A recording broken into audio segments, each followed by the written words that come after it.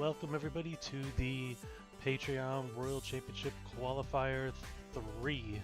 Have Masses here with me. This is Scully, and welcome. Welcome guys, and good morning.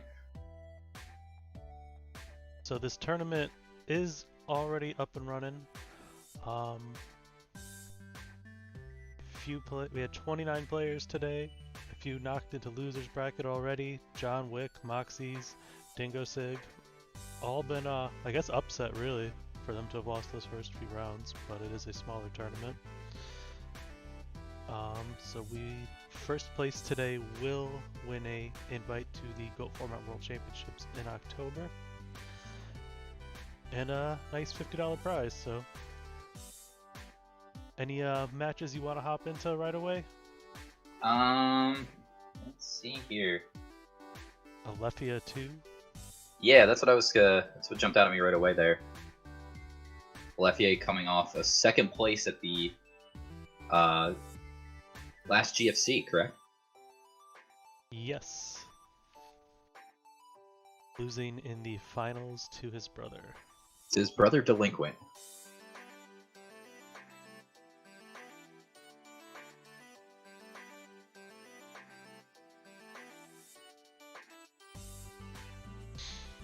Alright, so not sure what game this is on. This is still winner's side. We've got Jace here, who busted out the Metamorphs. Took control of a Jinzo with Thousand Eyes Restrict. But there's the Cold Wave. This is the deck that he was playing before.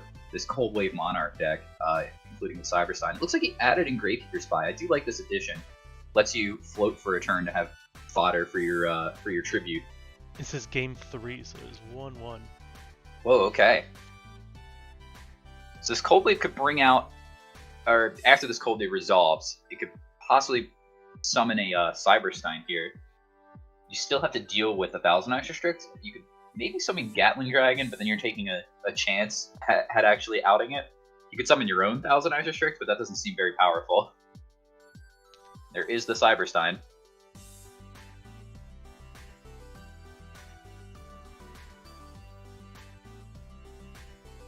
Here he goes, Gatling Dragon. Okay. So he needs at least one head. 2 heads would actually be alright because he gets rid of the Cyberstein as well. That way he can't, like, Jace can't summon a big monster and attack over. And this is good. He already flipped the tails. Yep, so that's fine. Yeah. It's really unlikely for you to hit the all 3 tails. Right. Or 3 heads, but you didn't want all 3 tails or 3 heads, but yeah. Man, I feel like it comes up so often. Yeah, if any of those were if like that one heads there was a tails, it just would have been like, well, there's the turn. Just attack over with the with Thousand Eyes for 17. But I do agree, the addition of Spy with the Cold Waves is pretty cool, because that's just like a clean 24 if there's no monsters on the board after the Cold Wave. And what you could do, you could also just Cold Wave turn 1, set Spy, and then if they attack, you get your Spy back. You can flip the Spy the next turn. Like, the Spy's just not going to go anywhere, like outside of an Exile Force or a Mystic Swordsman. Right.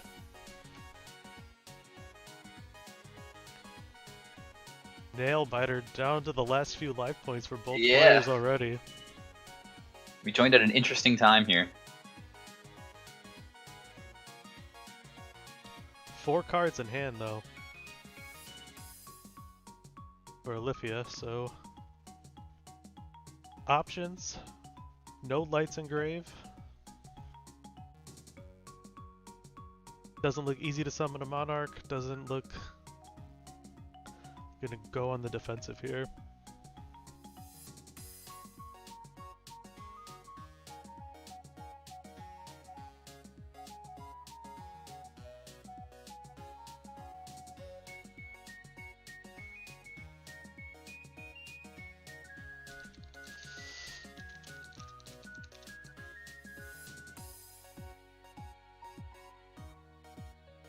Yeah, just setting a bunch of dudes. New Shout out to the new thumbs up feature, yeah. I love it. I do wish it showed up in the chat. Oh no. Oh, he just showing him, this was nothing. Well, that's... Lefty's not out of the tournament yet. Just gonna be knocked into loser's bracket. But that definitely was a nail biter there. And yeah, I wish it showed up in the chat too. There's definitely I think a meta behind, as from what I've seen, how people use it. Like if people are like really salty, they'll use the thumbs up. But if like they have a response or something, they'll just say okay. So I'd like to hop in now to La Bounty versus Duck Duck Goose. Yeah, let's check it out. La Bounty, recent winner of FLC 17, right? I think that's the number, or was it 18? Whatever one it was. The most recent FLC. Oh, the matching sleeves, my eyes. The matching Kaya sleeves. Shout out to Kaya, it's the best mono ever printed. And then but also just like look at this game state, just 5 back rows on Duck Duck Goose's side. A little bit of a heavy storm here. Definitely gonna catch this Solemn Judgment. Solemn, you're solemn. Does your solemn get solemn? Solemn, you're solemn. Let's see a 7 tools from La Bounty. Nope. Instead, we're just gonna trade for a whole lot of life here. So La Bounty is one big Blade Knight swing away from ending this duel.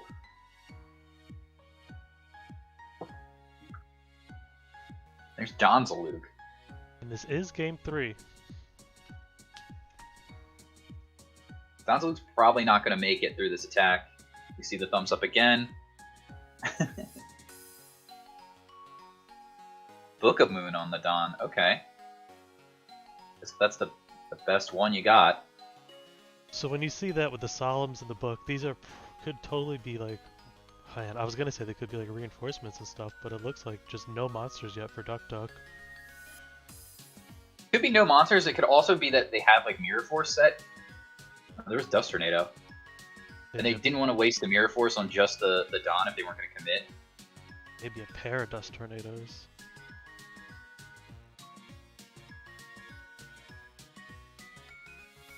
After all that, because of the Book of Moon didn't actually clear the Donzalug. Looks like that Bounty's up a card here. And up in life still.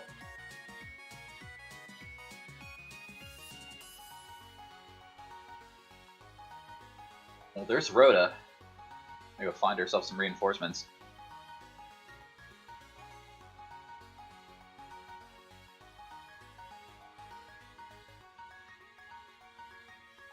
Gonna go grab the boys. Not confident that attack can go through.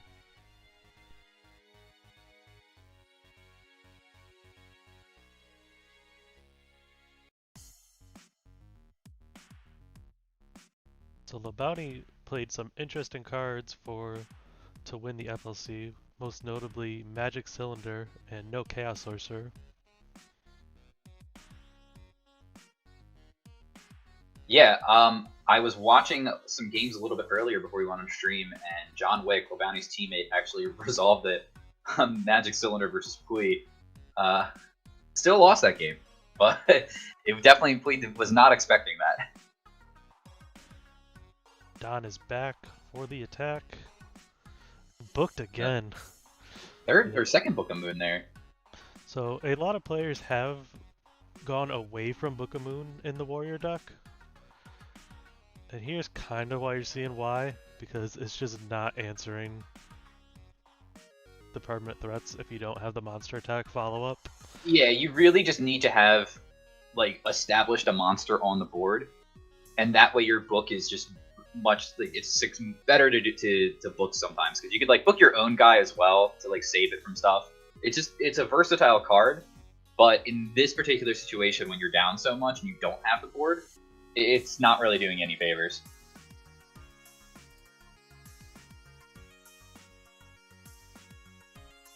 Kaiko's going to try to attack the Don, but yeah, going to get hit with a Mirror Force, and this is probably the GG.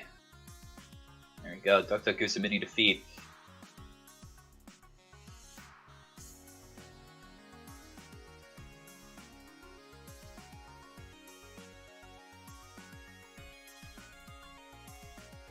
I don't really, I mean, it was Heavy Storm, but he did have the Solemn for it. It was more just that the Bounty had the backup Solemn for that Solemn, you know? Yeah. I think it also really came down to those Book of Moons not being the best card choices.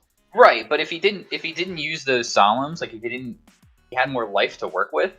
He could have just attacked, like he could have had an attack go through with the Book of Moon still set, and then try to find a monster on the follow up. Gonna go into the Nano versus GAF, who they are currently siding. So I'll take a quick look at the bracket here.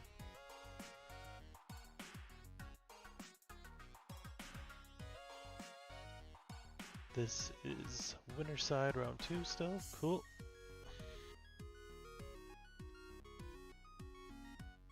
The Nano recently placing second at the Clash of Champions event. Yeah, that was a fun event to watch too. Clash of Champions. Won by Chris Perovic, defeated him in winners finals.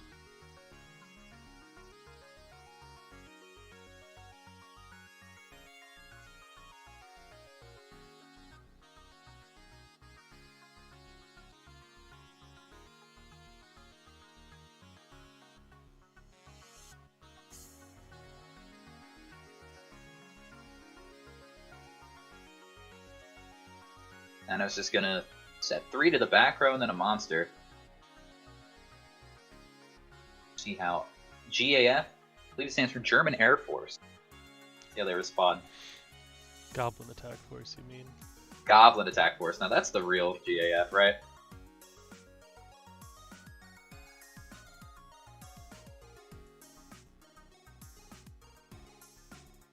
Just looking at GAF's deck here, I really like it. There's a card in the side that I think should see play. I don't know if I think it should actually see play, but it's definitely a card that I've activated in a sanctioned event before. See if it comes up here. This is game 2, GAF 1 game 1.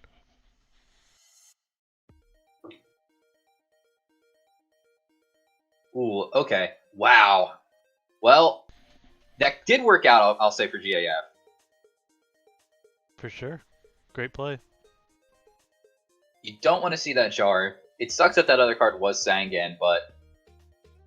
Why did Nano just search Sinister? That... He torrential for Sangan. Oh, they both had Sangan. I see.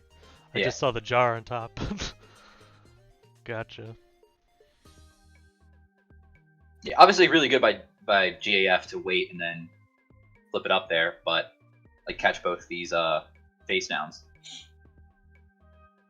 Just unfortunate when one of those happens to be Sangan, obviously.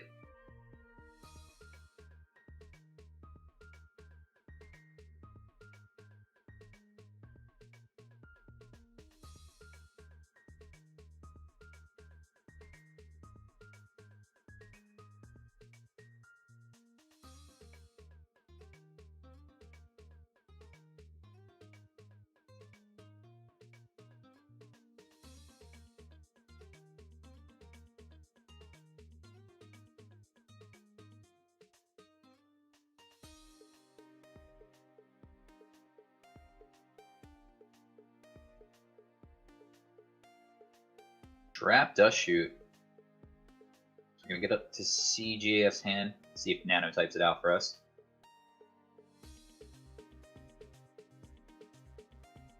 Uh-oh. Didn't put any cards back.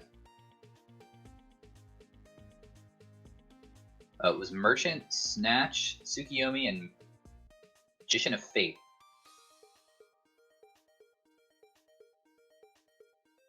Hard to So predict what do what Nano's gonna take there, not knowing Nano's hand. My Yeah. gut reaction is Tsukiyomi. Since it There's not combos a- with all other 3 cards. There's not a ton to get back with Magician of Faith. I feel like that's fine to keep in hand, at least right now. Obviously, there's nothing in the hand that's going to snowball the Faith, but if they do draw into Pot of Greed, it gets really strong. And what did GF search with their Sangan? I don't remember. Maybe one of those cards. Maybe they searched for... They might have searched for the Spy here. And Nano put back the Merchant. The Merchant. It's gonna leave him GF on Suki, Snatch, Faith. Yeah, use the Solemn Judgment to clear the spy. Nobleman to cross out, so it's going to get Magician of Faith here. They're both going to banish their copies from the deck. See how many they're running now. So just the one. Okay, so that's the second one down. Cool. And probably a third in the hand. And just going to attack in there. Now this is kind of dangerous. You can Snatch Steal, Tsukiyomi it down, to affect the MST, or the Snatch Steal again. Yeah, I gotta think Nano's got a Book of Moon planned or something, right? Yeah, probably. And not even a second monster played by Nano here. Yeah, there's the book. Cool. And then a passing back from GAF. Alright, so the Nano down in life because of that Solemn, but in firm control of this game right now. Absolutely. Getting back the book. Just gonna attack in. Probably just set some cards there. One of them definitely gonna be the Book of Moon.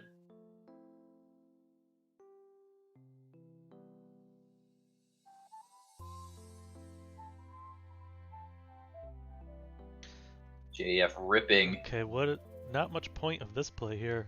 Other than, well, I guess here's the point of it. If you want to be able to summon that Suki next turn and you don't want to set the Sinister, because you don't want to get it Nobleman, because you know they have Faith. Yeah. But now we're going to see a double pot of greed, it looks like. Very good draw from the Nano. Yeah, good timing for that pot.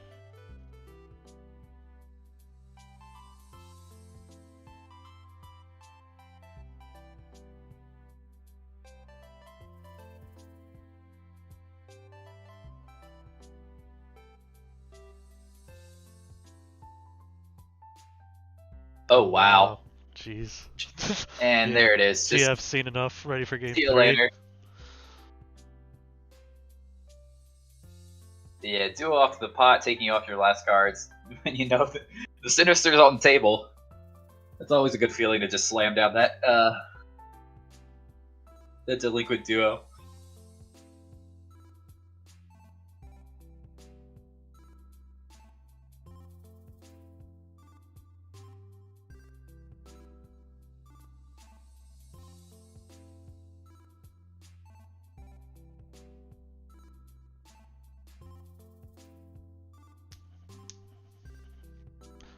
Nano, of course, does have a World Championship invite from the Clash of Champions event.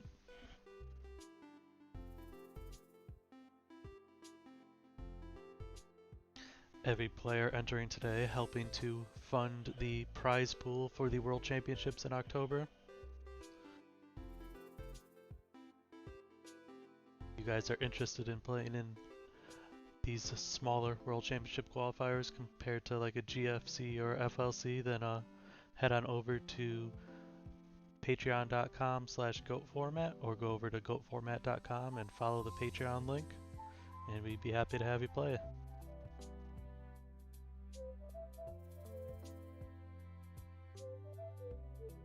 Back to the game here. GAF gonna go first. Opening with duo. And hitting DD Warrior Lady and Book of Moon out of the hand for the Nano. Always good start.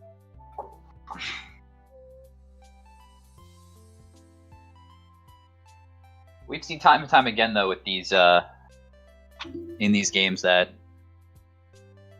you could open up Trinity and still lose. Not a death sentence. Especially when you get something like a Thunder Dragon here, so now you have some cards to work with. Ooh, and the card destruction as well. So just going to ditch this whole hand. Oh, and GAF had the Graceful Charity in the hand, but was saving it, presumably for Thunder Dragon of his own or Sinister. Oh, gosh. During standby, Nano's just going to gun the Wing Blast to send the face down to the top. It's got Sinister in the grave still. Going to be drawing some cards here. So Nano's down a lot. Oh, Pot of Greed, though, from the top. And he kind of gave it to him with the card destruction. I still think that was the right thing for Nano to do, especially after getting duoed and with the hand that he had. The GAF is not going to be able to clear this back row, or clear this board that Nano set up. Instead, Nano's just going to use a MST, getting rid of a bluff and premature burial. Let's see what Nano can do now with these 3 cards. Well, if this is Faith, he could flip this up and MST the other back row, but it isn't. It's Koichi. He's going to get another draw out of it. Guess you maybe try to attack in here. Nano is down in cards, but it's not a blowout or anything to the liking yet. He did kind of stall him a little by spinning the face down that GAF had. Yeah, like if this is a That's Faith about- set, it's gonna be rough going, but it is a spy, so Those stats don't line up well versus the Koichi. Nano's thinking here. Is he gonna solemn it again?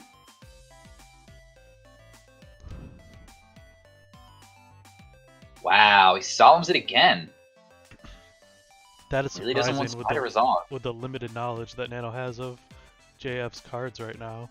Ooh, and then now Nobleman's gonna pick up the Faith, and I think Nano really needed that Faith to resolve.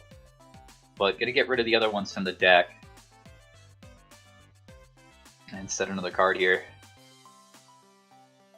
And now we're gonna battle. Gonna be Sangan on GAF's side. What do you pick up here? Sinister, I guess. You could find his deck here. I'll have it right here. Said he's gonna get Merchant.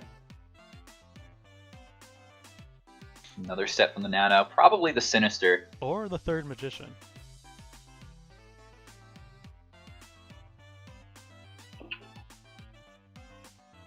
Could be. Upstart Goblin. Alright. Find a new card. Is that Pot of Greed? Flip summoning the Night Assailant. Alright. The Man-Eater Bug, the actual bug. Swing in for 16.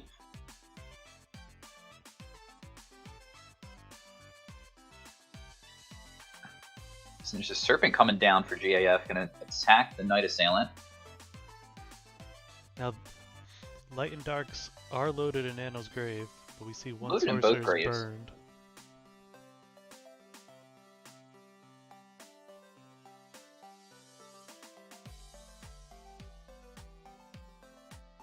Yeah, the Sorcerer was discarded from the card destruction. Nano has now seen half of their deck, so gotta be getting closer to those Trinity pieces.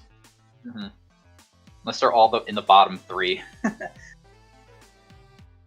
Wing Blast again on the face down monster.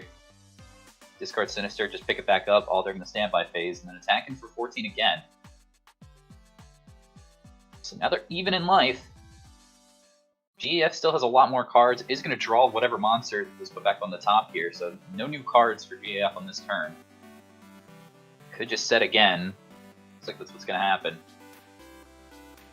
And did Nano find anything to try to take over?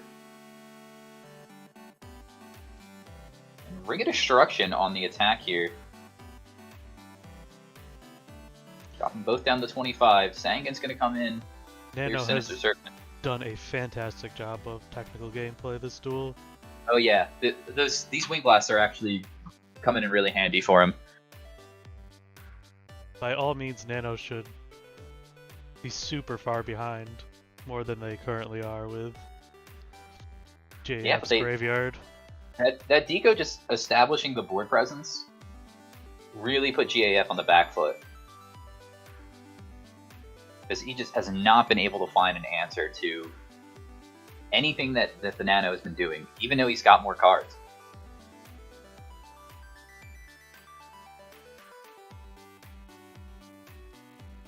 What Mind Control coming out? Unless it's a Dakochi, there's not much great that's going to be left to grab.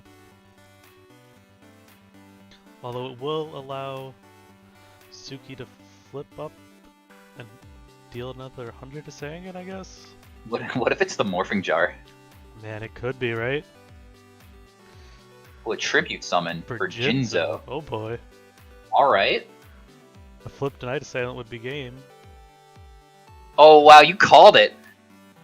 Unless there's a Book of Moon face down for the Nano. That just says GG, bye! Wow. Jinzo, I think, is on the rise. Jinzo's a good card, limited to 1 for a reason.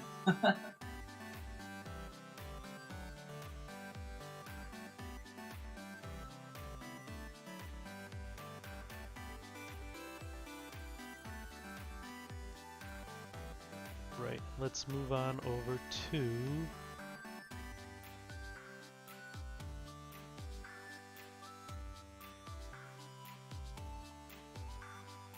Carl Waite versus Ghost Rider? Let's do it.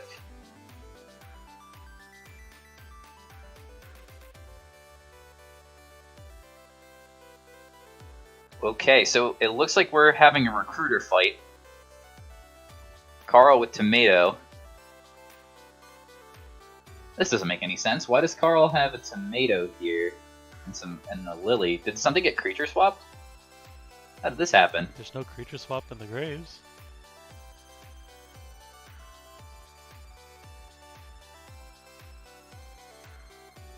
This Ghost Rider has the rat here, but it looks like that Carl should be the one who has the rat.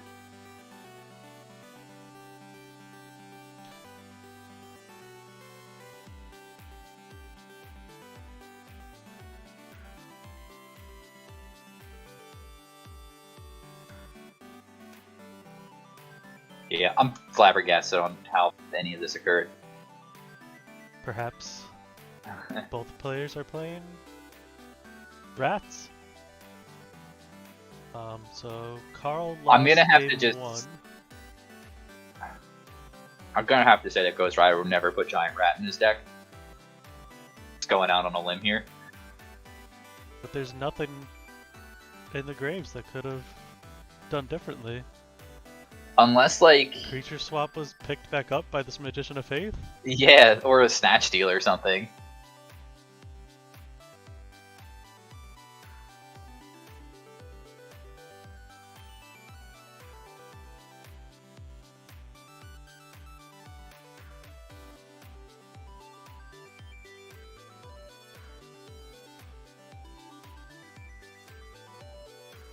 And now that 1450 defense does make a difference compared to other recruiters with Giant Rat in that it does, in defense mode, it does not die to a tomato. Nope, walls all the other recruiters out.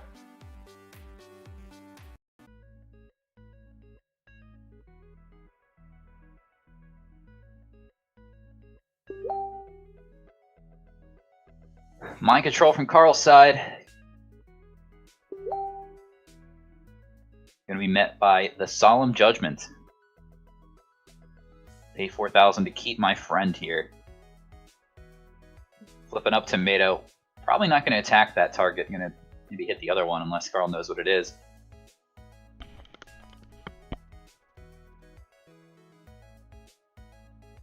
Just kidding, I'm wrong. Going to attack that target anyway. Was the Magician of Faith. It's going to get back this Graceful Charity here.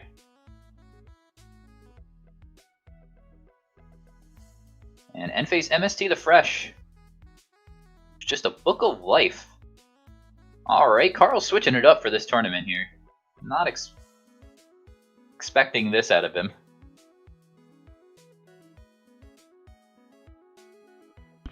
Yeah, did not expect zombies from Carl at all.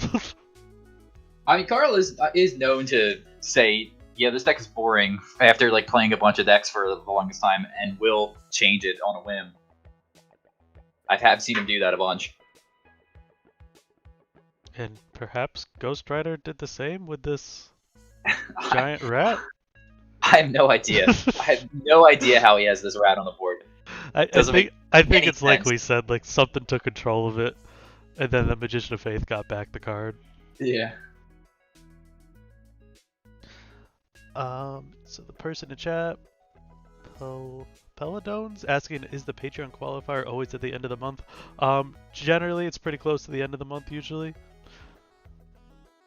They have not all been so far, but that is the goal, is to have them as close to the end of the month as we can. If anything changes, we'll obviously announce the dates as they come up on GoFormat.com and on our Discord. And in the Patreon. And the Patreon, too. Blackluster Soldier here. After Graceful Charity resolved, gonna priority obtain it here and activate the effect, get rid of this tomato.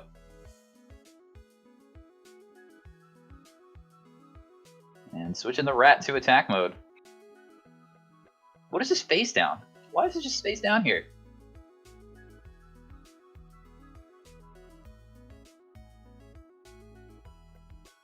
I wish the rat would go face down so we could see the sleeve.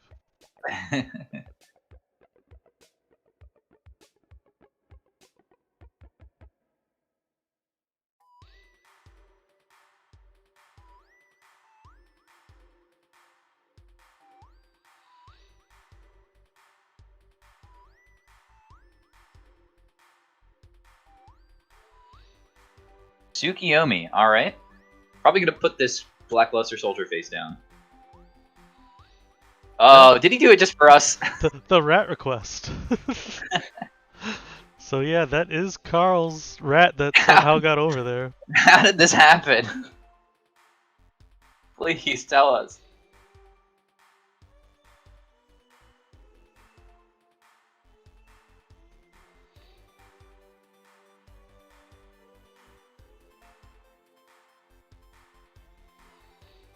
Draw pass on Carl. Quick draw pass. Yeah. Ghost Rider just gonna flip up this Gravekeeper Spy, add more to the board, flip this rat back up. 24, 14, 3,000, that's a lot of damage. Flip this guy up, flip that there, and then a weapon on top of that. That is that's a lethal swing if I ever saw one.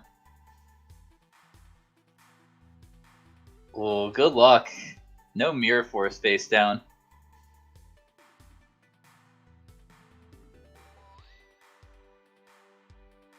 I guess that's just a mystery we're just never going to get the answer to. How that rat got on the other side of the board. Someone could watch the replay and let us know. I guess it's Snatch Steal. That's my guess too. Snatch Suki. Yeah, especially if that one was Tsukiyomi, yeah.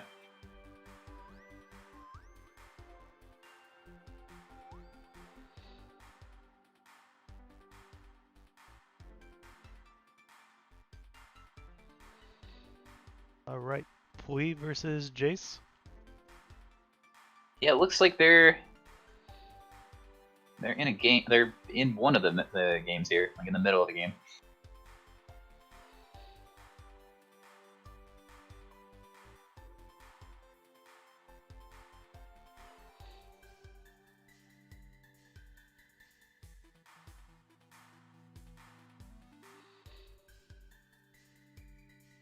Yeah, Pui has decided to play the Chaos Warrior deck here today.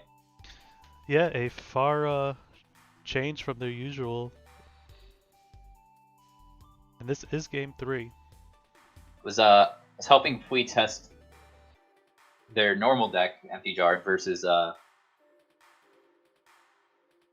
versus Chaos Warrior, and my side deck just happened to have just every answer to every card in Empty Jar. Like I wasn't even thinking about why it had that stuff in there, but just some god awful things.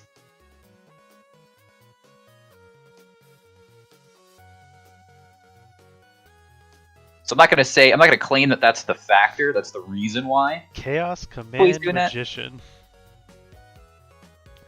Uh-oh. Attributed to Sangans will get the search. So this has been one of the cards that like Go Control players have tried to test of like, can this replace Air Knight? I mean, it can attack over Chaos Sorcerer, can't be banished by Sorcerer, can't be sucked up by Thousand Eyes Restrict. It's a light. It's a tribute monster to get your Thousand Eyes off the board.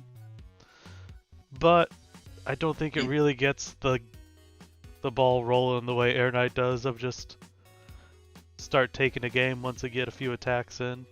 A big issue for it as well is that it's level 6, so you can't even like make a good like make a Balta or anything with it. You're forced to go into Senshi. You also can't Suki it, which is cool. Or Exiled Force it. You can't Suki it yourself either. No. So if you have Suki in hand, you can't like flip it up, flip it down to like summon your Suki and attack with it. Well, you can just summon it and target it though. Oh, it does negate it. Yeah, okay. That works. Would Suki still go back to the hand? Oh my god. Negate the effect of a monster card that targets this one card. This is a continuous effect, is it? I have zero clue. It's a continuous effect. I do know that it is a cool looking card. It is cool. Shoutouts to Magician's Force.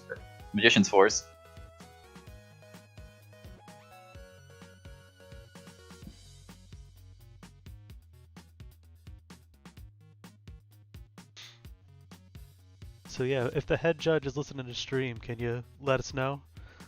If you DK, please. If you target Tsukiyomi with Command Magician, does it go back to the hand? Is its effect negated forever? It's got better stats than a Monarch too. Yeah, if a Thousand Eyes targets it, can you then attack the Thousand Eyes?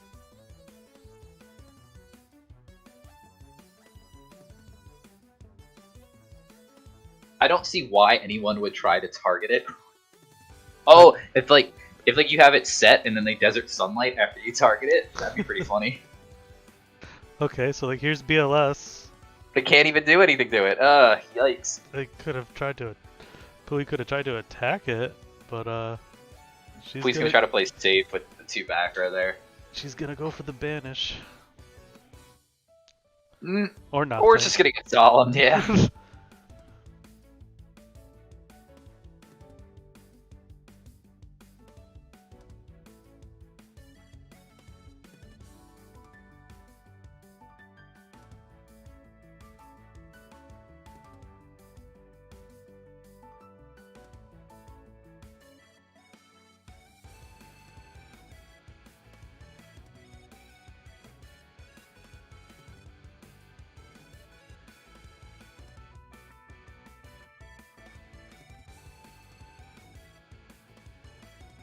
Still Pui's turn.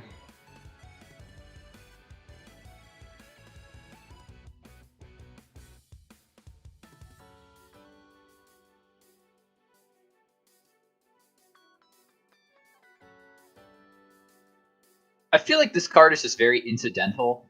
Like, it's just it has very good stat line. Tribute monsters, you can tribute your Thousand Eyes off for it. And has a great attribute. Typing's fine as well. And it really just does nothing. But it just doesn't do anything, yeah. At least, like, Zaborg could, like, get a man. But Zaborg's only really good when there's a board established and you're trying to break that. And it happens far too often where you draw Zaborg and don't want to summon it. Yeah, I mean, you could summon it, and then if you're playing a goat control deck, you could, like, get rid of your own goat. I've done plays where like people have given me Ojama tokens and I've summoned my Zaborg, popped my own Ojama token just to have like a body on the board.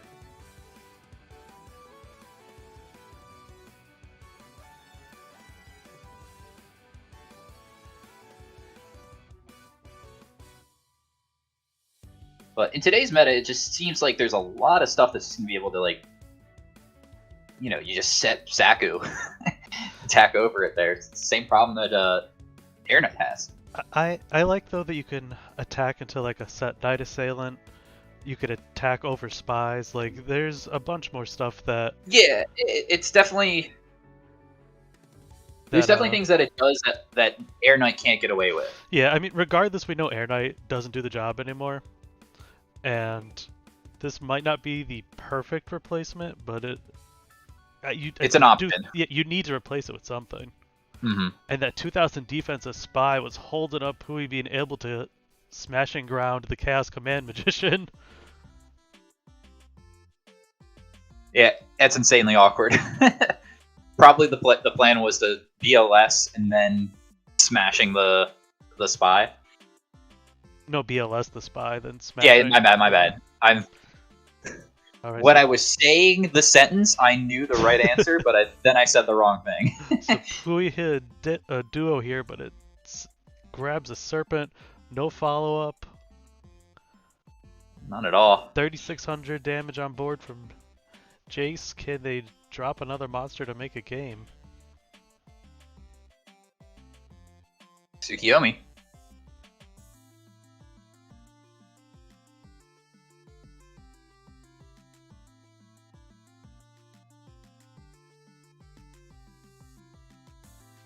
Not gonna risk switching the spy to attack mode either. I think that's great after you saw the smashing ground in case they have like a second one for some reason. That way if they draw a monster and attack in. Mm-hmm. Oh. Yeah. Firing off the MST, but it's just gonna hit the Sangan probably, right? Nothing going Pui's way right now. Nope. Unfortunate.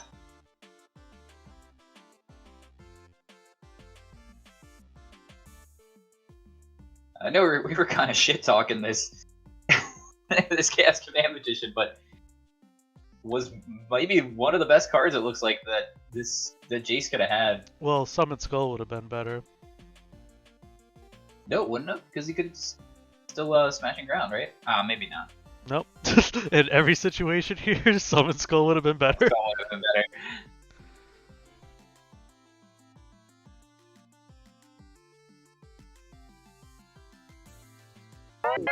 As far as we know.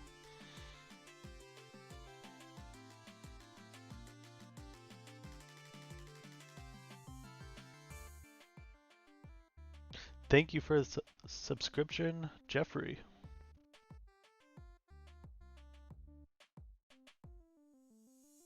Second spy, and then there's nothing in the warrior deck that's really gonna be able to block this all through. Okay, the so Exile Force. Exile Force could not destroy the Chaos Command Magician. Well, Exile Force could have killed the Gravekeeper spy, and then Smashing Ground. Oh, Pui might have just drew it for turn though, you know.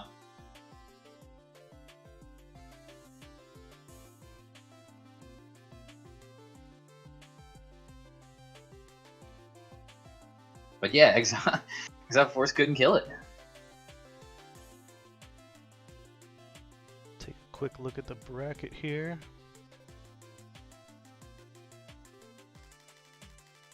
So that was actually winner's side round 3, not round 2. Oops. Yep. How about Ghost Rider versus Matt Uber? Yeah, we haven't seen Matt Uber today. We did see Ghost Rider. It looks like they're siding. And Matt Uber won the Go Format Italian tournament, right? With Cyberstein and with some sick Dark Arm Dragon sleeves here. Are those official Dueling Book sleeves? I think they are. I think you have to be like a bajillion rated to get them or something. 8,204 for Matt Uber, so well, cool sleeves regardless.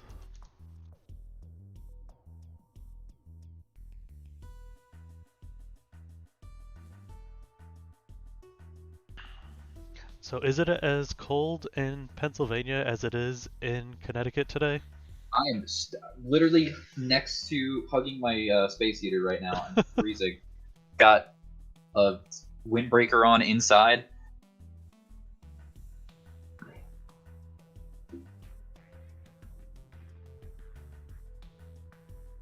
And here's reasoning for Matt Uber. So probably playing the deck that they won the last tournament. The Italian tournament with.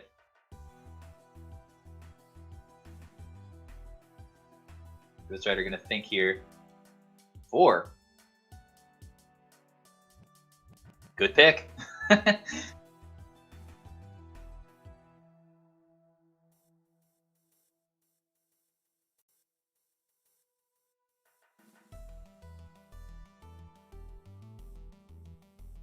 Ghost Rider went first. So it looks like they might have lost the last game. Not sure if this is game. This is game 2. Okay. Spy coming out. Now just a pass after the reasoning, so potentially not a strong hand from Matt Hooper here. Wow, 3 spies. Just attack. 3,600. So no Cyberstein shenanigans now, unless we activate like a couple of red medicines or something.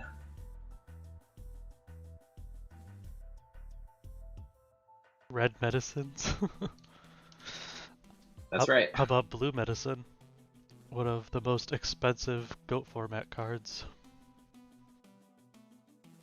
Not expensive on this website. Every card's free here. Yeah, God forbid blue medicine ever became meta. It desperately needs a reprint.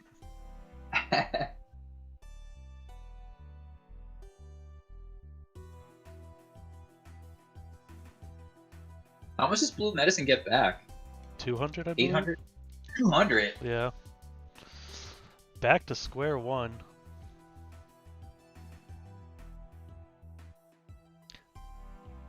Gonna dump the light and dark attributes.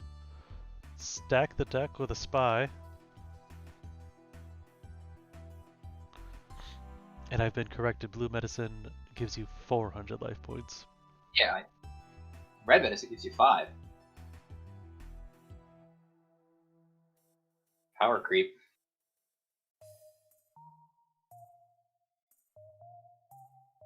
The blue medicine, better artwork, I think. Yeah, it looks cool, right? Yeah, that chalice.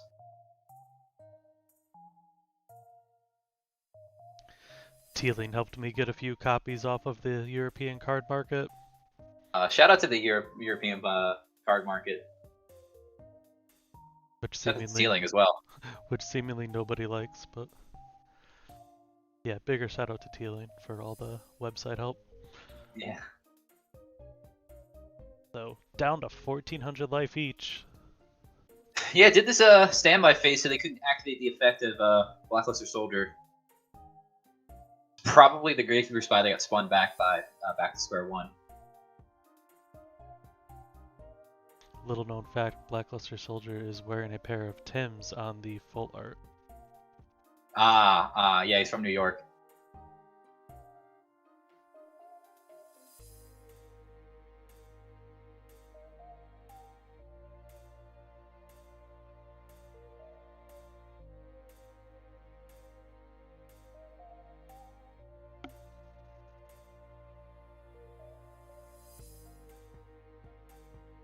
There's his spy.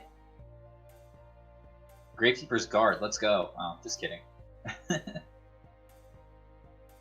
Spy attack in. Over the Stein. Light and Dark again. Poor Matt. Off the top here, though. Nothing to do for Matt Uber. He's going to set another card and pass.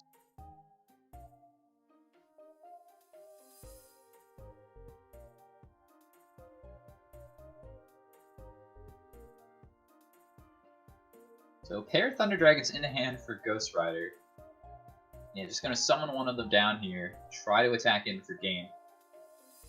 But Magic Cylinder. That would be a card. Game 3. Didn't see too many heavily sided cards that Ghost Rider had that game, but still was able to use the strategy of push in as much damage as fast as you can against these decks.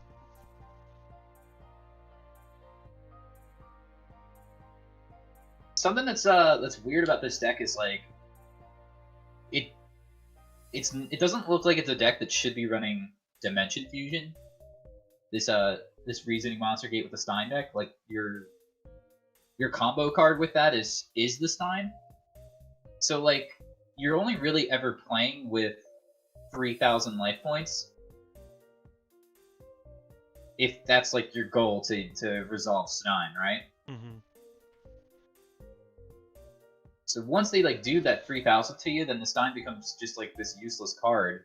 I think your goal more is to use whichever you can first, and the game to be over before you're drawing the other ones. Or yeah, it doesn't matter, but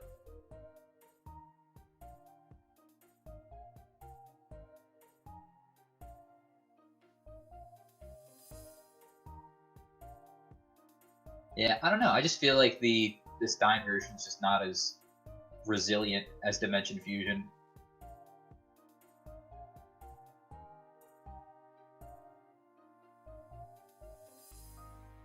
I think Dimension Fusion works with a lot of the cards that you're putting into this deck a lot smoother. And lets you just take hits as well. As long as you have that at least 2,000, you should be able to resolve your card. So game 3 has begun. Matt Uber setting 2 back rows and Ghost Rider throwing down a pot of greed. Got the thumbs up. Big green thumbs up from Matt Uber. Here we go, Graceful Charity, another green thumbs up. I really do love the added feature because I do not sit like hovering over my keyboard when I play Dueling Book, so I do not want to type that often. I hate typing on Dueling Book. So, like, I don't like to readjust the way I'm sitting just to type OK each time. Especially I'll be on Discord and I'll reply to somebody in Discord and then I'm playing on Dueling Book and then I'm trying to say okay in Dueling Book, but I accidentally say okay in Discord out of nowhere.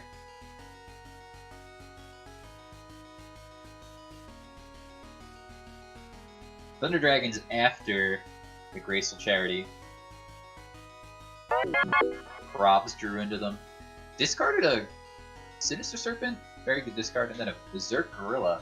Thank you for the subscription, Tyler Poe.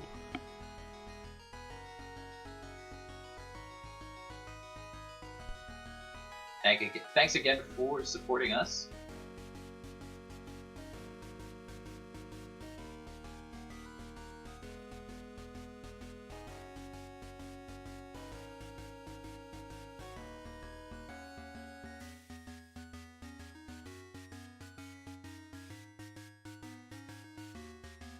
Alright, so attacking in with Breaker before using its ability. And won't have to use the ability now, because it's going to activate Jar of Greed. I feel like that's not correct. It should have waited for Breaker to activate its effect and then use the Jar.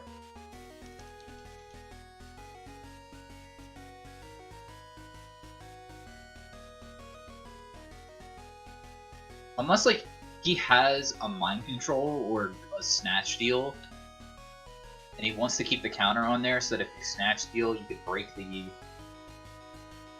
back row that Ghost Rider sets. But Ghost Rider just doesn't have to set anything. Probably should, if they don't want to die. But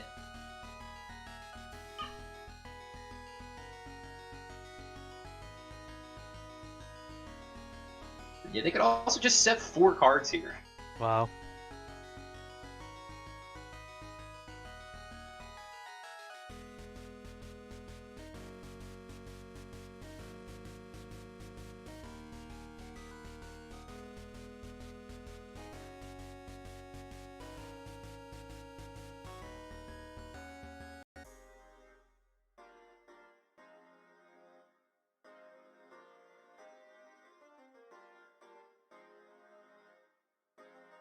There's the Snatch.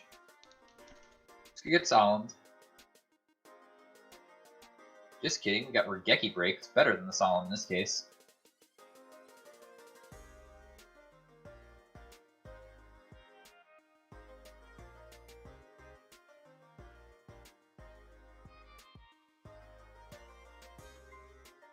Yeah, I think I would have still just waited until they used the effect.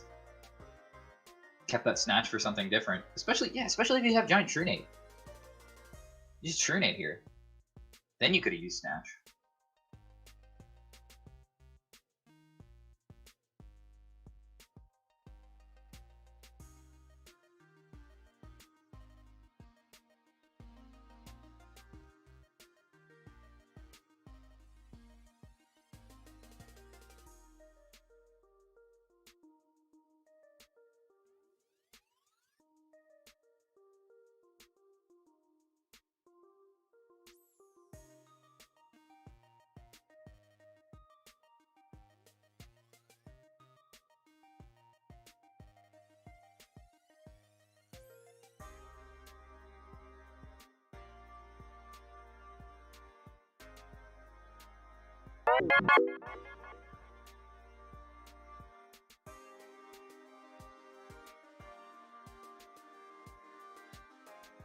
Ghost Rider gonna think in response to the True Nade.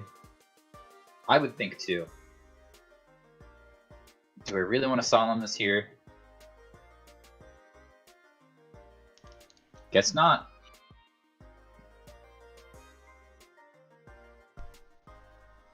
There's a monster gate. See if this hits Stein. It hits Stein. And what do we need here to just kill Ghost Rider? Probably a Megamorph.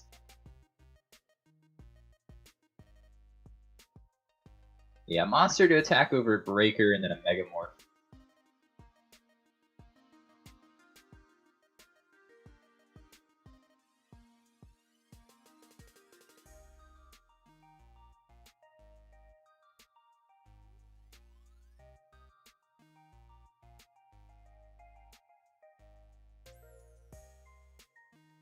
So we don't. Matt Uber would have just slammed it if he had it, I think. So now they gotta think about what they want to get with their Stein. Getting King Dragon could be okay. A lot of stuff in Ghost Rider's Chaos deck here is going to target. It is a tough choice. What are the other 3 cards in hand?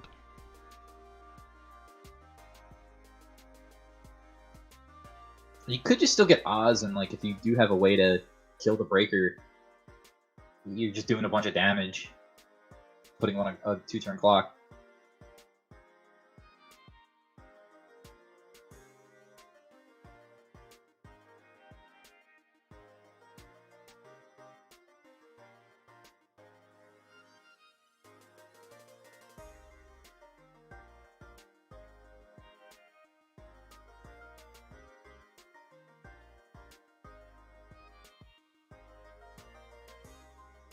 It's gonna get Dark Blade the Dragon Knight, then summon Jinzo.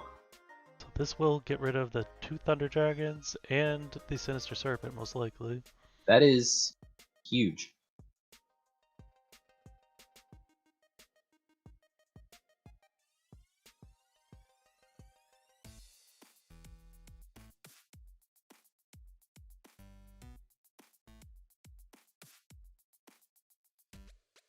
Or getting rid of the dark makes more sense. Yeah, because he still has a Thunder Dragon ban. Makes sense, yeah. Was not in the grave at the time, so I didn't catch it, but... So we're gonna turn off Chaos, turn off trap cards. What do you do?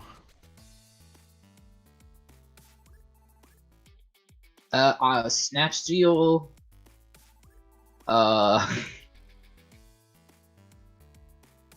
Graceful Charity number 2. Discarded Light and Dark, so a BLS.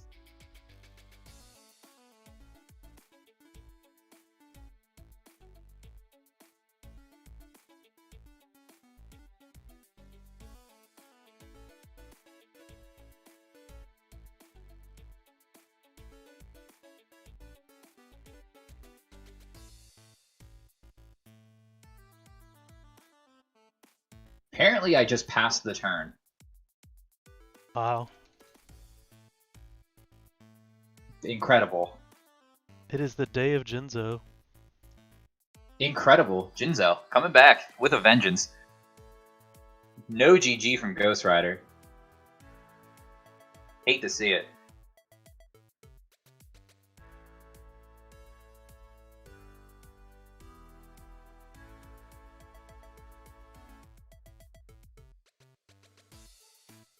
Back over to the bracket here.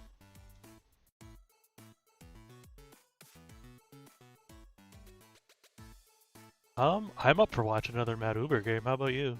Versus Jace? Why not? Still in winner's side.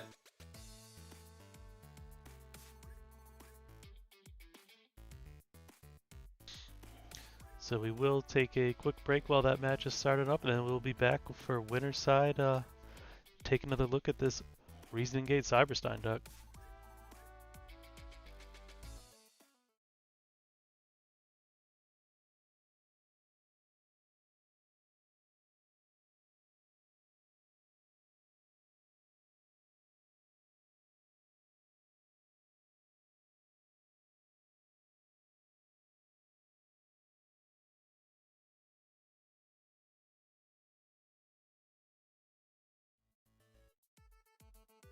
Alright, so we are back with game 1 of Jace versus Matt Uber, winner side of the Patreon World Championship Qualifier number 3.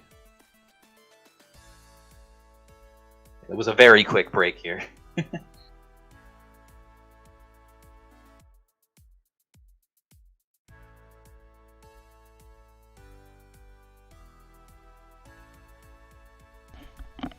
Jace's gonna start off with one back row and a tomato.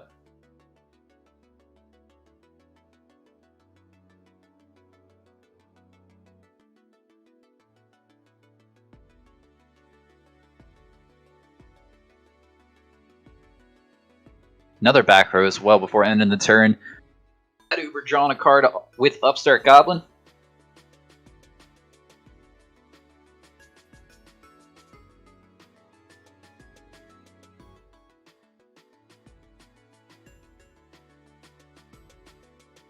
And then Sagan on Matt Uber's side. We'll see if Monster Gate catches that in and upgrades the Sagan.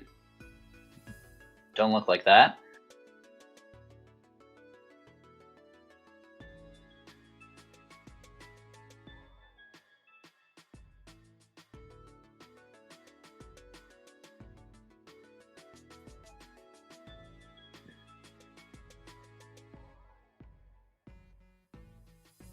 Sangan's going to try to attack into the Sangan, but we got a Ring of Destruction for the tomato.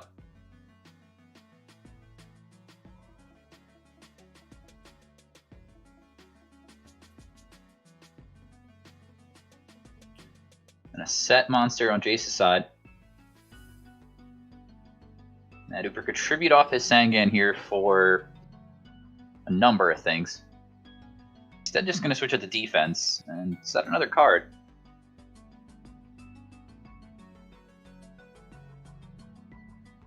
So Matt probably putting the Sangan up in attack mode because they don't want to get it Nobleman. They really want this to be put to the graveyard somehow, but interesting that they chose to use Ring of Destruction on the Mystic Tomato instead of just letting it die. Might not have gas enough to go off with just yet, so wanted to kind of save it or see if they could draw into maybe a tribute monster, tribute the Sangan off. Something like Jinzo could be especially powerful in this board state. So Graceful Charity is going to come out on Jace's side. Draw 3 cards, discarding Nobleman and Tsukiyomi. Interesting discards because you could use that combination to deal with any threat. Obviously, you're going to commit your normal summon to the Tsukiyomi.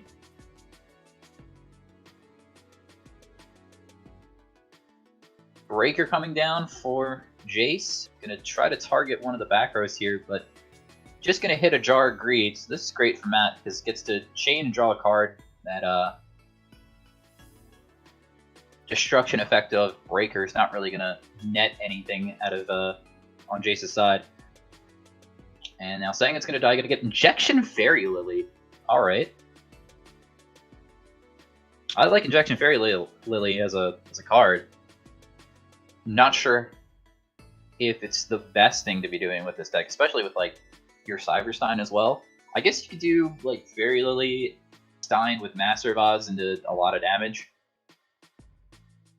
It's 34 and 42, so it's a lot of damage.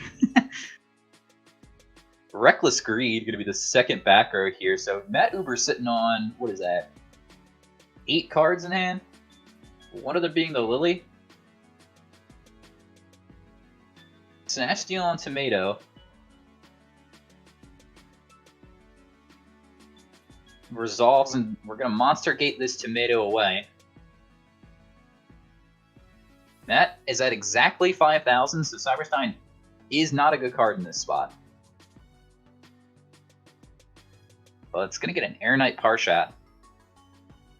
This is still, these type of decks are decks that still play Air Knight, mainly because if you can float into them and you're attacking here like Matt is, they'll be able to net you that extra card. And if they don't, they get hit with the Sakaretsu armor and then they're a light in your graveyard. It's also just like a fine tribute monster to have.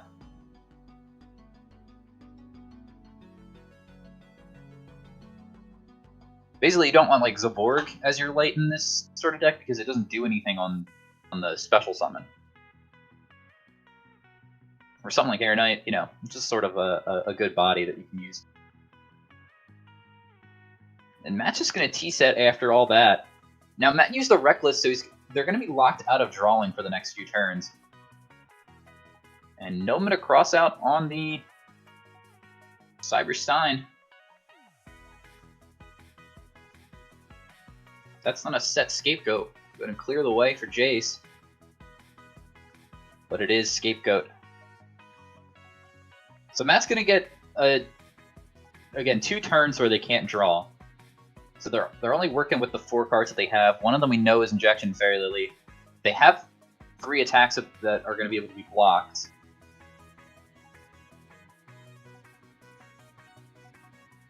Jace hasn't put any more monsters on the board, so there's no additional pressure. Here's another Monster Gate. Going to turn one of these Goat tokens into something here. D-Mock would be huge. Instead we get Sacred Crane, so Matt is going to get a draw for this turn after all. And the Crane stat's going to be able to crash with the Breaker.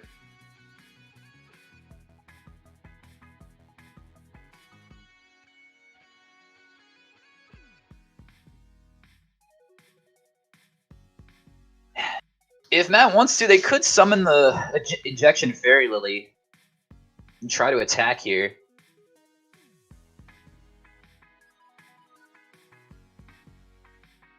And that's what looks like they're doing. United we stand. Oh, Pumping wow. up the Crane. Here's the handshake.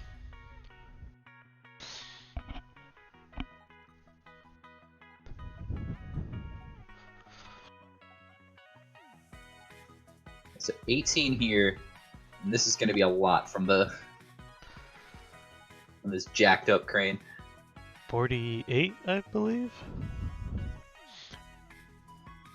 As you all know, me and Massus are math wizards. I was just going to say, don't ask me.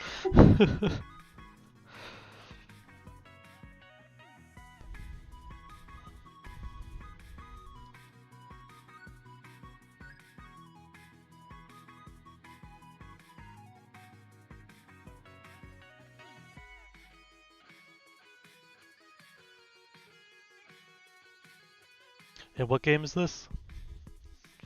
This is game 1.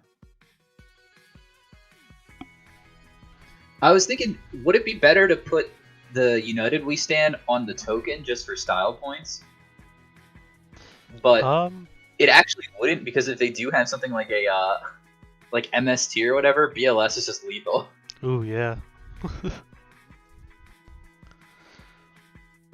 Although you can't book a Moon a token. You can't book a Moon a token. So maybe not this scenario, but if you're attacking into a face down card, it could be the answer. Mm-hmm. Or the correct play, rather. Normally, I put my United We Stands on the card Jinzo number 7.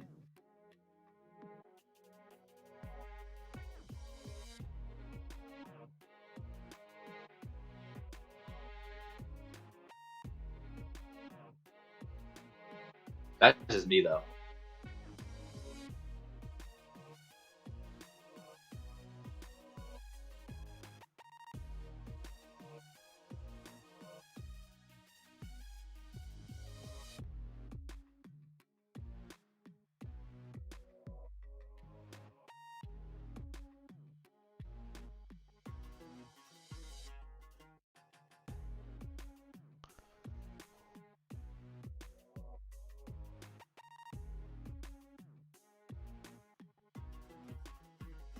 Premature Burial.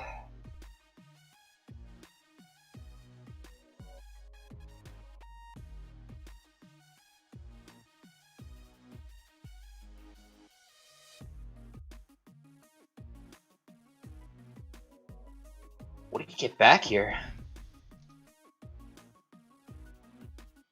I don't think Tomato's right. It might be Tomato's the only one. the only choice. But you're down to 200. Well, Matt doesn't get a draw here because they're under Reckless Greed. If you could use something like, oh, well, there's a tribute. Okay. There's the Chaos Command again, like we saw before. Alright, this is a main deck card for Jace.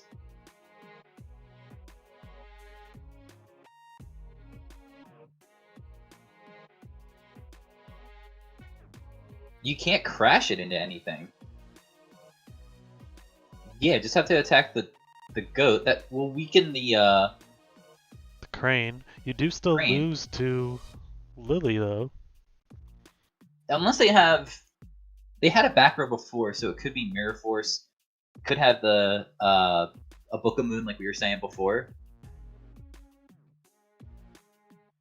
Yeah, and this is the last turn for Reckless. Limited to 1 in GOAT format, Reckless Greed.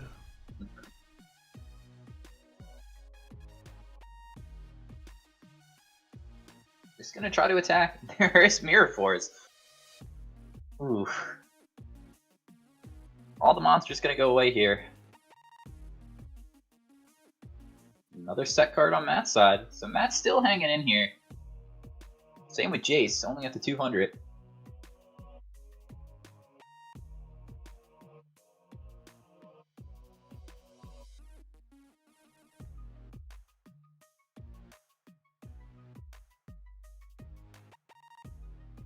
Yeah, really anyone's game now.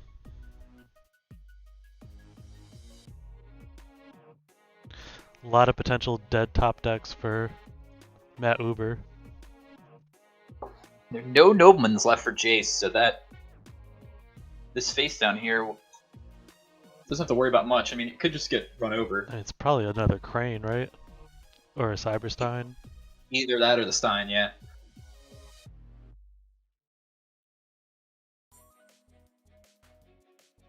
Metamorph on Chaos Command.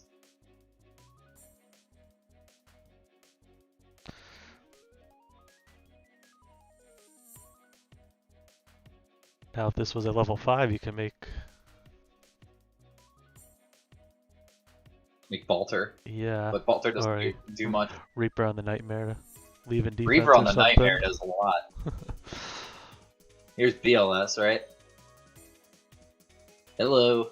You going for game here? Yeah, what is this down card? It's nothing.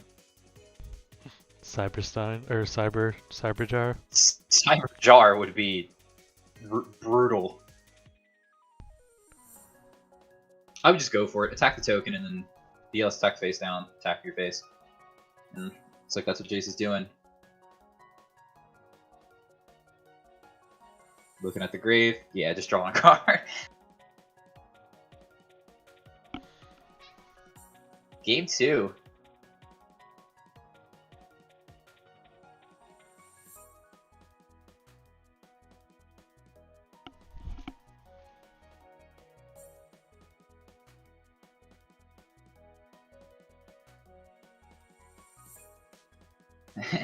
Antenna says here in the YouTube chat that hopefully Matt's side deck sparks. Hopefully. You never know when you'll need a good old-fashioned Sparks. You just need a spark sometimes to get them.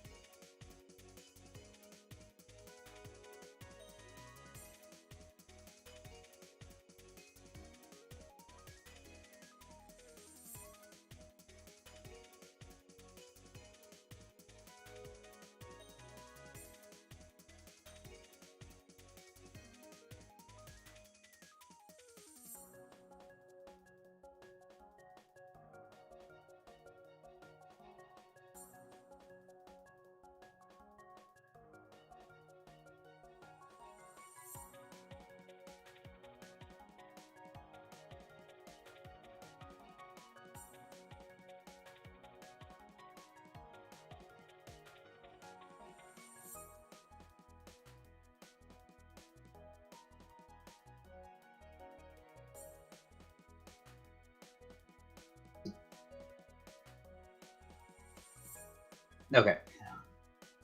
I forgot that Matt actually lost that game, so they went first. Just Upstart Goblin, drew cards, set 1. Jace now. Setting 2, setting 1 in the front.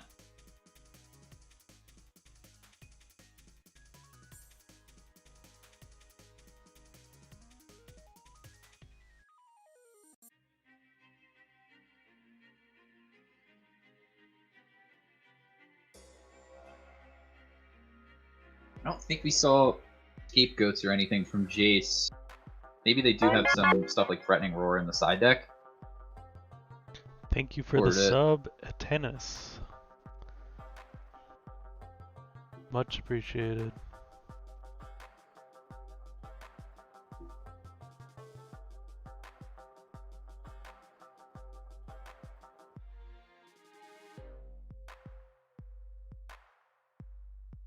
Okay, so Reasoning. Hit the Cyberstein. Prior to use the effect, pay 5. Summon out Ryu Senshi. So There's probably another Reasoning. A strong hand if you're going Senshi. Well, you can blank 2 traps that may be face down here. And Jace calling 8 again. This time, Matt's gonna find a Sangan. Yeah, so something that we've talked about in the past is these Reasoning Gate decks have started to really mix up the levels of monsters they play, which it lowers the ceiling a little bit of what's gonna come out, I think, but it also like makes your reasonings more likely to hit. And then Cyberstein being mixed in, kind of that lowered ceiling we talked about, but can turn that around into a way bigger monster. Yeah, you can kind of makes up for it. It's something I especially like with like the DMOC FTK deck is that when they just see a Reasoning, the most likely thing that they're going to call is like 4 or 8, right? So if you DMOC or you Reasoning there and you get like a jar, which is 2 or 3, like you're just off to the races.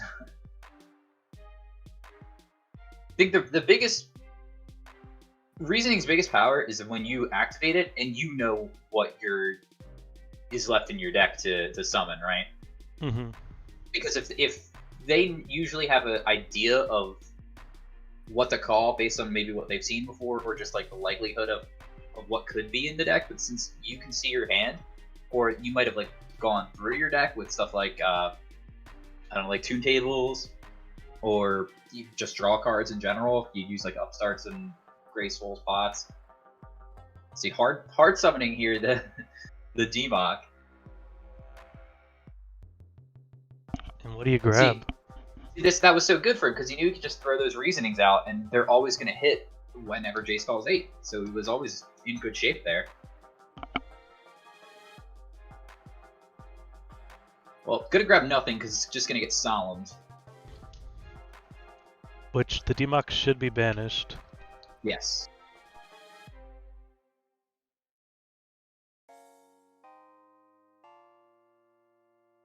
Oh no, it doesn't get banished. No? It's never on the field. Okay, it's not summoned right. successfully, so it's not on the field. But if you flip summon it, does it get banished? I forget. Yes! I think that's correct. There's it's some on the weird field still. ruling with it, right?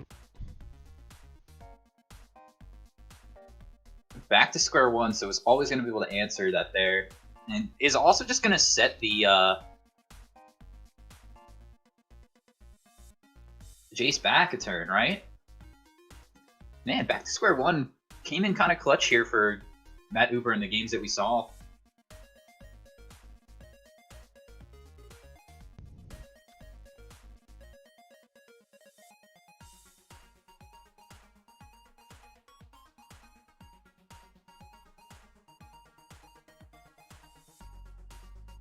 Like, I didn't think the Ryu Senshi might have been going anywhere anyway in the next turn, but denying Jace a draw there and getting rid of a dead card in the hand, it's just as good as a Wing Blast, but you're doing it on your own turn here. Mm-hmm. So it would still go to the grave even if flip summon and solemned. Yeah. Jace saying, you put me back to square one. Wait, so we were wrong. That's kind of weird, because was on the field, but I guess it's not like face up on the field. Yeah, If you no. kill it with torrential, The it doesn't other go. ruling is like if you flip summon a BLS in Solomon, you can't premium it. So That's so weird. Well, injection failure, Lily. so you can't pay for injection and Senshi. Well, you can, but it's not You advisable. will die. It's probably gonna be a good wall here. I don't think I attack. It was potentially game. Well, he knew it was spy, right? No, he didn't. He didn't. Okay. He used back to square one on it, probably. Oh, Senshi can't kill the spy because they're at 2,000. Man, Graveweaver Spy. What a card. BDS Biz, thank you for the subscription. Thanks everyone for supporting us here. Thanks for watching as well.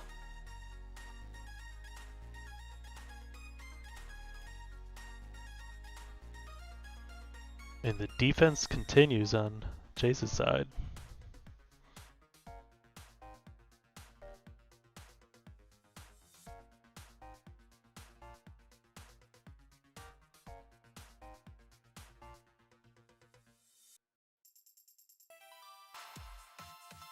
Matt needs something like Jinzo. Air Knight, I guess, could attack this other one, but if that's the third spy. And it is. Jeez. That's rough.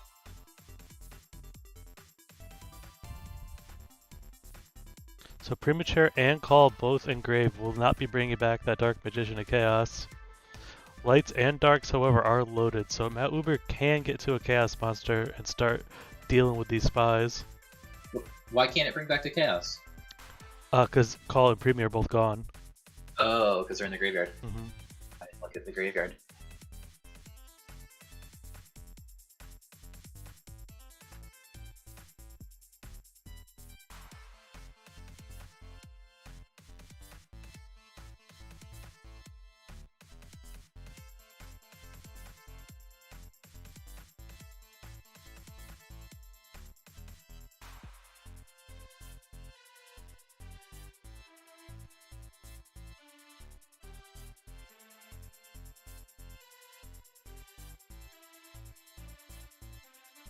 So some draw passes in here, but pot agreed on Matt's turn. Will Matt unlock his hand?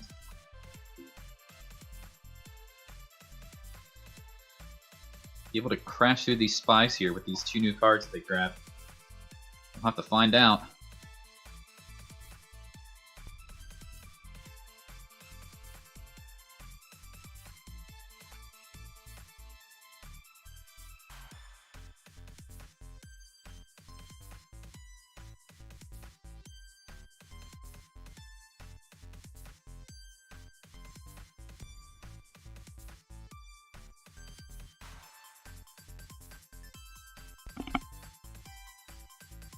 That's thinking here.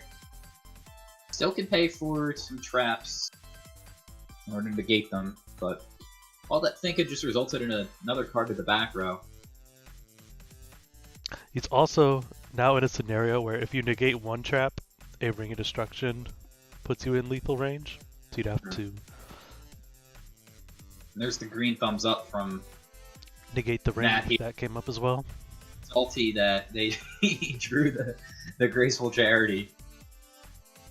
I mean, had to have drawn it at some point, right?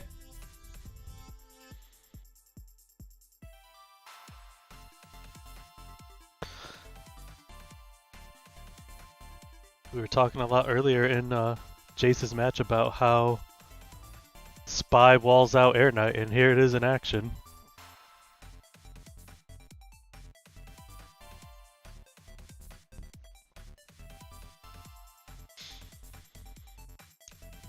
Imagine if this Air Knight was a Chaos Command Magician. Oh my.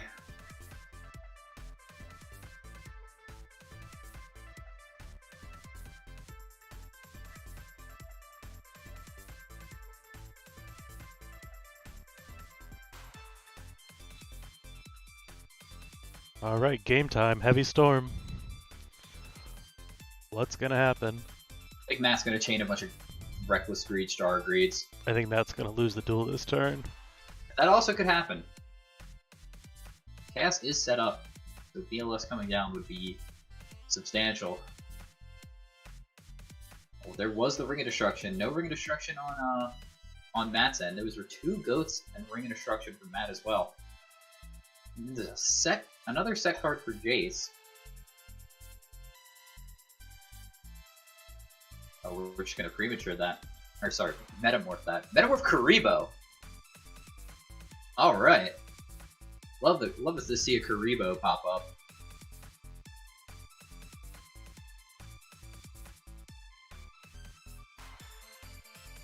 Like you were saying, if that was a Chaos Command Magician, Thousand Eyes couldn't take it. No, and it wouldn't have been able to attack over the Air Knight.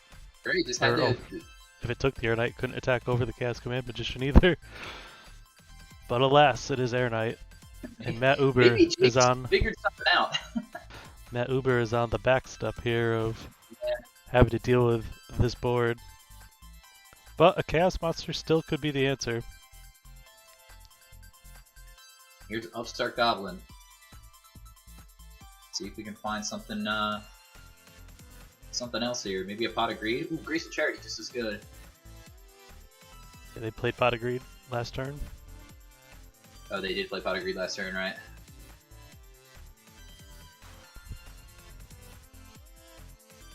Two Trunades burned already, but Heavy Storm still in the deck.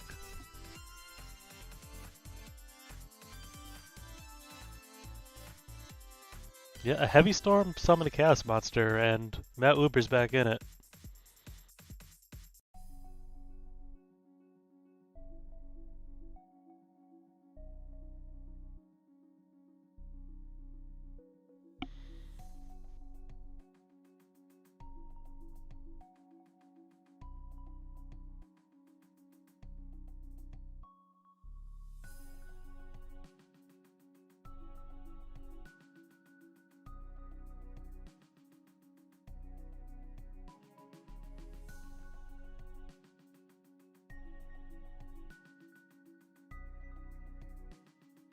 Dumping 2 Monster Gates.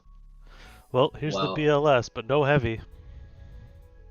Yeah, it has to just try to throw it out there. Misclick on the adding that to the hand, but yeah, BLS Cryo. Not really, because we're just gonna get Solemn Judgment.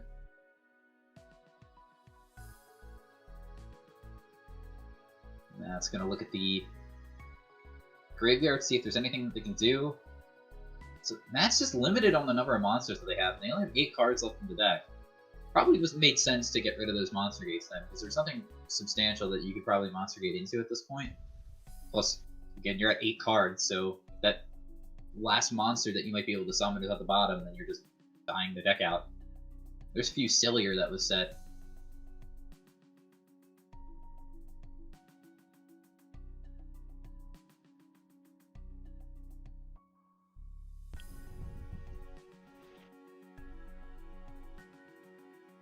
Reckless Greed set maybe for Matt at this time?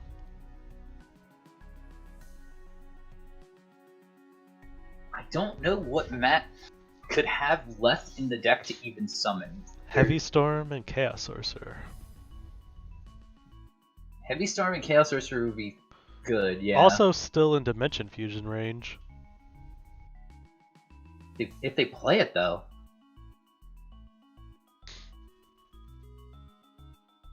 The only thing I could think that Matt might have left is like Sacred Crane and Jinzo.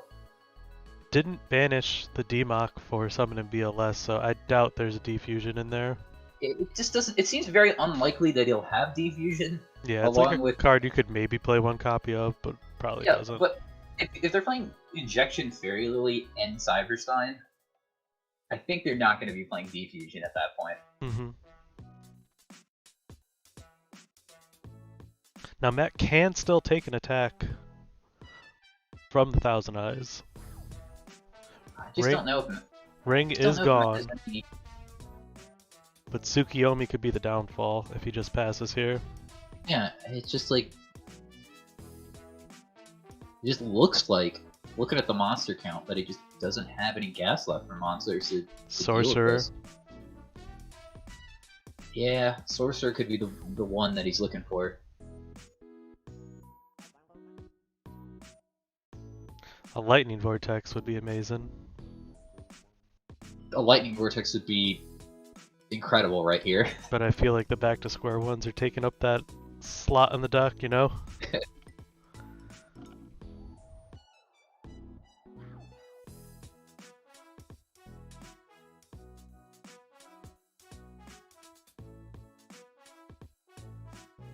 He had Snatch Steal still left?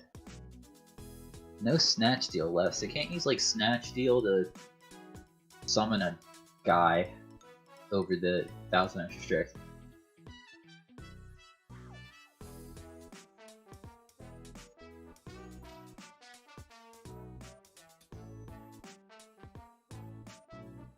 Megamorph on.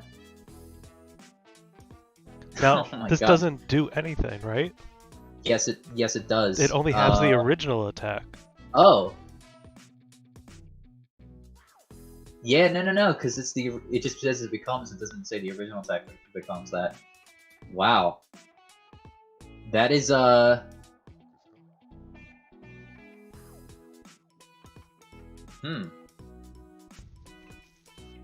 mean, I like the idea.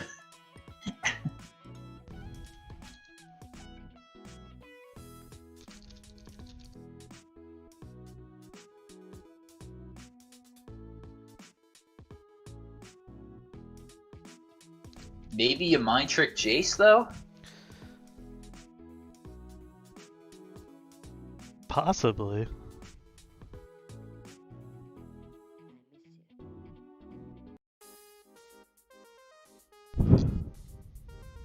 So how much could Jace be really taking there? If, like, you think it's at 1000 instead of 2000, you attack into this, there's, like, very limited cards that you're running into that could be dealing damage to you.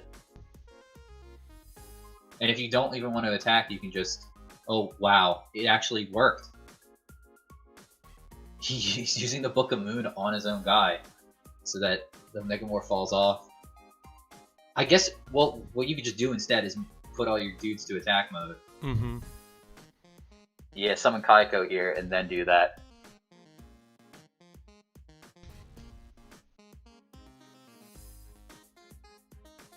No Mirror Force left for Matt.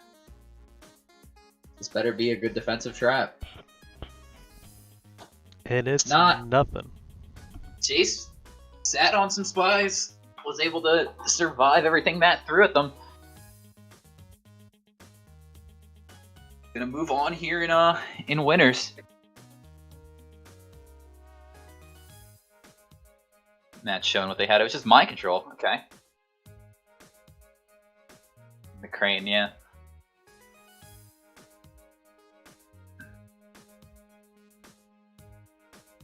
So moving on to winner's side is Jace.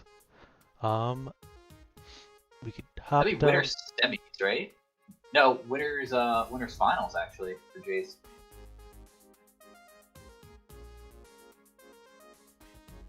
Yeah, so let's see. They have LeBounty playing, I believe. Versus Yeah, Snatch Steel. Bounty and Snatch Stealer are playing on the other side of winner semis here. Winners round 4. We could hop into their game. Oh, and LeBounty just admitted defeat. Oh, never mind. The only other game that's going on then is Carl and Fly Guy. Let's take a quick break and we'll come back with winners finals. Cool.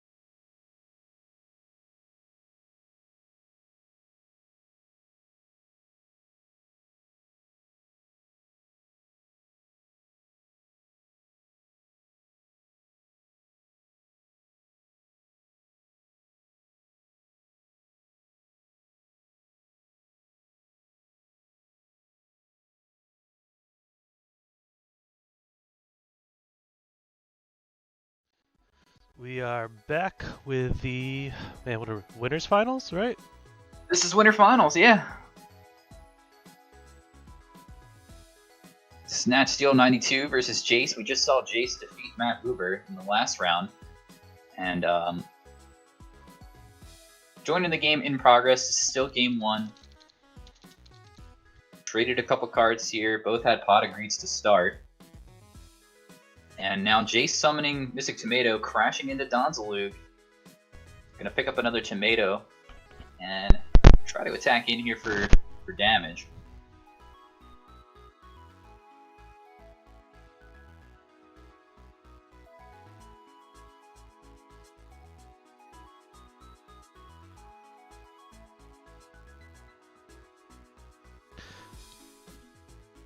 Quite a lot of warriors entering the tournament today.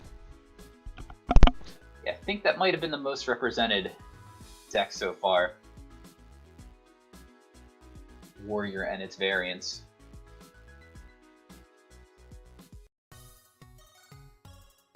Man, those teeth on Mystic Tomato are terrifying. Oh, love it.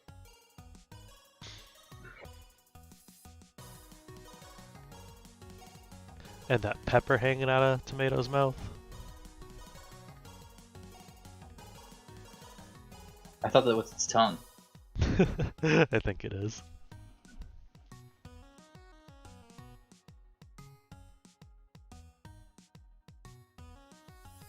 Yeah, I hate pumpkin tomato. It just doesn't look like a tomato at all. I like the funky background here with like the green and purple. Psychedelic. Solemn Judgment saying no to Graceful Charity. Psychedelic, yeah.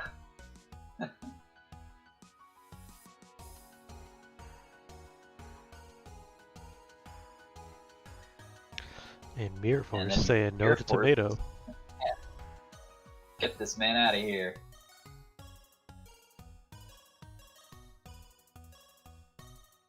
Mystic Tomato looks like it could be an Aqua Teen Hunger Force character.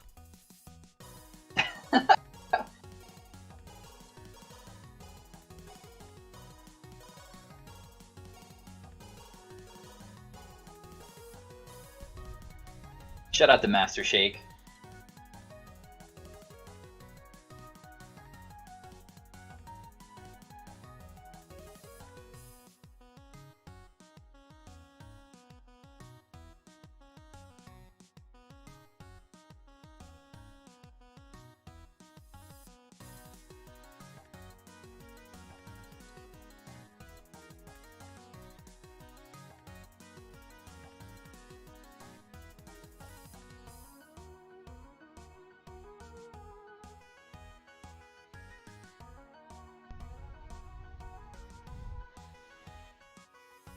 .29 entrants today, so first place will receive an invite to the GOAT Format World Championships.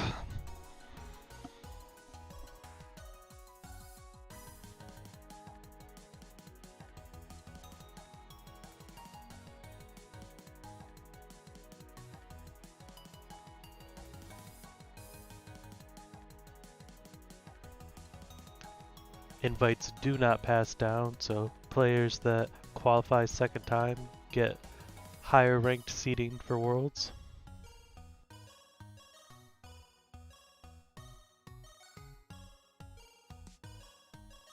Faith picking back up Graceful Charity. And then we're going to fire off Graceful Charity again. Maybe this time it'll resolve. Looks like it. No thumbs up button from Snatch Steel 92. Means they're not salty about this. I would be now, after discarding Sinister Serpent.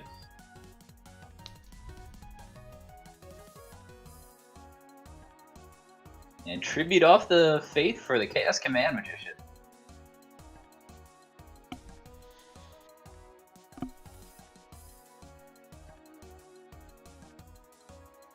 Summon is successful for the Chaos Command.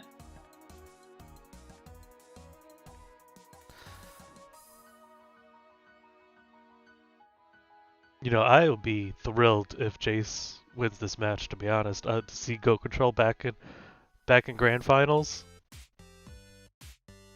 Yeah, this is find Jace's deck off here. What we've seen of it, yeah, it is pretty much Go control. Regardless, if me and Dale Bolito just dumped on goat control in our latest in our latest tier list video that you can find on youtube.com/goat format. Yeah, I was watching you guys live stream, and you guys are very mean to Go control.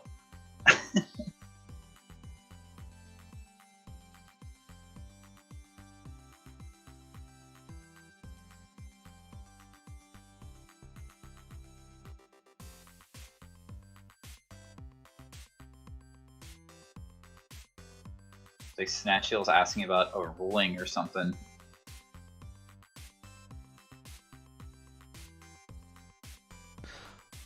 Probably something to do with Chaos Command Magician. Probably. I don't see what you could do. We'll pull up our website here at goformat.com and let's see if we have any rulings. Asking if DD Warrior Lady targets, probably. Which, no, it does not target DD Warrior Lady. Nope. Tell it to King Dragoon. Rude.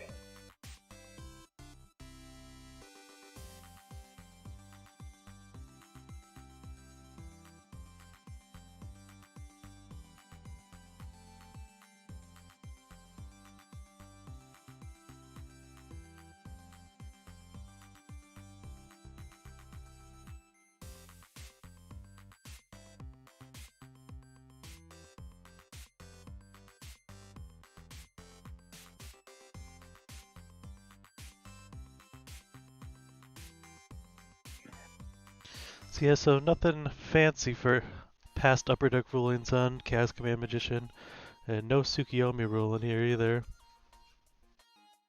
It's a pretty straightforward card. Well, besides my Tsukiyomi question. Besides the Tsukiyomi question, I mean, everything else is pretty And Thousand straightforward Eyes. about it.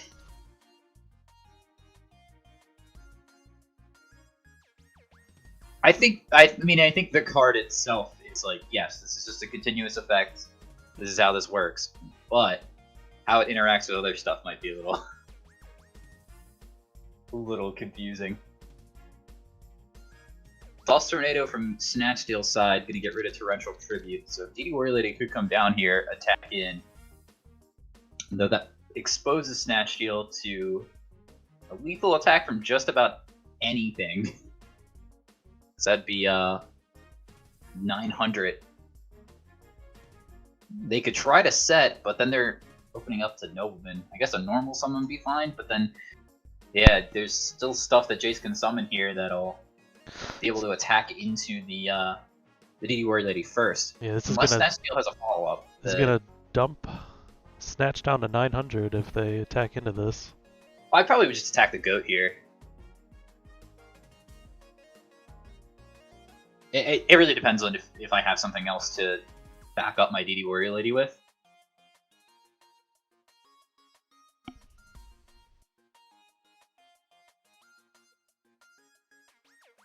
And gonna elect to just go down to 900.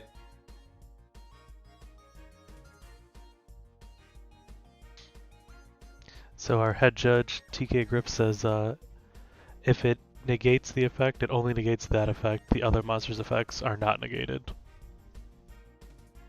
Interesting. Alright, cool.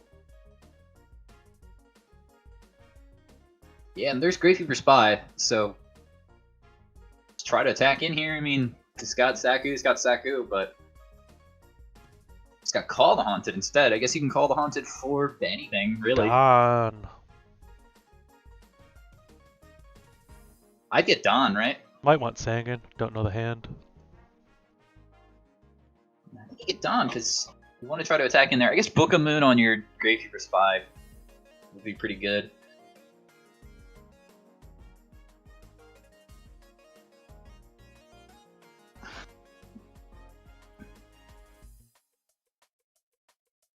Yes, he's Sangan.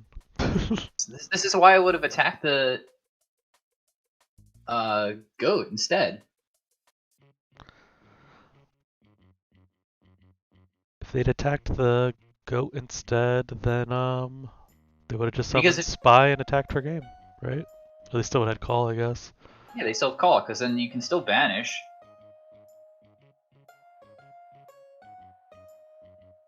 And if they have something else, you don't have to kill your own guy or banish your DD Warrior Lady. You just let the DD Warrior Lady die, and that's a huge tell that it's call.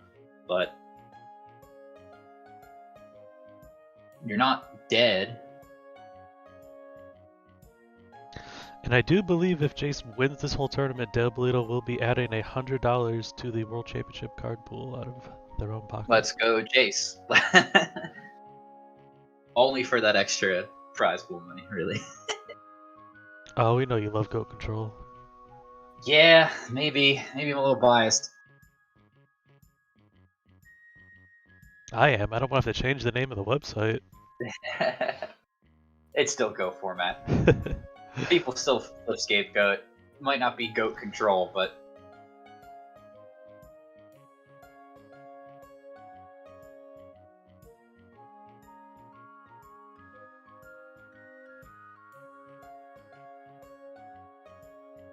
Jar agreed on Chase's end. Lackluster soldier now. Gonna be used as a nobleman here. No mirror force on Snatch Steel 92's side. Still has torrential though, potentially. The torrential potential.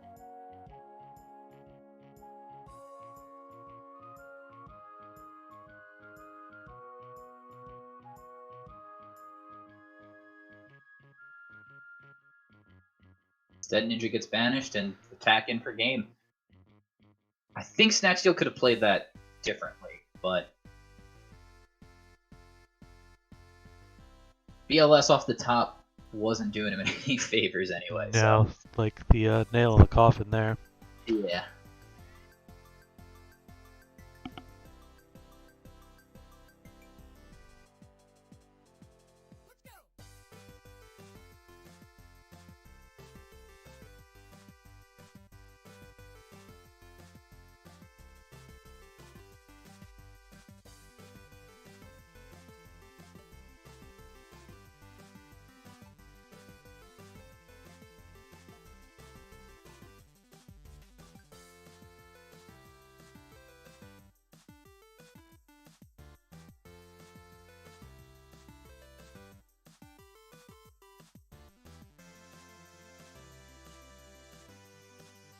So we are going to be going to game 2 here. Maybe some sewer priests brought in from Snatch Steel to try to handle these goats.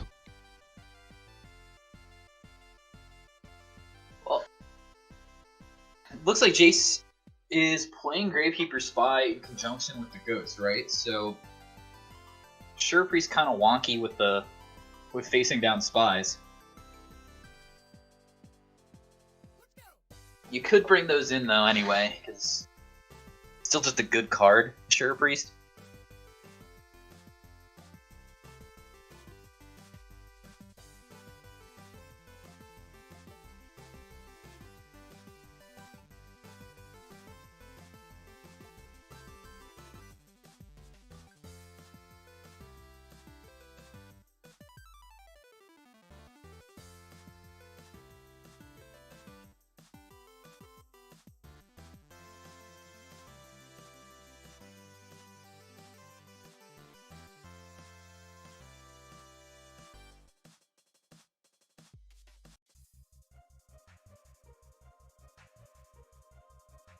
Just looking at the deck list here for Snatch Steel 92.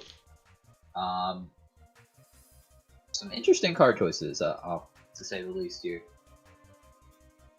So let's see, who is still in this tournament while these players are digging through the sides? Well, the Nano and Slash Tap, Johnny Lee, are playing way back in losers. John Wick's still on a pretty good losers run. Lost round 2, has won the next 3 after that. La Bounty's still in it. Matt Uber's still in it. Dingo Sig lost round 1, still going. Yeah, and Carl Waite's still in there as well. A lot of Rampage players in losers bracket right now. No, probably lost to Fly Guy Ace 101, who's playing John Wick currently. But back to our feature here. Snapsteel 92 going to start off after losing the game 1. Let's start off with Delinquent Duo. Hitting Kaiku the Ghost Destroyer and Call of the Haunted was Jace's discard.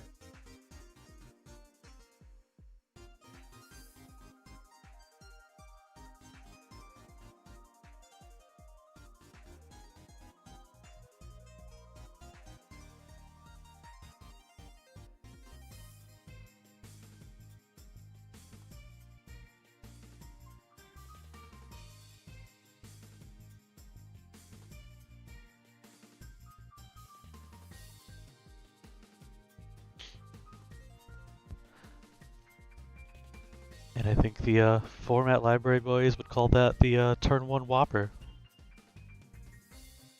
That sounds like what they would call it. Blade Knight with the full back row.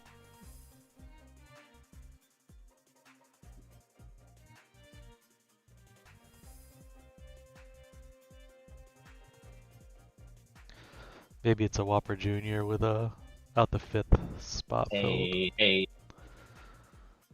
This is like a McGriddle.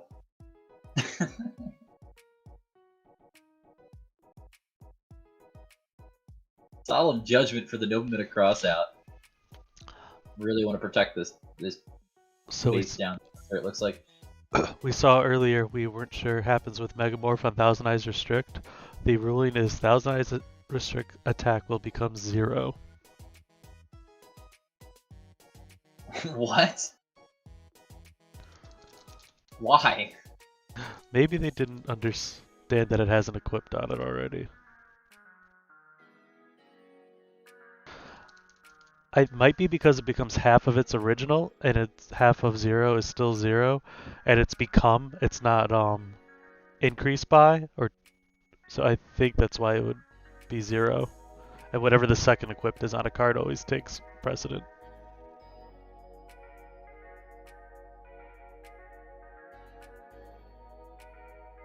Sure. So yeah. this game, going the way Snatch Steal wants, grinding it out, picking up little pieces of card advantage. Yeah, solemn for the solemn. Main phase 2 Got rid of gonna the slide. throw the 2000 Blade Knight back on the board. Yeah, after getting Saku'd. So he's up like 2 cards, yeah.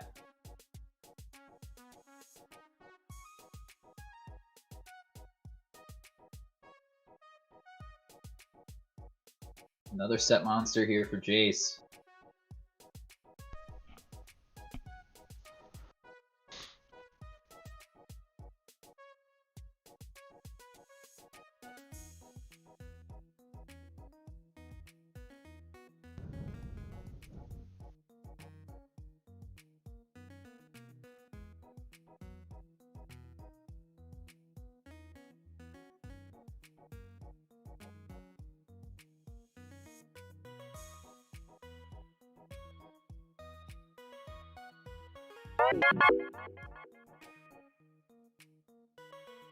Battle phase, I'm gonna try to attack. That's Mystic Tomato from Jace's side.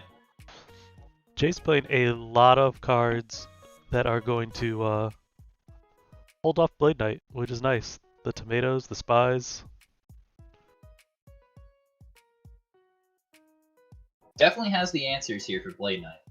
Understands that it's one of the most it's one of the most widely played monsters in the meta right now. So brought a lot of cards that line up well against it, forcing Snapsteel to use the Smashing Ground in main phase 2 just to deal with the new face-up Blade Knight, or new face-up Tomato. I wonder if you should have got a Sangan instead. Possibly, right? Because Exile Force could have came down main phase 2. Mm-hmm. Although, probably would have just exiled it if they had it, so...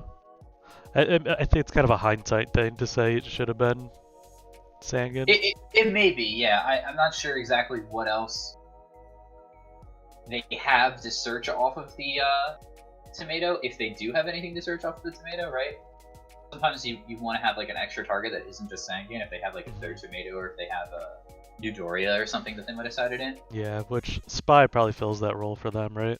Yeah, exactly. And if all the spies are gone, Solemn on the goat. This is gonna be 4,000 damage if there's not another real card set.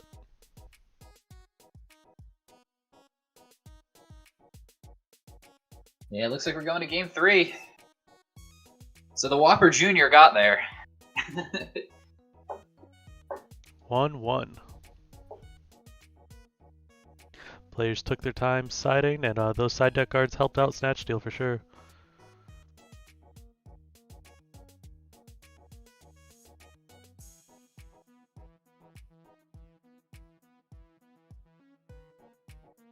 So left in losers is the Nano, Poi, Dingo Sig, LaBounty, Matt Uber, John Wick, and Fly Guy Ace currently.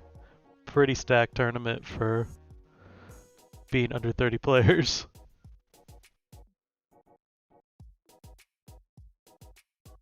Yeah, and a lot of competitors here that already have their invite to the World Championship looking to earn some more seeding points here. Yeah, I think it's about half and half. Yeah, just anyone unfamiliar, if you still can play in our tournaments, even if you are invited to the World Championships already, earning another invite will earn you seeding points for the World Championship. So you will be placed at a higher seeding depending on how many points that you earn. Right now, Lucas has like 5 additional seeding points. Yes, they Just on an qualified. absolute tear. They qualified for Worlds 6 times already. Shout out to Corey. Corey, thank you for the sub. Super appreciated. And if you want to get involved with GOAT format and our tournaments here, come on over to goatformat.com, check out our Discord, and of course in these World Championship Qualifier tournaments, we run these every month via our Patreon, so go ahead and check out our Patreon as well. T-set from Jace. Classic opening. T-setting. For goat control, right?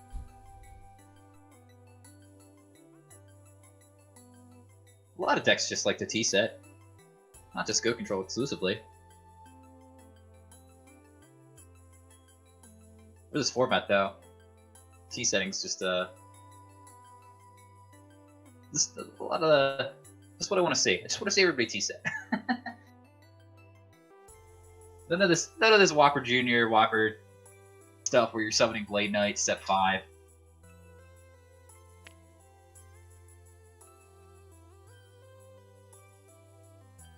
It's an old-fashioned T-set is what this silent generation Yu-Gi-Oh player wants to see. Just as Derek Poomsbat wanted.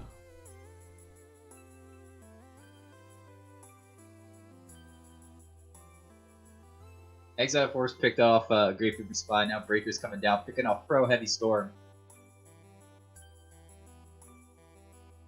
Somewhere Dale Bolito is crying. What does a heavy storm being set here tell you about this hand?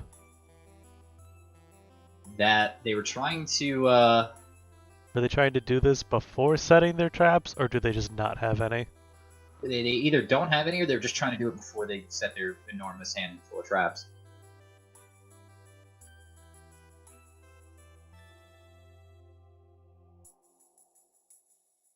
Snatch Steel coming down, going to try to take Breaker's lunch money, but it's met with a Dust Tornado instead. Now, I think against Warrior, you can let them try to do something with the Breaker, and then Dust Tornado it, because they're probably not playing Book of Moon, right? Yeah, and usually they're not playing like a Tribute Monster, so... Like, I would rather let them go to Battle Phase, and then Dust Tornado it. Yeah, like, if they're going to use the Rhoda here, maybe they tried the Rhoda for, like, Donzalug. Right. I don't know if you Rhoda for Donzalug when there's 3 back rows, but it's significant enough where if you're going to let them have the monster first, it could change whatever card they're going to get here with Rhoda. They might not even play the Rhoda, though. Like, they might just have another monster that they want to summon. I guess it could depend on what your back rows are. But yeah, Blade Knight. Probably going to summon Blade Knight, try to make it big here, because we saw the Heavy Stone before. I'm willing to bet maybe at least 2 of those cards can be set.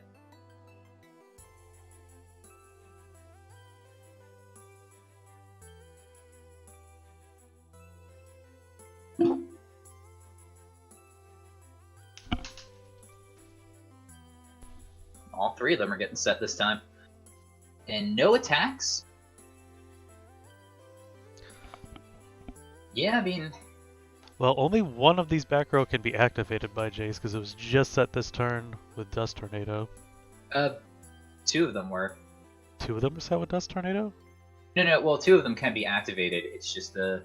Oh, one of them can't be activated. Sorry. Yeah, one of them can't.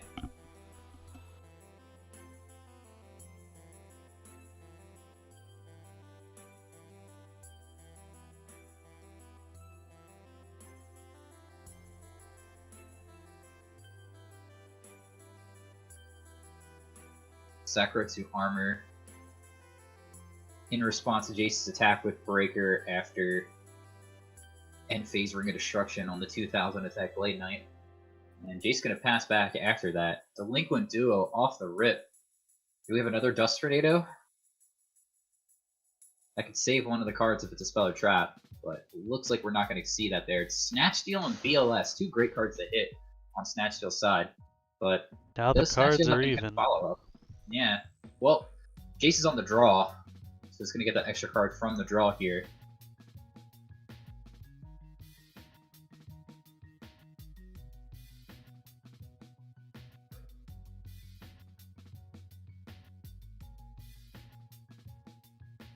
Natio can get like a Donzel loop going. That would be pretty powerful.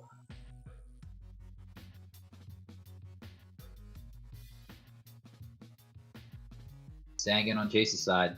Great pickup.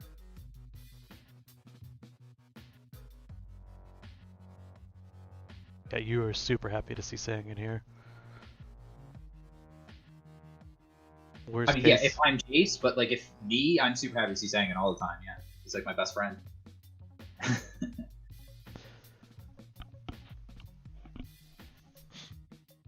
Sangan actually evolves into a Tian Shinhan.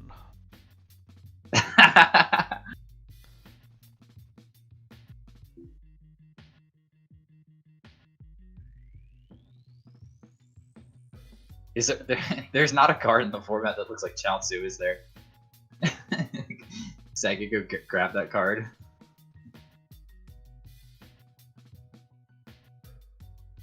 The MST that was set off the Dust Tornado a while back could have picked up Solemn Judgment there. And now, I mean, Jace is just pressuring the life at Sangan. 1,400 life points away from Goat Control being in Grand Finals.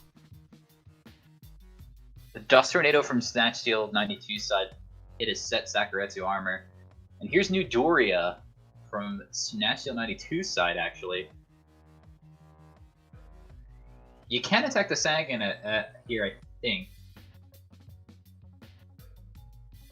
There's anything they can, but then they just get Scrapey for Spy, and you're at like in a weird position.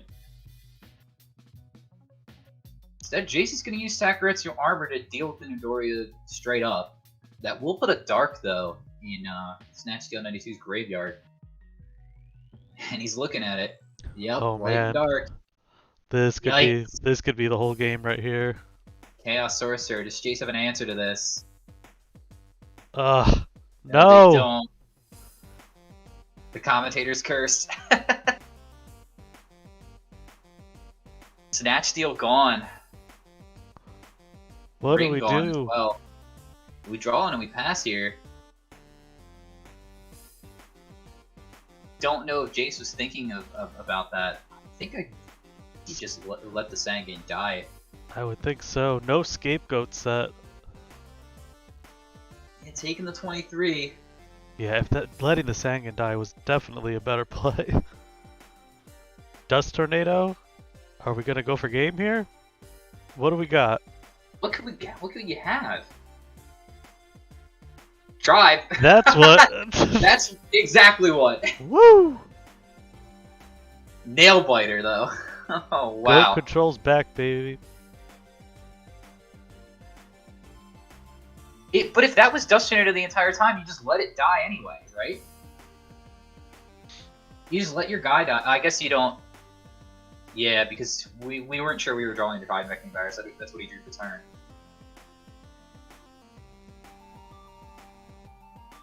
Still back and forth there. Great Came game. down to the wire. Great game between the two. We're gonna Good hop control. into. Getting to the grand finals here. So It has been John Wick versus Fly Guy Ace.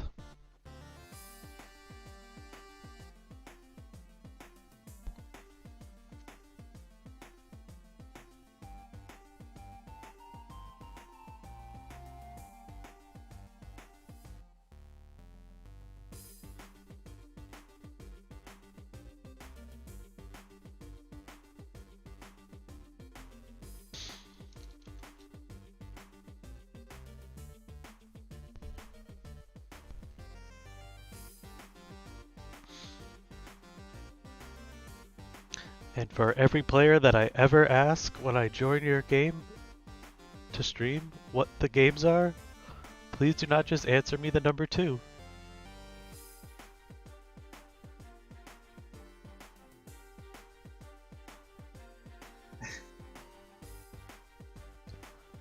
I mean, I know who sent that.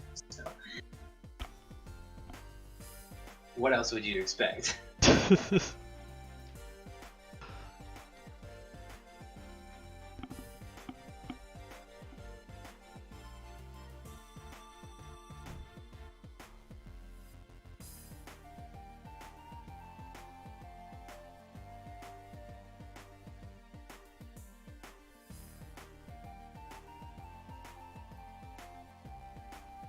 Someone asked, is Labounty's Warrior FLC list available anywhere online? I do not believe that it is been uploaded yet.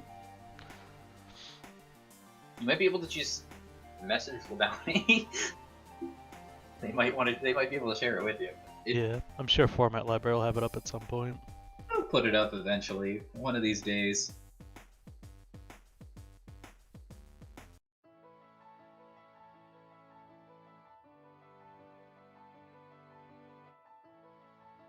So the life point difference gonna keep increasing here, but John Wick has a pretty good board.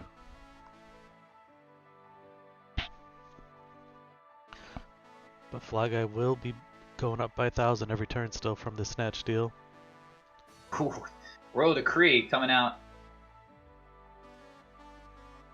We got the thumbs up on the Fly side after flipping the degree.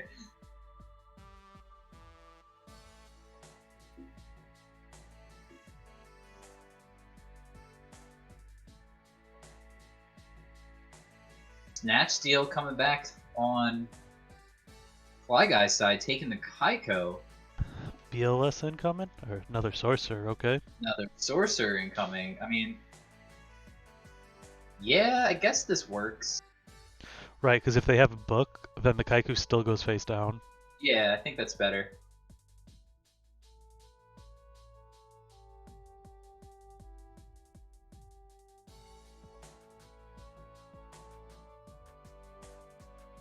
Okay, so John Wick did win game 1.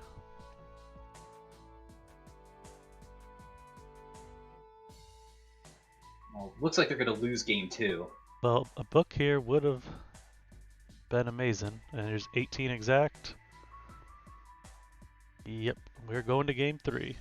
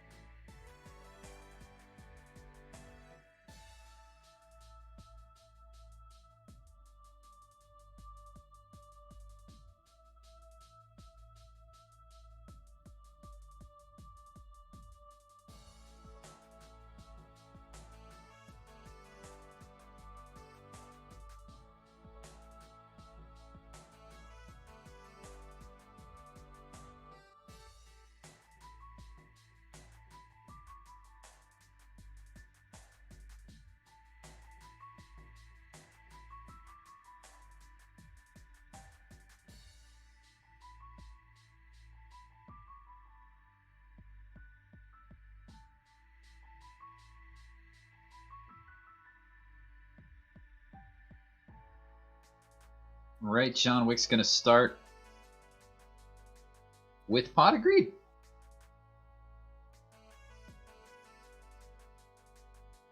Pretty poggers, as the kids say.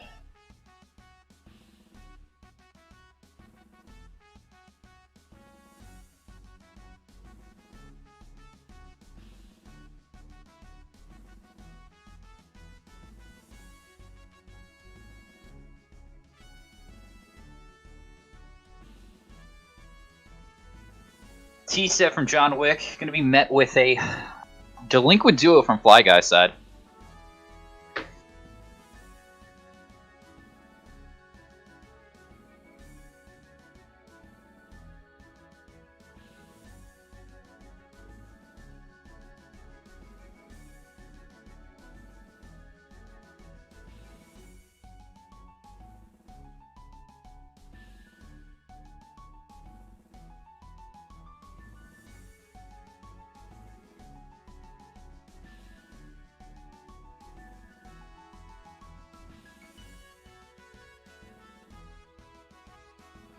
Delinquent duo picked out Rhoda and Blade Knight. And another set card for Fly Guy's side. DD Warrior Lady coming down from John Wick, gonna attack in. Get hit with Scapegoat. And then Road to Kree in the end phase. There are no more cards set from John Wick's side. Road to Kree very strong in the Warrior matchup. A lot of the best cards in Warriors are just trap cards.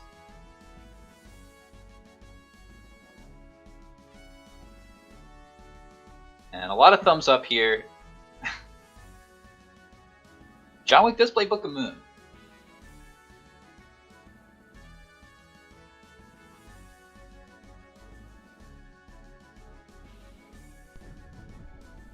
We talked about it a lot these last two tournaments of Royal Decree being a key card to come back into the metagame.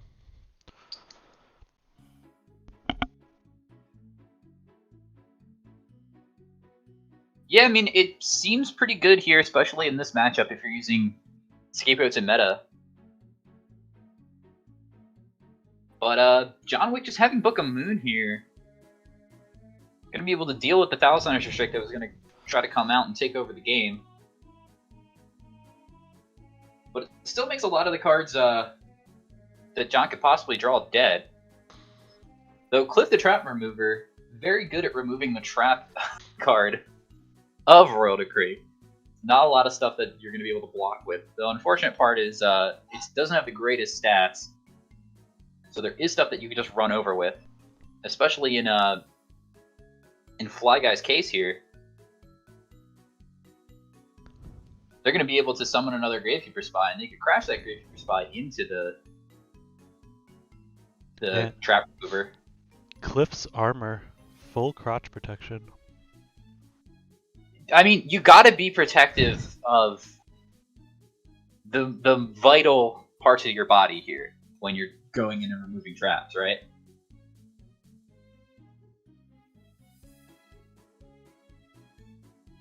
Like, you don't want to get hit with a trap hole and have something go incredibly wrong. Wow.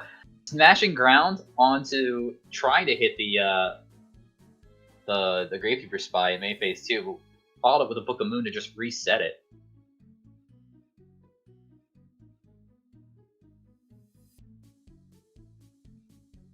And it's going to be able to pick up a goat because Smashing Ground does not target. Gravekeeper Spy flipping up again, going to go find the third copy.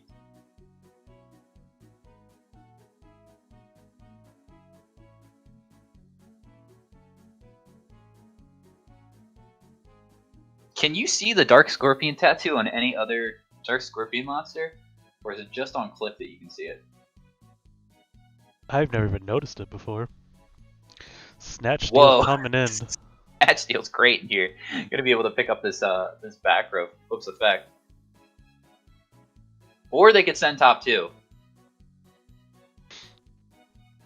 Or they didn't declare the effect and then attacked with Spy after. And could get sharked.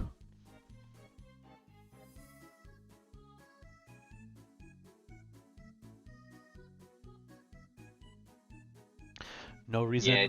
not to declare your effects, everybody. Yeah, you should not be playing with shortcuts, to be fair, but Oh just gonna give boy. it the benefit of the doubt. Oh boy, that's a heavy storm. That is very good here. So Gonna Cliff get Cliff gonna come back. back. Potentially, if could have to crash it with the spy, but if John Wick's got another monster, oh Gonna wow, have to gonna have to crash it. crash it. But at least the traps are back alive, right? Yeah, they could just set these 2 traps that they have in their hand and get on their merry way. And maybe that was the dark monster that John Wick needed. Summon the exiled force. The boy's gonna run in there and take care of his sheep. And then setting the other card that's in their hand, so I don't know, I would have just set both. I guess you're playing into like the 1 of Heavy Storm, but Why set it now when you didn't set it last turn? yeah, that doesn't make any sense to me.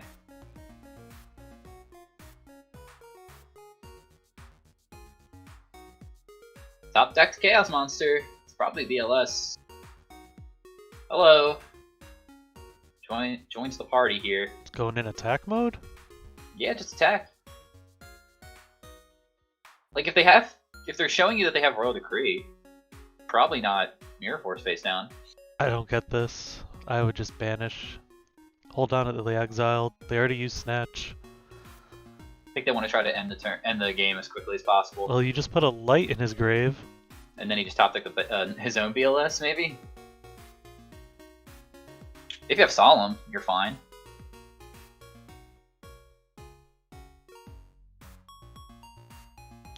I don't think that makes it a better play. I don't know. Maybe not.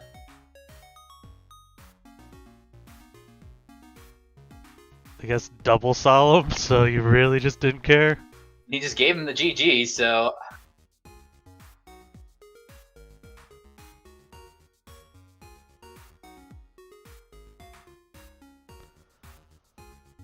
yeah. That was why. I mean, I still would have just set both Solemns before. Guess it didn't really matter too much.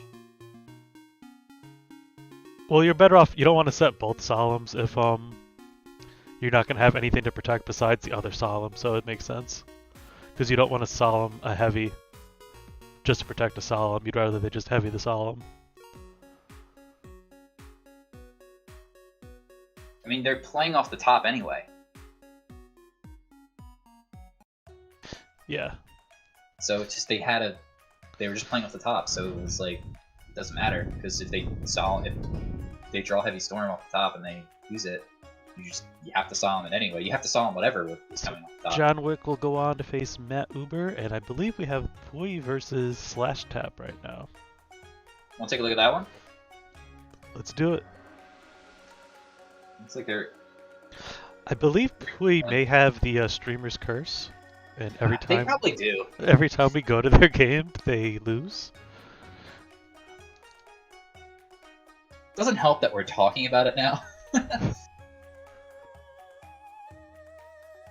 It's not looking too great here. Slash Tap's got a couple of Gravekeeper spots on the board. Chaos Sorcerer attacking. If we had to use a Call the Haunted to bring back Skill Dark to just not die. This is game 1. Alright, well. Now it's game 2.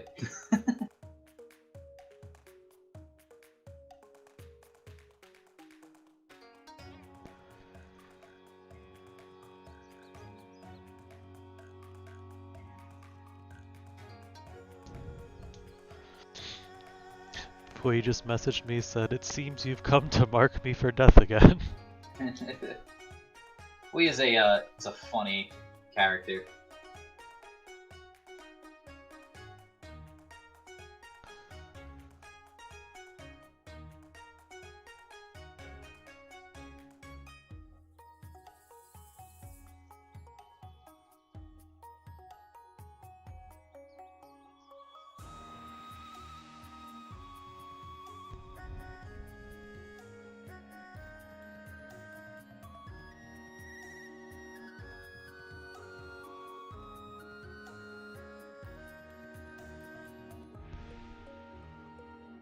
And going into game 2 here, let's see how we adapts.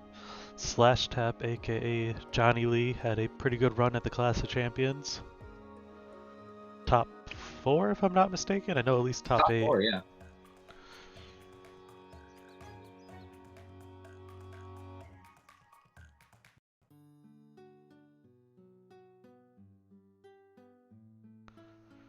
Johnny's been very active as of late here in the GOAT format community. Always great to see a player like him get involved here.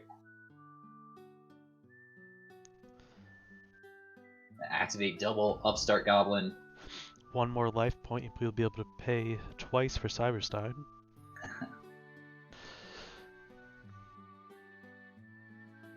And Johnny here is going to set 4 cards of their own. Slash Tap, the only player really that we see utilize the Select Zone feature of Dueling Book. I feel like they are doing that to psych out their opponents. I believe they straight out said they are. That and to also just helps like keep things random, right? Well, it's less random, isn't it? Well, no, because if you have the select zone feature off, whatever you click on first, it's always going to go to like a predetermined zone. So like if you clicked on that Ring of Destruction first, it would have gone to the middle zone.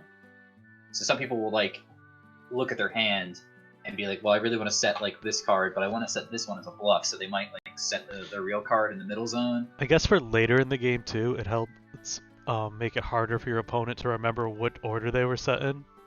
Yeah, that's also a big help as well.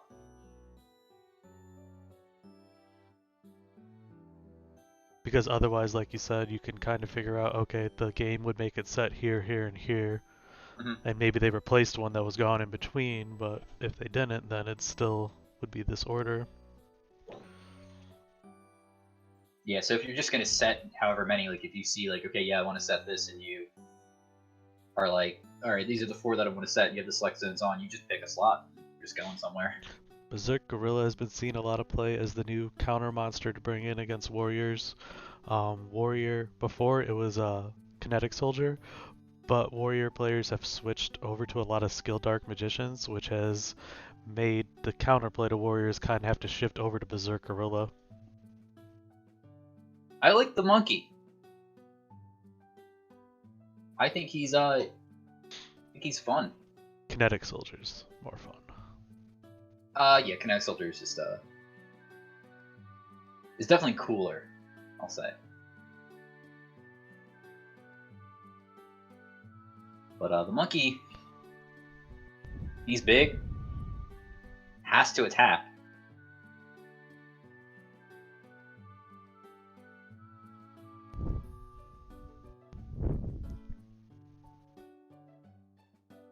That is a downside of the monkey when it has to attack, because you can sometimes leave it up, and like if you say like you summoned a Chaos Sorcerer, you can put your Chaos Sorcerer in attack and like banish their other guy, and the monkey has to attack into the Chaos Sorcerer. If they try to switch the defense, it dies, kills itself. No priority for Tribe. Maybe he just wants to crash it. Probably has like a Chaos Monster in the hand they don't want to discard. No attacks, actually. Alright. So gonna try to force Pui into a battle trap here. Thumbs up from Now, Johnny. These are both spellcasters. Yeah, that was a little dicey. I guess they were thinking, oh, I'm gonna get this in here, but Yeah, no Solemn Judgment. I don't see why that was gonna happen unless you have Call the Haunted. So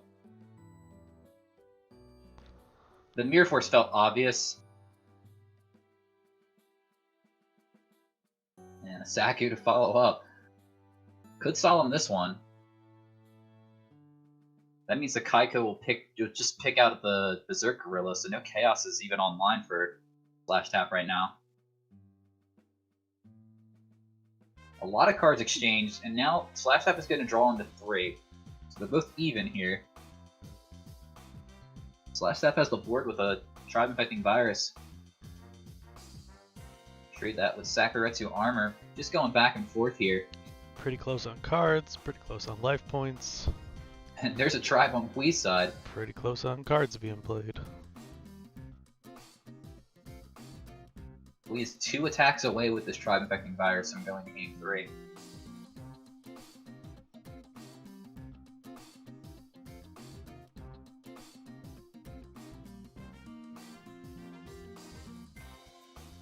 Tsukiyomi. And we'll put this down. There was Solemn Judgment, so Pui saving that Solemn Judgment for something that was actually going to threaten them, it looked like. You know, I like it there because you didn't need to jam Kaiko. There wasn't Chaos potential even coming down.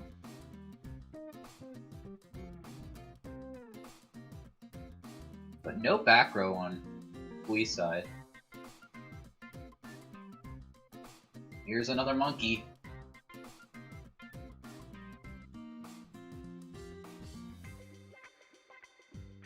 Attack for 400. Pass the turn back. Graceful Charity. A lot of stuff we could get here. Just deals with this gorilla. Get rid of the Mystic Swordsman and the BLS. No thank you. There's Snatch Steal. It was one of the cards I was thinking of. And Sad Monkey from Johnny here. We're going to game 3.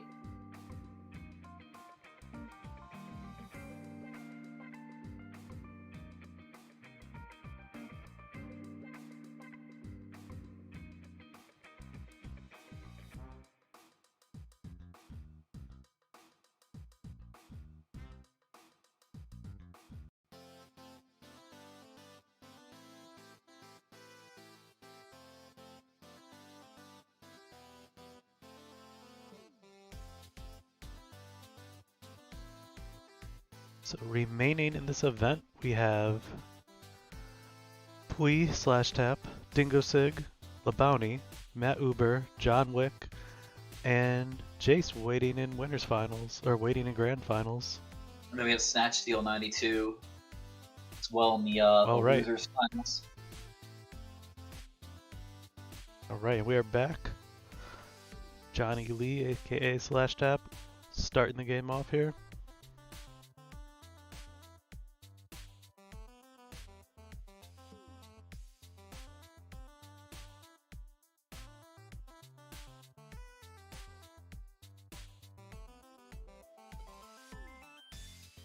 Oh, incredible setup. The by field, Johnny. the field goal, Yeah. the field goal set.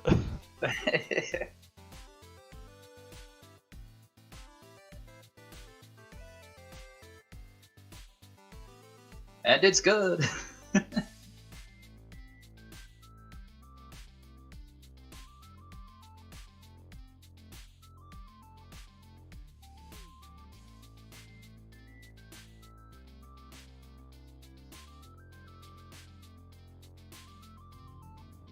Small Blade Knight. Attacks the Gravekeeper Spy.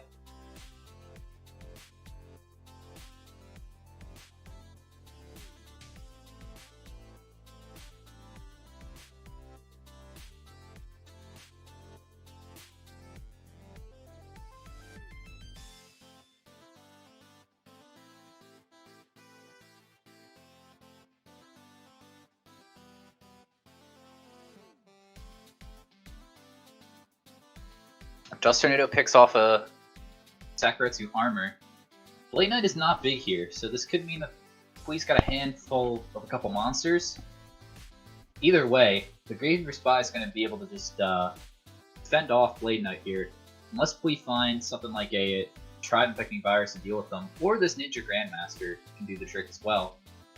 But Johnny's actually going to think before going to the battle phase here if they want a Torrential Tribute. This will trade 3 cards for 2.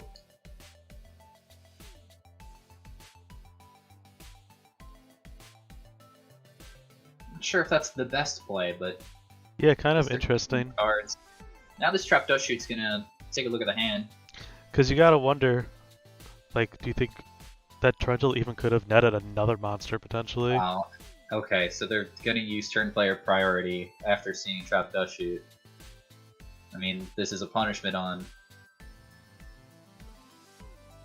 Hui's part for just kind of gunning it, but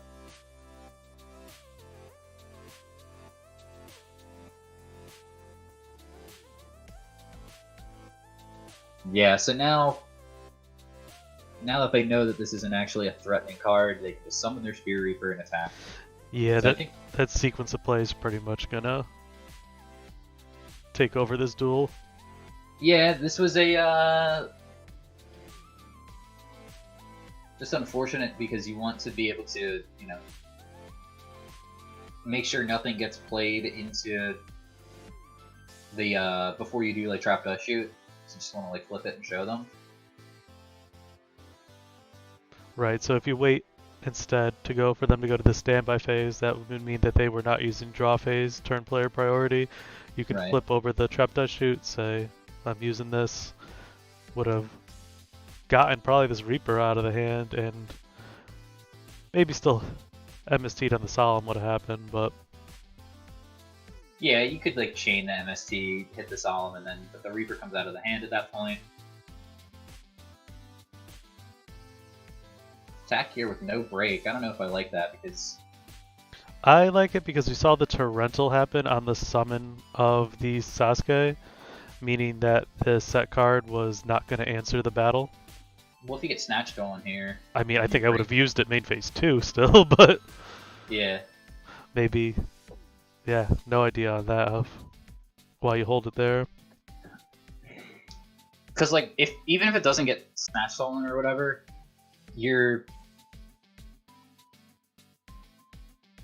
this Reaper's going to defense.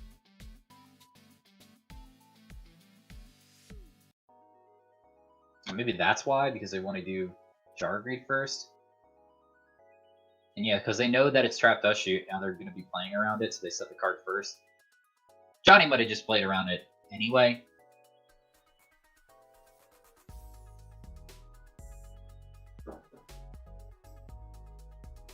DNA asked in the YouTube chat, can someone explain turn player priority? So you have priority when you're the turn player to activate card effects and cards that can be activated at a certain time. So something like MST, which is a quick play spell, can be activated in your draw phase. So you can retain turn player priority in your draw phase to activate Mystical Space type thing.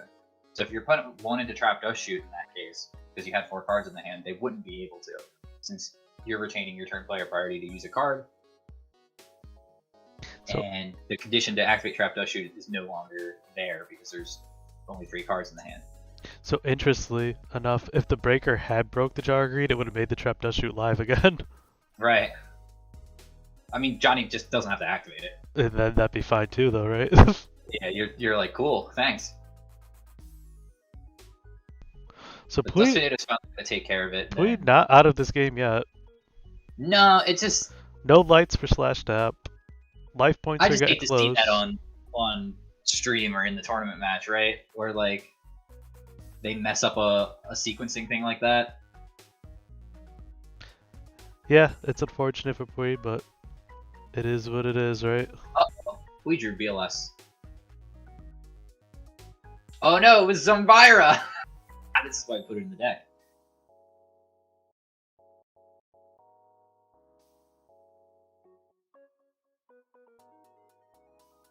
Zumbira the Dark cannot attack your opponent directly. If this card battles, or if this card destroys a monster by battle, this card loses 200 attack. The Warrior effect monster, Dark level 4. They say it 21. is the late great Owen Hart underneath that mask. Stop it. Here's the light for slash tap.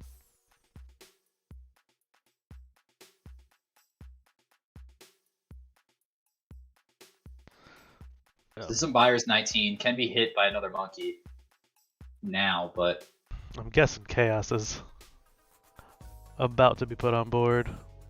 yep.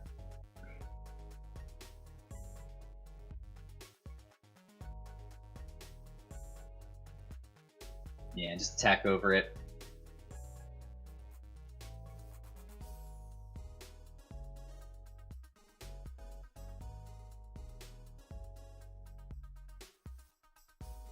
Looking at the grave, do we got BLS?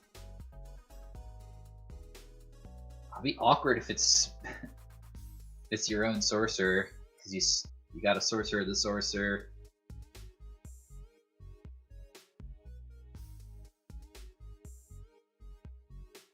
And you did in fact take too much there.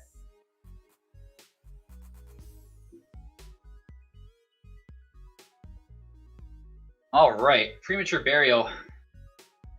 Sorcerer is not live, right? I think sorcerer was discarded a long time ago for something. Oh, for Reaper. So it had to be the BLS. Could have attacked the set monster with the exiled. And then run into Gravekeeper. Could be not Gravekeeper Spy. Could be like Sangan. Night Assailant. Sinister. My guess is... Whatever these sets are, they're not enough to do 2050. And they're not worth tributing to some Thunder Dragon either, apparently. Mm-hmm. Into an empty board. So I'm thinking like Faith. That or Johnny just missed it. Oh. Yeah, now it's good. Sinister. Showing them the torrential here first. I think I would have just waited. No, if you wait, and then Johnny just attacks and never summons, then you lose next turn.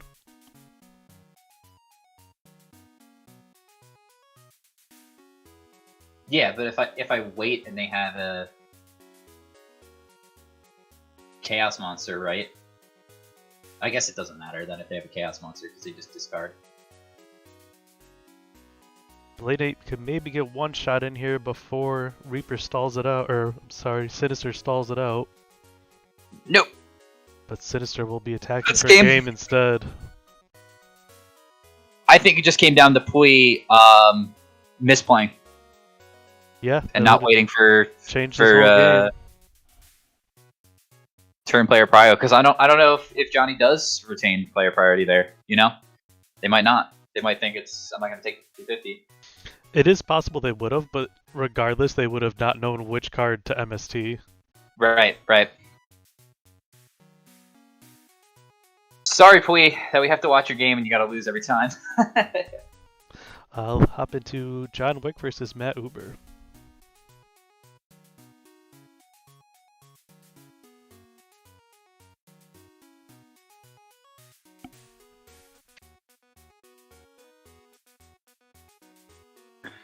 Matt Uber, we've seen a lot on stream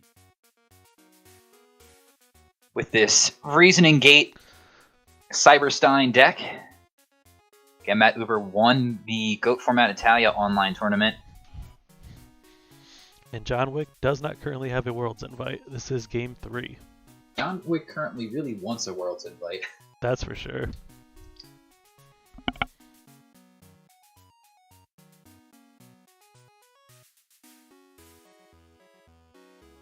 And it may come down to the number that John Wick says right now. It's game 3? Right? Game 3. Stein, Demok, already engrave. And a Crane engrave. I'm calling 6? Right? What if you just call 2? You gotta really, man. What you hitting the number or not is gonna be super important. I feel like with the look of this board. I think I call 2 here. What is 6 like? 6 only hits like Jinzo? They can hit Crane, but that's fine. They'll draw a card. Yeah, it does feel so random right now of what to. Yeah, that's just like the big advantage that Matt Uber has, is that it's hard to predict what exactly is going to come out with Reasoning. John never declared, just roll the die.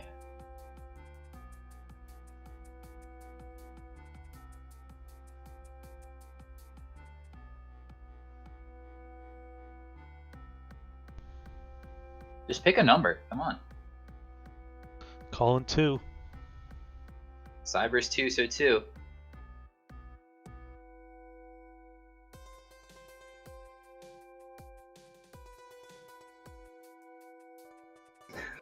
All right, man. Who cares? Just say the number. God, I can't stand that sometimes. So I guess you were right, Skull. You should have said 6.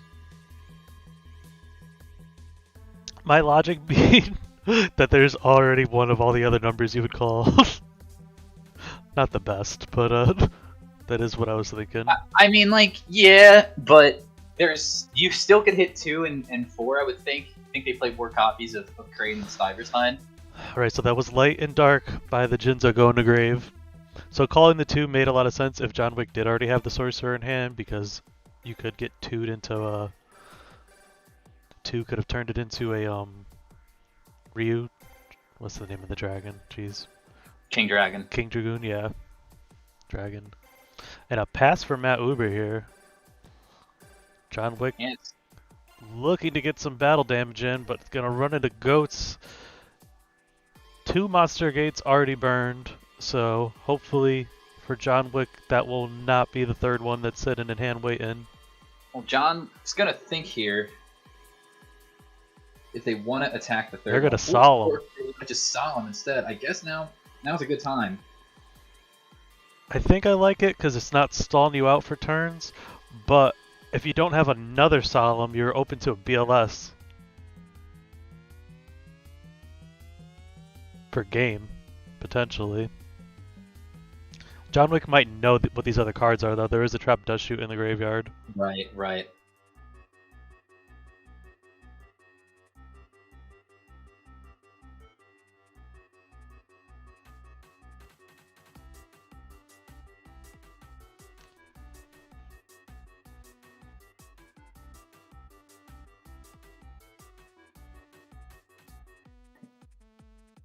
Chaos Sorcerer just attacking. Applying more pressure. MSC Matt gonna Uber's hit gotta the new find one. something. Yeah, hit the new one.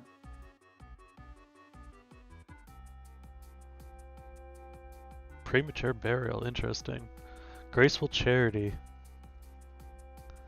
Might find Matt what he's looking for. Do you solemn this? I think I solemn this. If you have it, you have to. Are you saying go ahead, draw your cards?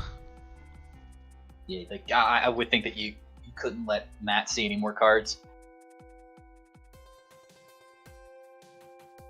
Because at this point, any monster off the top is game, unless they have a back row already in hand to deal with a game shot. But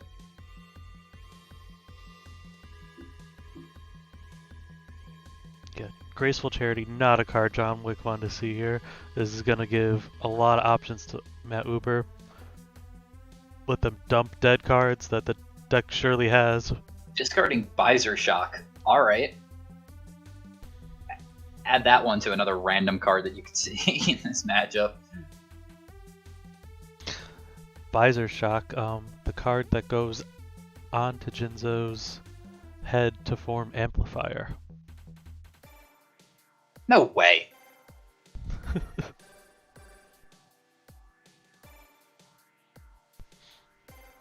You say that, but look up Amplifier.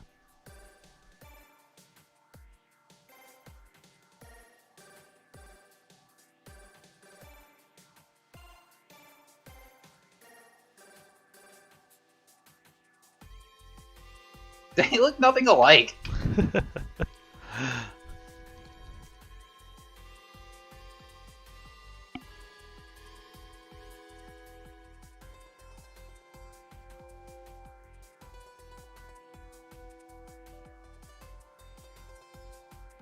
Amplifier is a pretty funny looking card though. It looks like Jinzo's really trying to force one out.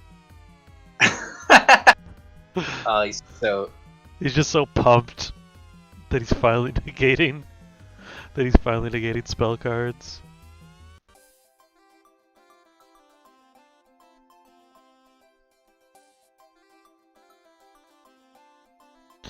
So we're ditching United We Stand and Visor Shock, then setting a monster. We have not seen this deck set any good sets so far on stream. I really don't know what you could be setting that's like crazy set. Yeah, I don't think they drew good on that Graceful Charity. Sangan, okay. I think that's the best one, but even And what does here, it it's even like search? Injection. Lily. Okay, that's a thing.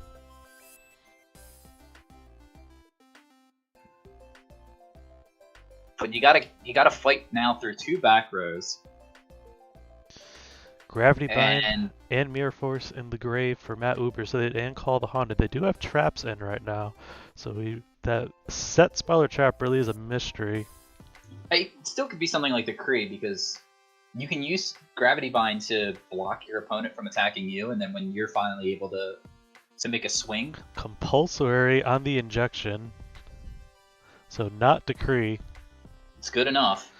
One more monster for John Wick. Because if John Wick takes a monster, I mean, it's probably gonna win. But even if he doesn't, he can just attack in there, and then that Lily becomes useless. They're just gonna have to set it. Well, Book of Moon here is gonna prevent any more damage coming through for this turn. Nobleman could cause injection to attack for game. Standby phase. Yep. This is an example of what to do when you have Trap Dust Shoot.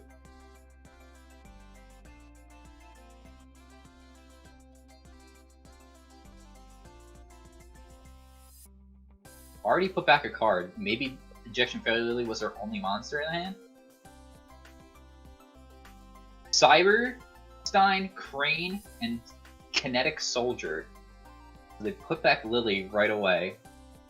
Yeah, and unless that Cyber's short for Cyber Jar, then I don't think so. whatever monster going back. Whatever monster that is set is not gonna be able to deal with Chaos Sorcerer here, but it will be able to be a blocker.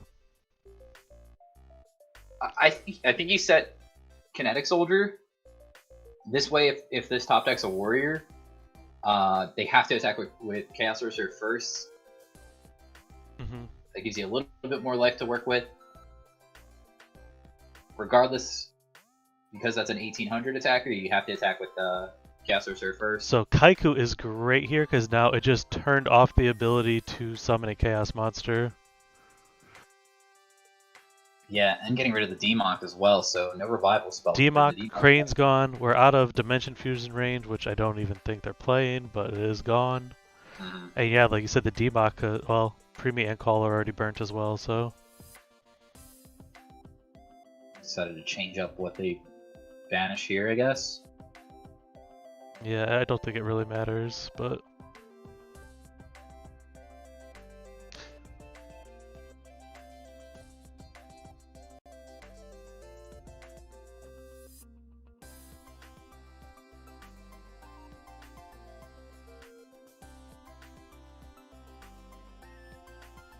This new card's gonna have to be something special to get out of this situation. Snatch Steal gone? Yeah, it is.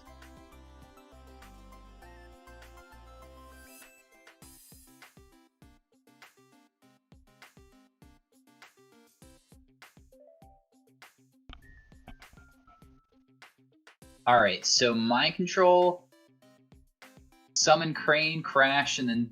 well, you can't even BLS because it doesn't have BLS in the hand. Never mind.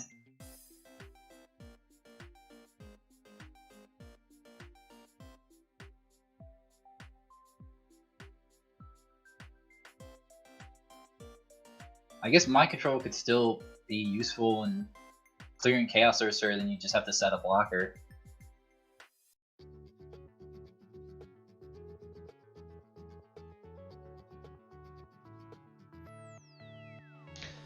Perhaps checking if they shuffled after Dust Shoot.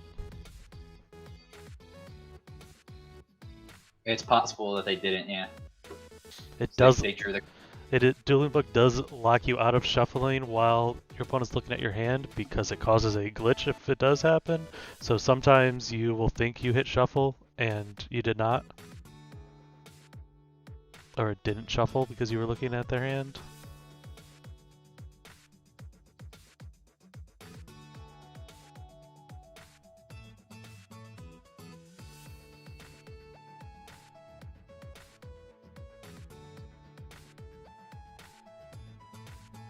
Yeah, if he didn't shuffle, then this will have to be a redraw. You can avoid this by just clicking bottom of the deck instead of top of the deck. That's what I always do.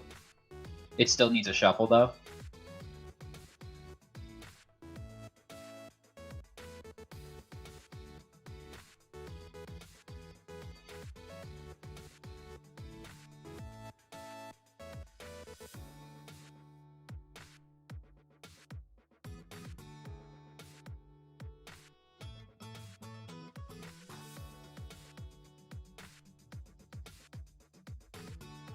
It is quite strange. Yeah, sorry that the DB shuffler is not the best. Yeah, so he But- does still need to have the injection.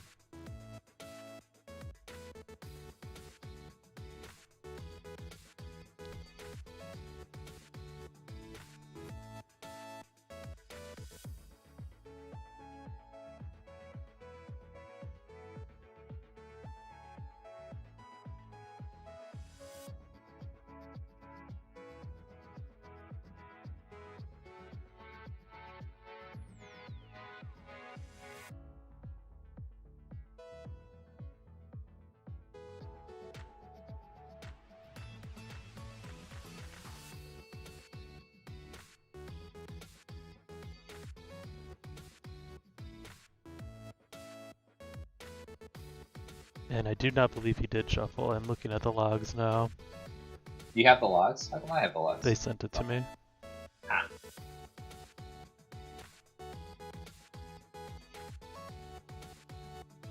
So he did shuffle, is what you're He saying. didn't. He did not shuffle. Did not shuffle. John Wick can also confirm this in the logs if they. John Wick sent me the log, so Oh. I don't know if he just didn't read it or what.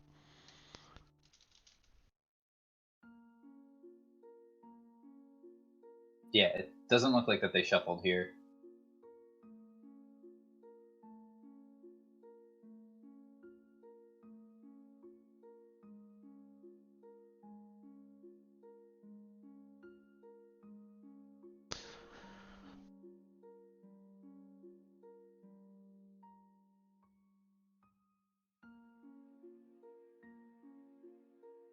All right, so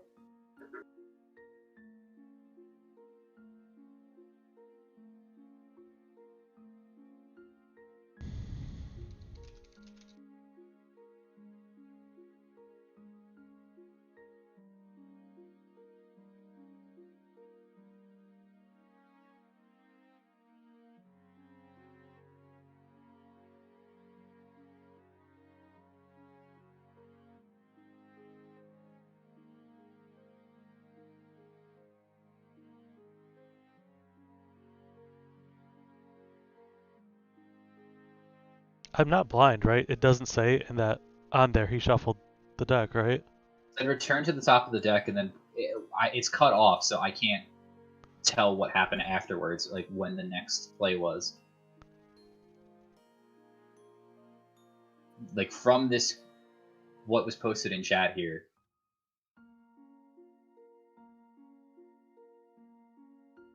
It doesn't look like it.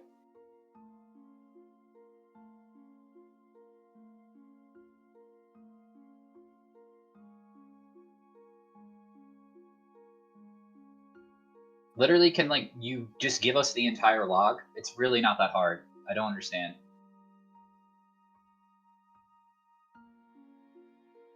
Okay, now he just sent me more of the log that says shuffled, whereas what he sent before didn't.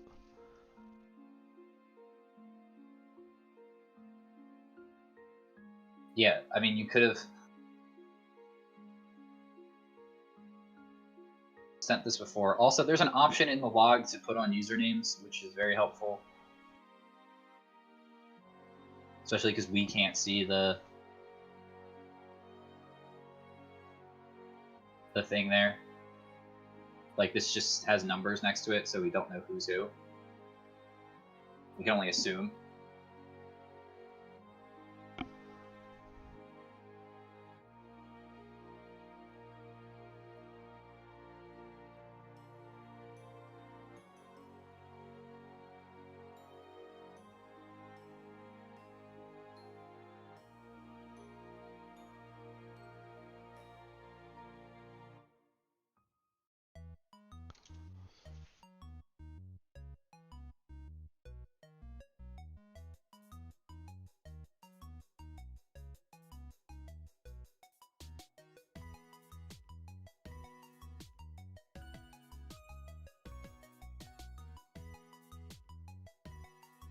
Again, for everyone watching at home, this could just be avoided if you just click send to the bottom of the deck instead. Again, you can always just shuffle, but this way there isn't a clear indication of like you miss, like putting away the injection fairy lily, you know, and drawing it off the top. Yeah, I'm trying to review the log now to see.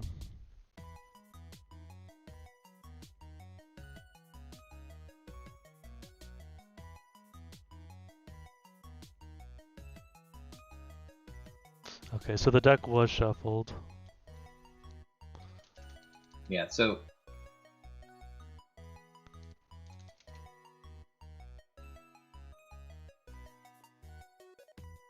that was determined, like, the way to shuffle it based off of incomplete information. So I'm gonna have him return the card back to the deck and search out the lily.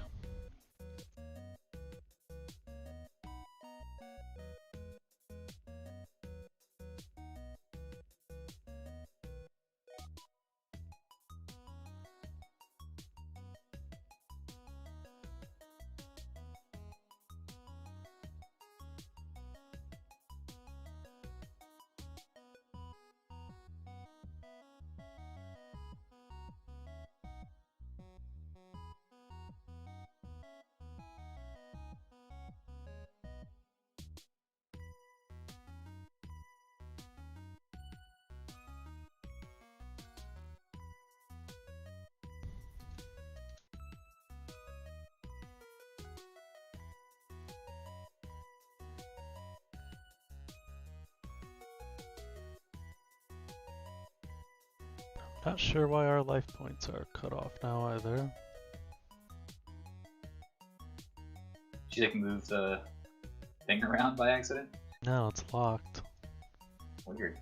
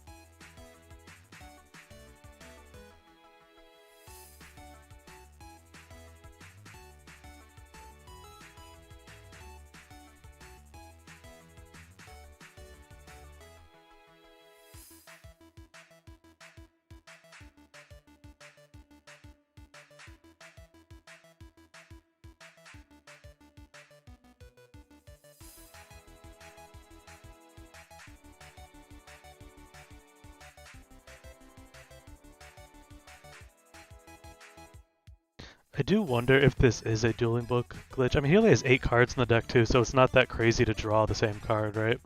It says here that blue shuffled the deck, Yeah. so it's Okay. very clear. So he's that gonna happened. scoop from drawing the injection. Yeah, there's... What did he draw? Do we know what he drew? It doesn't matter, he forfeited. Yeah, but He drew injection. again, like... I actually don't agree with what you're saying to put it on the bottom either, because if that happens, then that's also incorrect. So we will move over Well, now. you should click shuffle, but like, I always put it on the bottom, is what I say. I always click shuffle, but just so that stuff like that doesn't happen, you know? Yeah, I think you're actually better put it on the top, and then if you redraw it, you can just check the log and shuffle if it didn't like shuffle when it was supposed to. Whereas if you put it on the bottom, then you don't even know. And you kind of just like stacked your card to be your last card to draw. So we are going to switch over to Slash Tap versus Dingo. This is losers round 4? Yeah, now that you put it that way, that makes sense.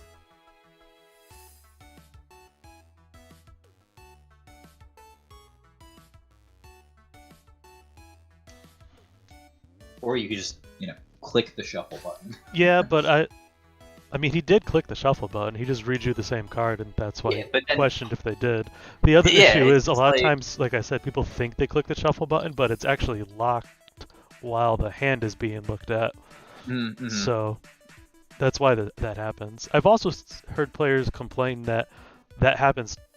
Like they feel like it happens way too much, where you dust shoot, just shuffle the deck once, and the same card you put back is on the top.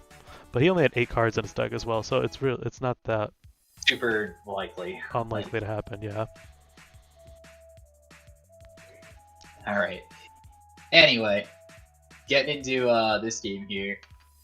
Or is this game, do we know if it's 2 or 3? Not sure yet.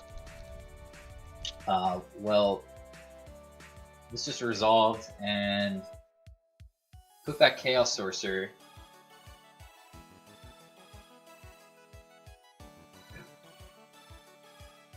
Attacking here with, I believe that was Chico that attacked? So Dingo's hand is Snatch, Chico, Blade Knight, and Angel.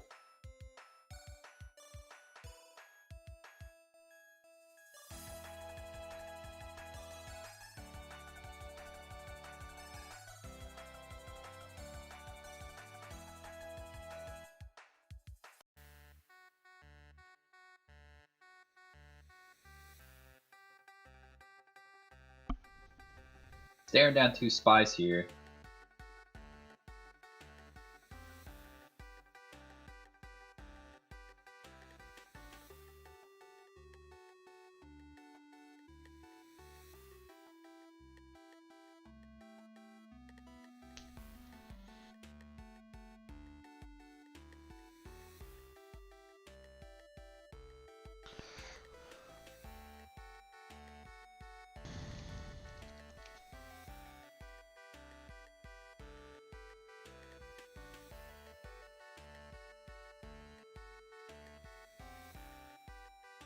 Okay, so Dingo won game 1. This is game 2.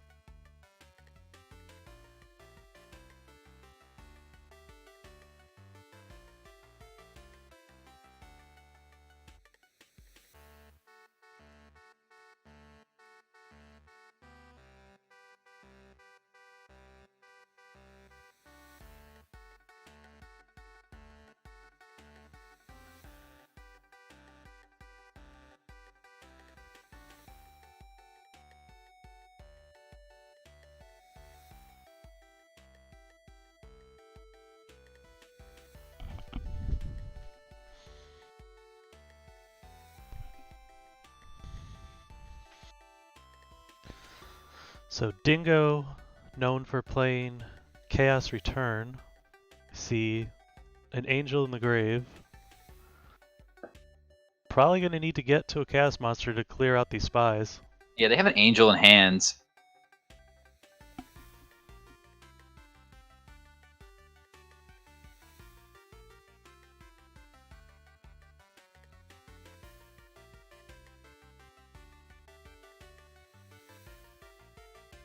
Johnny thinking here. Johnny disconnected for a moment, but just got back into the game.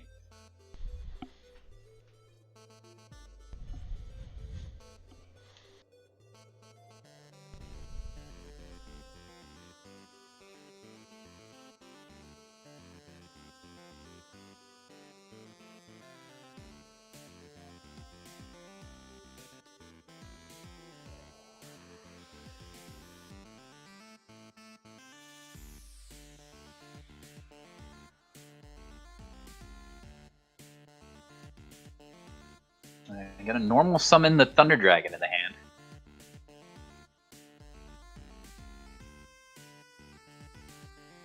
Clears the Dakochi. The Blade Knight would have to crash with it. Still got the Spy for defense. Yeah, Johnny knows the hand too. This Dingo's gonna flip for Dingo Sig next turn to get an extra card. Doesn't look like Johnny's got a way to prevent that from happening, so might as well just try to take a monster off the board that they can. So now there's 2 unknown cards in Dingo's hand. Johnny's got a Thunder Dragon in the hand, one with 2 cards that we're unsure of.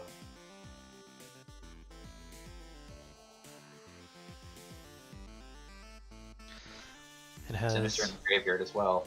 almost the full pyramid board.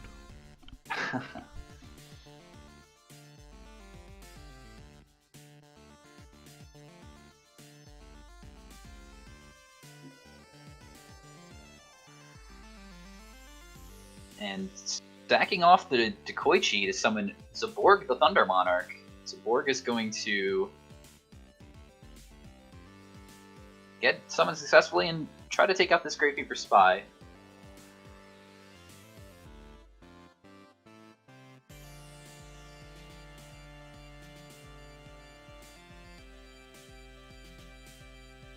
That's something Zaborg's good at doing. Taking out those spies. Yeah, Dingo, one of the only players we've seen have continued success running Zaborg.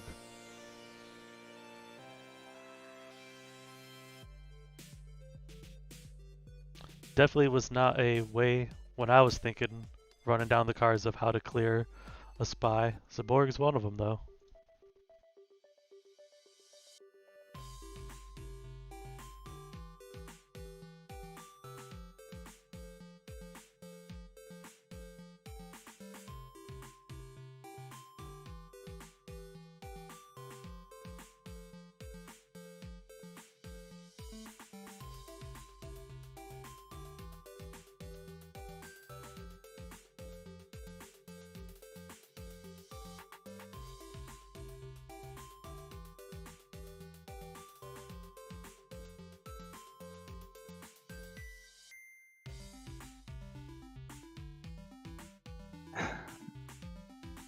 Well, he didn't crash the Blade Knight in. Just set another card. So that might be the unknown card, or it could be the Snatch deal. So this duo will pump Blade Knight up to 2000.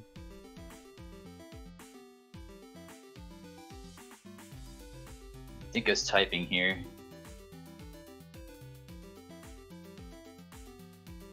Said if he only knew the rules. Yeah, as we joined in, he indicated that they made a mistake. I wonder if it was like a dust shoot thing. It's in the grave, it could have been. Yeah, maybe the dust shoot didn't resolve or something.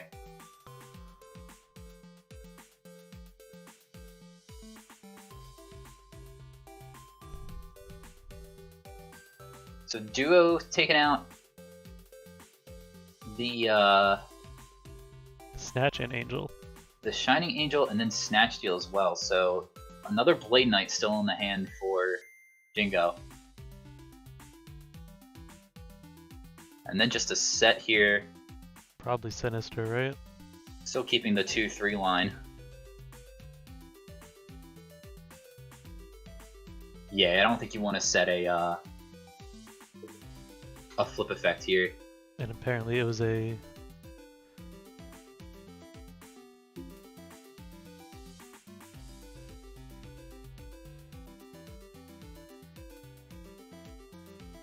Well, this is interesting now. Dingo's going to put down the second Blade Knight. So this opens up Slash Tap here to being able to set a Magician of Faith or something. So they're not going to get a negating of the flip effect. And apparently it was a mistimed Torrential Tribute earlier, so that's what Dingo has set, and Johnny knows it's a Torrential Tribute set. Oh!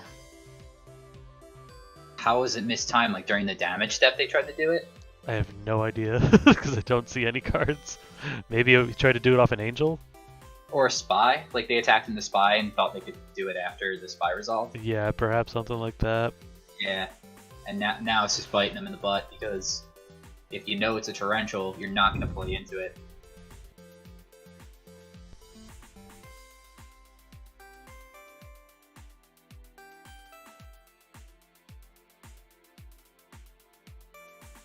Okay, so he flipped it to Kochi, drew the card, and then tried to flip Torrential Tribute. Oh, yeah. So, Thank you to John LeBounty for updating us. yeah. So what he should have just did is said, flip it, activate the effect, and then change Torrential. Right. So Slash Tap, 2 games now that we know of taking advantage of opponents' technical errors. Yeah, I mean,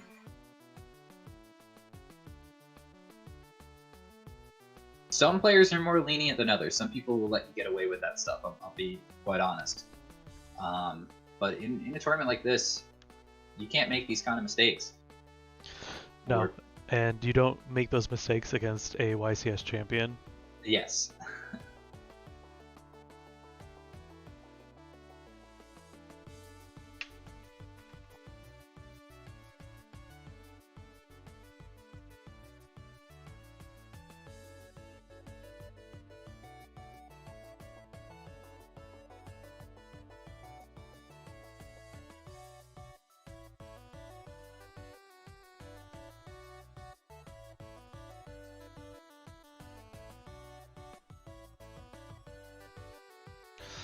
Alright, Sorcerer has been dropped.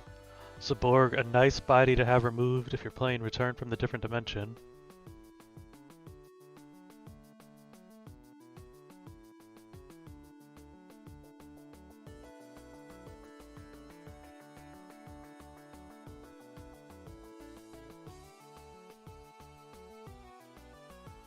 The tribute set the Sinister Serpent, I believe, so I mean he knows that's a Thunder Dragon set. He's got to assume it's a Thunder Dragon set at least. Everybody sleeping on Guardian monsters. Guardian monsters.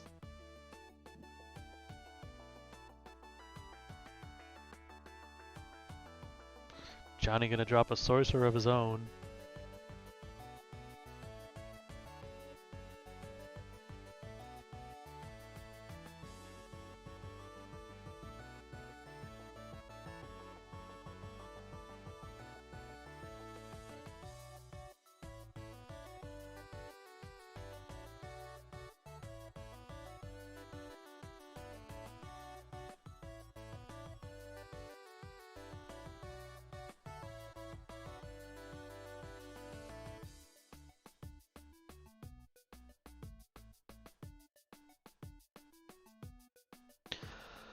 Sorcerer's gonna take out the other Sork.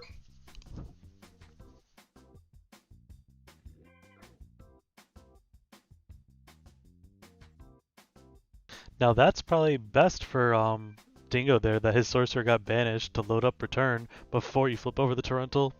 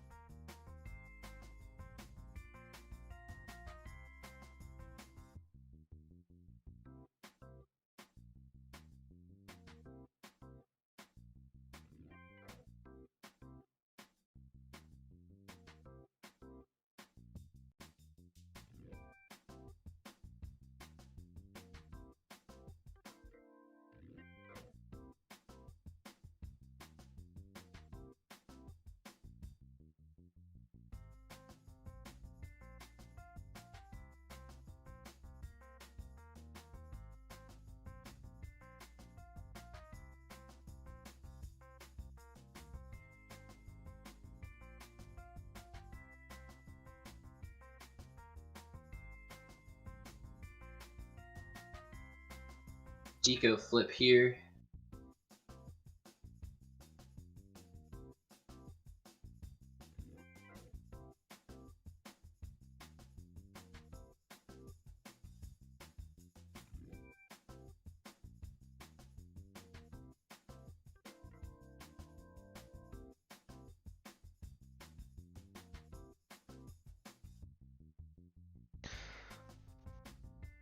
Dingo not allowing this BLS to be summoned. Saying no. Slash Tap thinking, I don't believe they play, or we haven't seen any Solemns from them yet.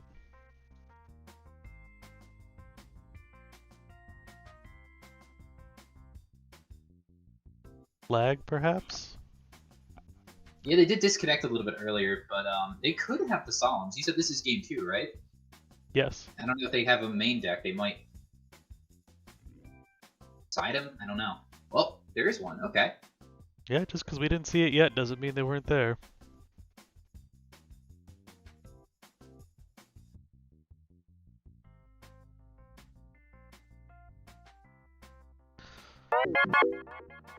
$17 exact? Wow. Thank you, Mark So, for the subscription.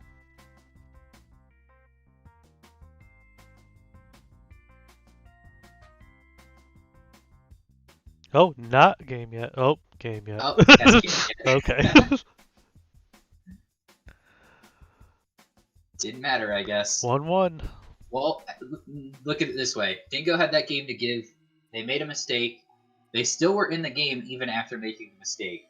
But now they know for next time that they're not going to do the same play twice, you know?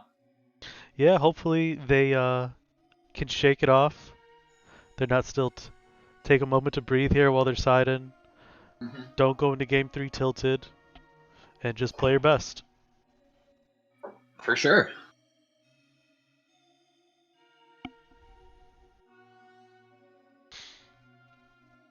Dingo's siding fairly quickly, though.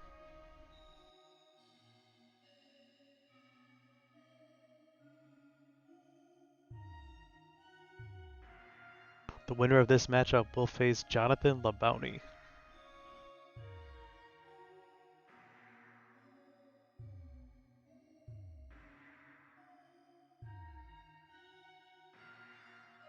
We are down to Dingo Sig, Slash Tap, Jonathan LaBounty, John Wick, and Snatch Steel 92, with Jace sitting in winners finals waiting for someone to get there.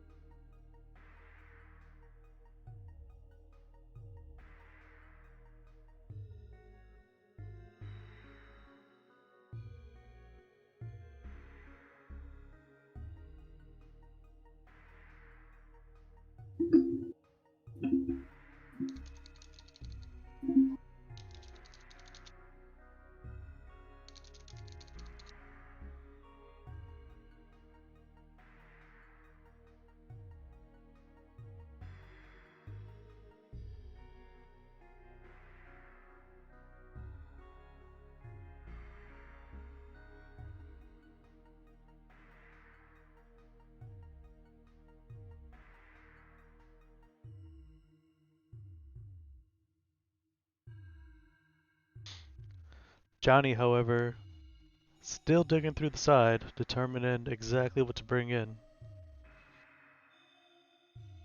Probably has a lot less experience playing against a Chaos Return deck than compared to a Warrior or Chaos Turbo matchup. Well, they seem to have adapted to game 1 quite well, right? They had the Solemn Judgments to take care of the opposing Solemn Judgments and And the returns. the returns, yeah.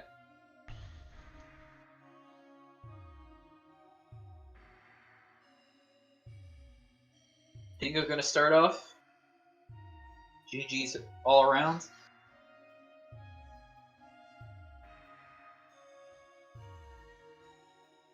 Gonna get a T-set on Dingo's side. Breaker the Magical Warrior gonna come down and be met with Ring of Destruction. Both players are gonna take 1,600 points of damage.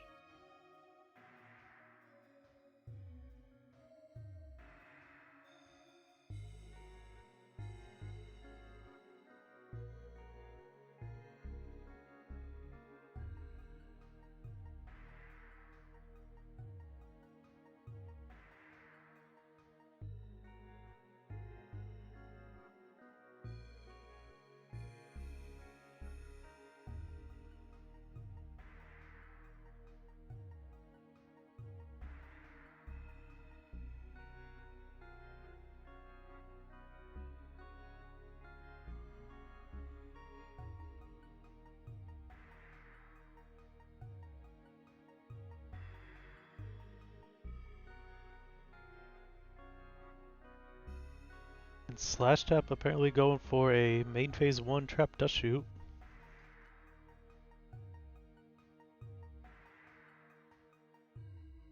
So after the first set, they said, okay. I don't see why you wouldn't just want to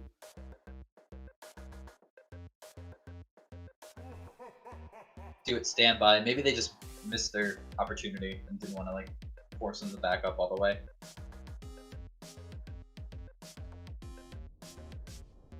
So Zaborg, Yo. Nobleman, and Dust Shoot for Dingo. Gonna do their best to get this Dust Shoot to resolve here.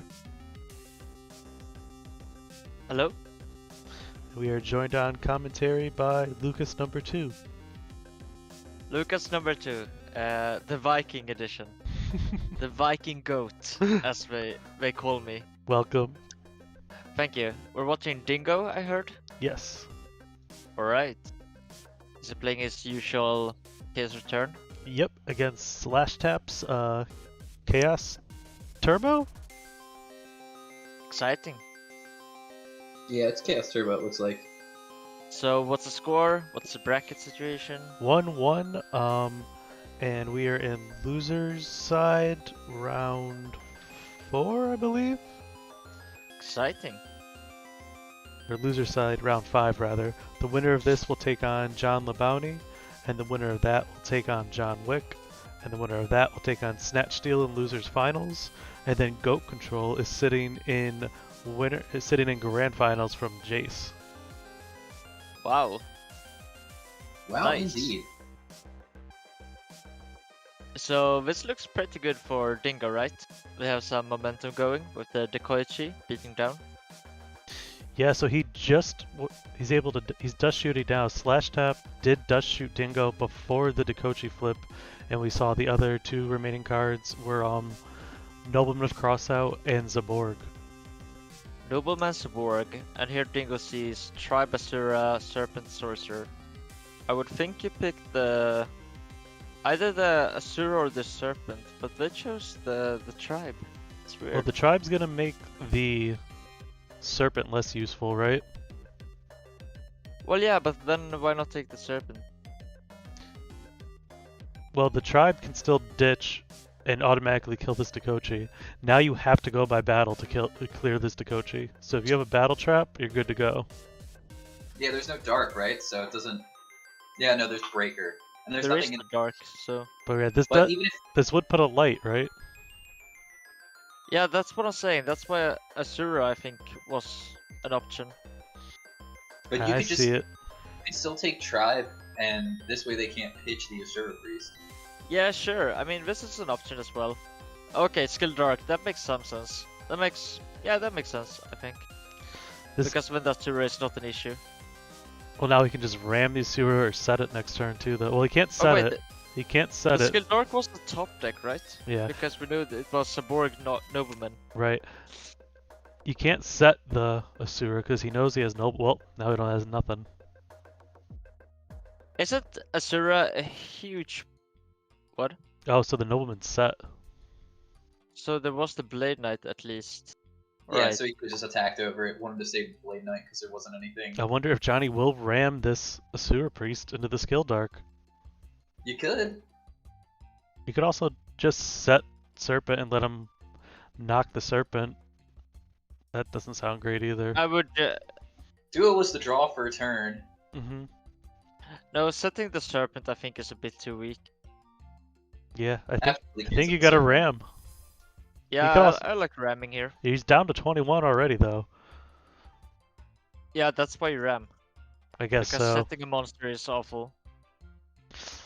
It's gonna come down to what he does this turn for sure, though. This is It game comes down to 3. what the other back row is for Dingo. Yeah, they could both like. I feel like Slash Tap has a solemn set. And I don't know what Dingo. Dingo could have anything. Well, Could his have his own Nobleman. top. Nobleman is one. I don't get picking the Tribe because we had either the Blade Knight or the Skill Dark in hand when we did that. Yeah, Slash Tap acknowledges that they lose if they set the monster. You know, So it's not they go ring, for so ramming the he's- Asura. He's fine to do this and not run himself in the ring. Johnny is. Could be Book of Moon. Book of Protect Your Guy, but probably would have just Book Well- of Moon his own monster. You Solemn don't beat the ring. Yeah, you don't beat Wait, ring, so It's not ring though. Solemn the Yeah, Solemn. right. That's what you Nice. thought. This Whew. is very nice. This could be it.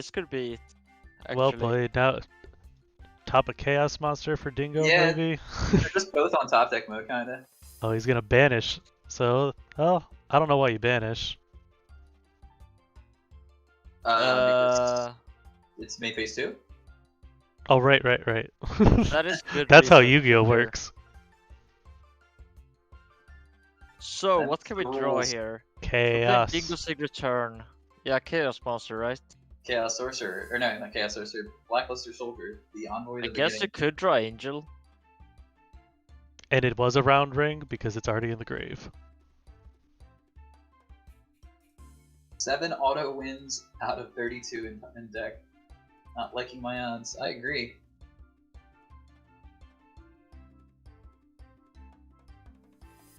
But that wasn't the auto win there. So, yeah. Alright. You don't need to commit anything else. Set something into the nobleman. I mean, it's a Sinister. serpent, right? Yeah. Yeah. 7 Alright. totals and nothing. There we go. Wow. All right. Yikes. Johnny versus Johnny coming up.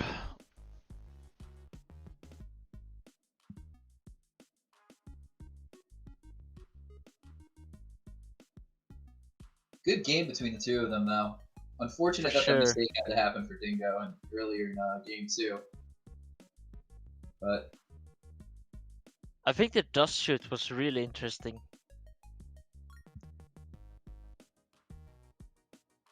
Do you think that game would have went differently if he had picked? Well, the Asura was a decisive factor in the light attribute. yeah, right. it did come down to that, right? And I don't know why Asura was... Because that tribe could have been answered. Yeah, the tribe was run over so easily, right? Yeah, I think you're right, So, Lucas. Yeah. Anyway, that was a cool game, and that was definitely not an easy decision. And for all we know, Dingo I might think that we possibly just- have chosen the correct decision, but have gotten punished anyway. That's a thing that can be hard to distinguish sometimes. I think that Dingo saw with his back rows that he had set, because one of them was the Solemn Judgment, that he's like, well, I'll use the Solemn on the Chaos Sorcerer and force him to make this line. He just wasn't prepared for Johnny to have a Solemn. I still gotta think that the tribe is kind of whatever. You're beaten down with the Koichi, and if you can't protect it from the Asura, then the tribe is just the worst Asura, right? Because the tribe sticks onto the field, and you have either Blade Knight or Skill Dark in hand. We don't know which, but one of them. That just looks like a better position to be in against a person who doesn't have a light. But yeah, that was a close call for sure.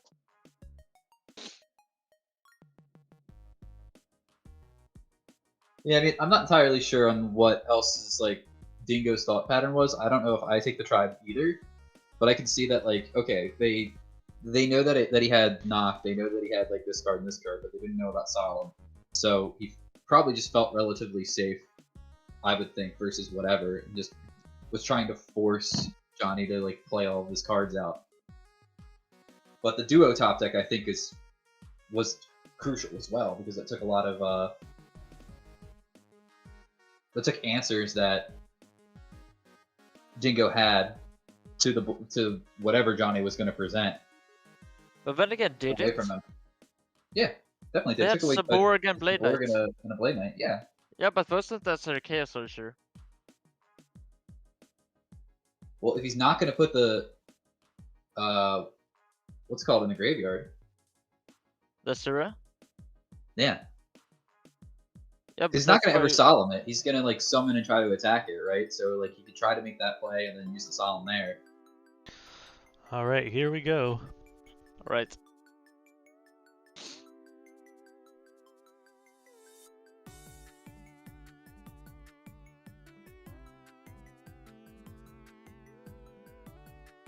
So what is La Bounty playing? Warrior. Okay, Warrior against Chaos Turbo, the classic. I love watching these matches because it's fast and it's interesting, and it's so tight. Fox so versus close. Marth, right? Sorry? Fox versus Marth. Not a Melee fan. Melee? I don't play video games. I play card games.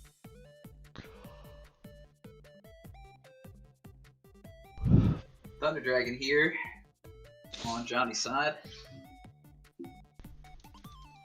So on the play with Thunder Dragon, what's the win percentage from here? With a set? I don't know. We're both super bad at math, so we would not know that. True. Very true. We're still getting We'll set addition and up. subtraction down over here. Yeah, we're And still we're stumbling victory on yeah, when we have to pay half, we're counting on our fingers and toes. I still use lattice to do my multiplication. Breaker. But you gotta think Slash Tap has an answer. Or are we gonna have to Judgment this?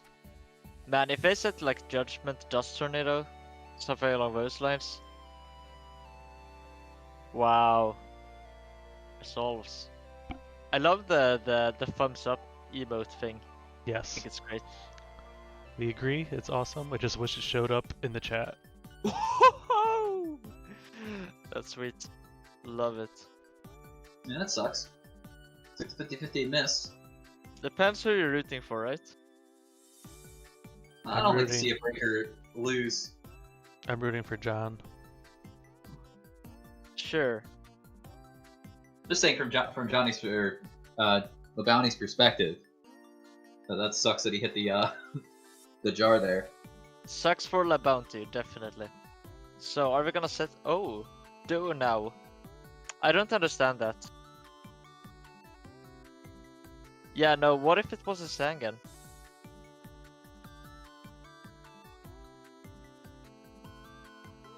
Well, on the other hand, now there's 2 cards that aren't Thunder Dragon. Before there were 2 in 4 that was Mhm. Thunder Dragons. So actually the math changed quite a bit over the course of his turn. And maybe that was the tipping point. Very interesting. I think I like that. Right, like maybe Because he, when it's a 1 in 2 to hit the Thunder Dragon, it's not great. But when it's Maybe- only 1 in 3, it's a lot better. right, like maybe he wasn't gonna play it at all. Yeah, exactly. I think I like that. That's very interesting. Cool to see. The Bounty is not poor at math.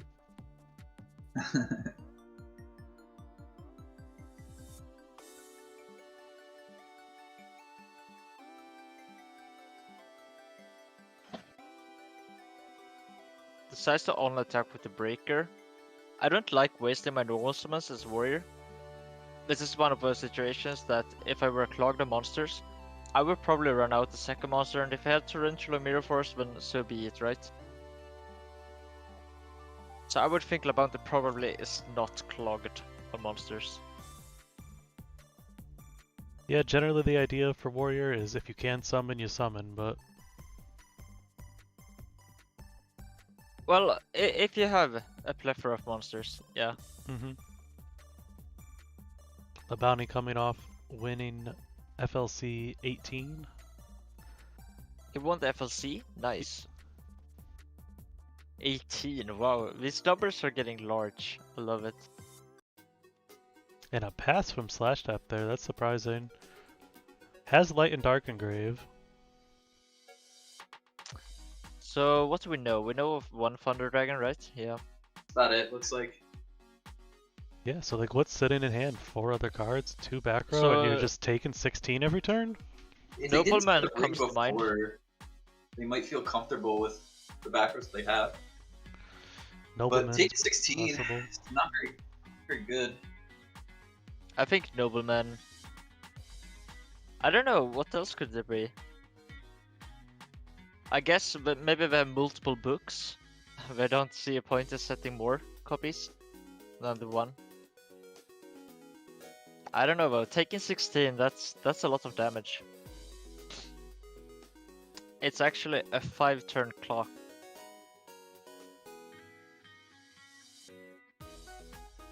Now that math checks out.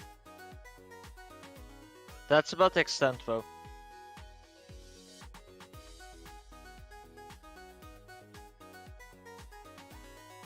Once you've died to a breaker attacking you over and over enough times, not wanting to mirror force it, you start doing the math. Have you guys ever died with a mirror force set and just not wanting to admit it and you didn't flip it? Yeah, like that Sacred Armor. That's like typical me. Take for 200 and then okay, fine, I'll flip it.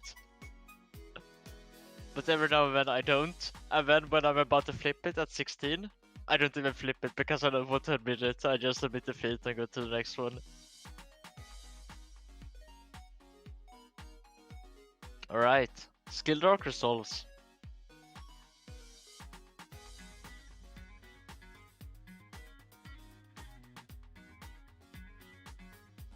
But one would think Slash Tap doesn't have... Oh wow.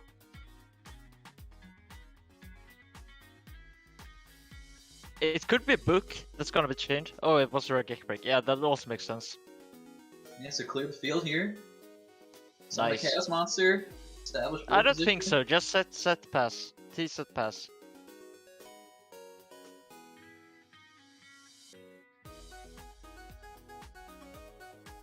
Yeah, I would never summon a Chaos Monster there, to be honest. Just save us to be reactive. T set pass it is. Alright, I mean, either way, you're losing to a bunch of stuff here, but There's the Blade Knight. yeah, Blade Knight's So, probably not going to take up this spy, but but it's safe to set a battle trap there, like the Sacred Summer, yeah, I because mean, the Breaker's already gotta been be seen. something. Yeah, but it's extra likely because of the absence of Breaker. So that could be a Faith or something. Let's see if I have the Nobleman.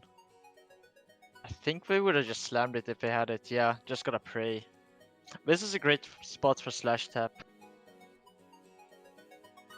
The Faith only did have one target. We checked the graveyard. I mean, that's typical Faith. Yeah, there we go. There's the Storm. I mean, there's really only two things that it could have been there, and if you're going to use Sakuretsu armor there, then it's probably going to be Faith. I mean, yeah, or the Dekoichi, but yeah, for sure. I love Sangan getting aggressive here. I think this is a nice spot. And you can even set the Torrential here and not be too worried.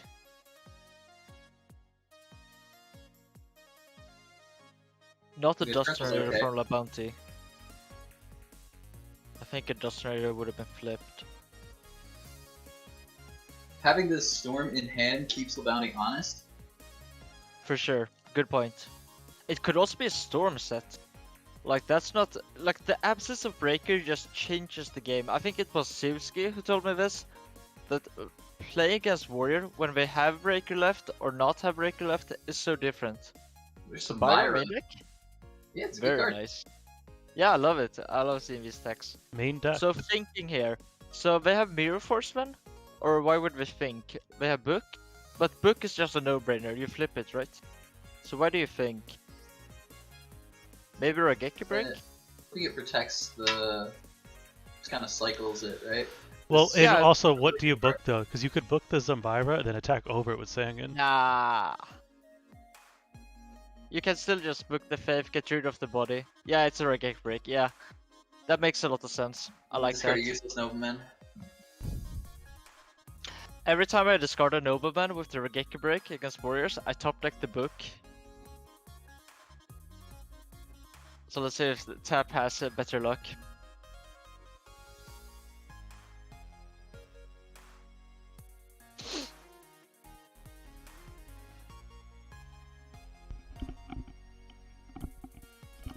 So, do we attack with the Sangan? Yes, we do.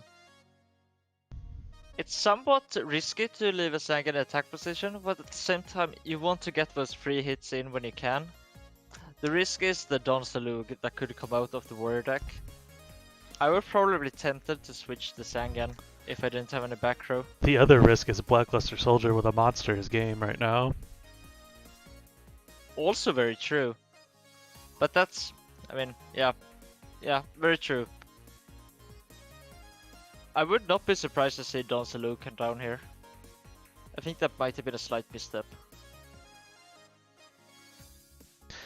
Yeah, I mean, all you did was cancel out activating Upstart Goblin. I mean, once you put Upstart into your deck, I think you have kind of conceded the value of pushing damage in these matchups.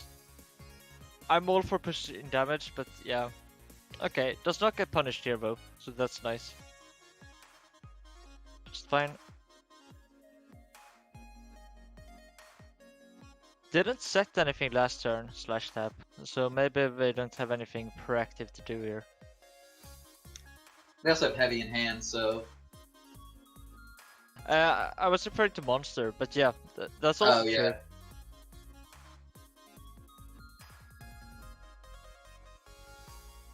Because if we're just passing, the Labount is right back in it. We need flips or other set monsters here. Well, they to discarded. pull ahead.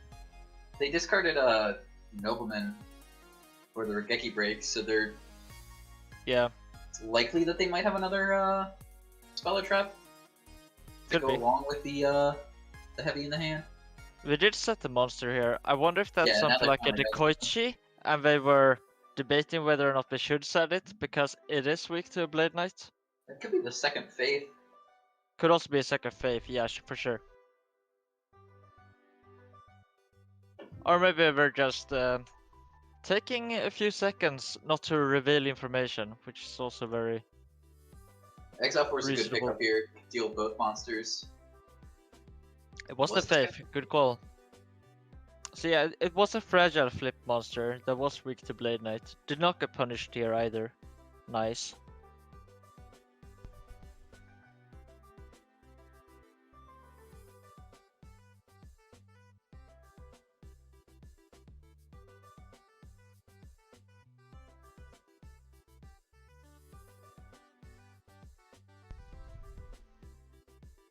I mean, I would be tempted to just slam the storm. But maybe they have the read that Labounty is clogged on traps. Which could be the case. Like if you're Labounty here and you have a pair of Solemn Judgments in hand, what do you even do with them, right? I don't think LeBounty's going to be playing in the Heavy Storm. Yeah, and that's quite awkward, so /tap could definitely be doing the right thing here in slow rolling the storm. I would keep Spy- it for as long as possible. Yeah, sure. Sets, okay, decides to just trade off their back row for the storm, so /tap's patience is definitely paying off here. Yeah, so now it's like Very So nice Bounty's- sequencing. Play so Bounty's upstart good as and set. then force the judgment. yeah, if LeBounty's going to like set into Heavy Storm. Yeah, but I think we you were gotta clogged keep in the back row. judgments down there. Yeah, that just flips it right away. Yeah.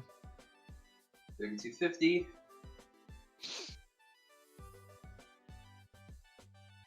There's a Typhoon.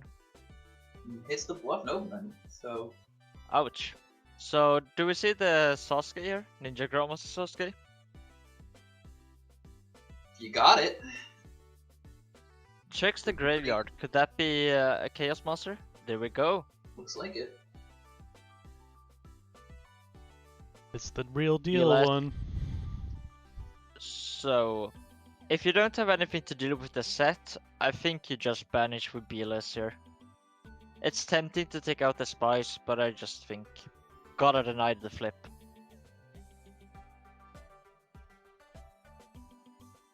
Yeah, I mean your monster is gonna be you're susceptible to chaos too. So it's not like Well, you have the Kaiku, that's the thing. oh right, Kaiko. So just banish, and from that point, I mean, there are a few cards like Snatch, but I would feel quite safe. Actually, yeah. Yeah, banish is good. Get rid of the There we go. Deco. We did. Oh wow, we had that one too. Nice. Cool. So this is a great line for the bounty. This looks rough for slash tap. I don't really know what we can do here. I mean, there's the Snatch. Snatch. I mean, setting Mirror Force is okay. Tsukiyomi plus Chaos. That's nice. I think I Judgment with Tsukiyomi. Maybe it's better to just Judgment the Chaos. Well, Tsukiyomi attack the Kaiko first. I Definitely guess wanna you try to save attack. the... I'm not sure. Yeah, you save the Judgment for the Mirror Force, I guess. Or the Chaos Monster. Makes sense. So Labounty is thinking here, which implies that there's a battle trap. Could be bluff, of course. Should always keep that in mind. But definitely giving away some information. Probably should take this decision on the summon, not to give away information. If this isn't the bluff, that is. Could also be that we're thinking on like I was gonna say Call of the Haunted, but that's already been used, so that's not the... Wow, this is so rough. There was a BLS of. Oh! Oh, They summon in defense. What's the ruling here? This is gonna be a fun one. Let's see if Labounty... I mean, what if I claim a misclick? What happens then? It was switched Interesting very spot. quickly.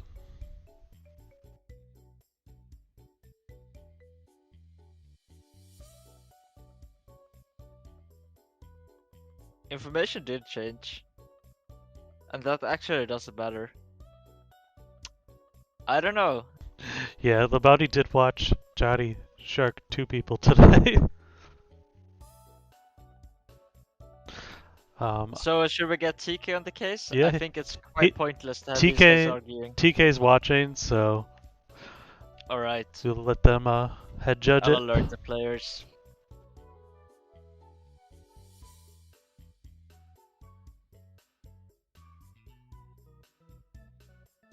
Yeah, I think generally the players shouldn't be in charge of discussing these things.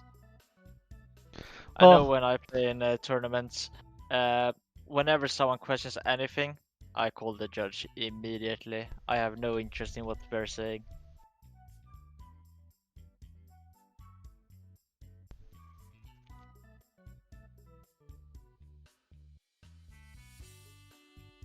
There we go. The players have been informed that the TK is on the case.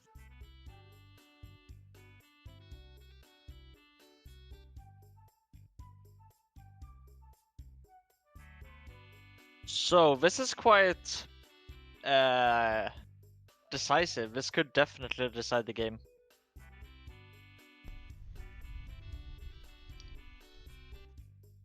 Okay, TK has confirmed that he is working to find a solution. Yes, TK has confirmed he is reviewing the log and going to make a decision. I mean, yeah, TK is close to deciding a winner here. I mean, if it's put to defense, I guess the Sasuke takes out the BLS and then the Tsukiyomi takes out the Sasuke. But I think Labounty could very well have a battle trap set. Yeah. And in that case, the Sasuke survives and takes out the spy. And from that point on, I think Labounty has an edge. So yeah, this is a big deal. Personally, I think the BLS was not misclicked, it was misplayed into defense, and Johnny immediately realized it. I agree. I agree completely.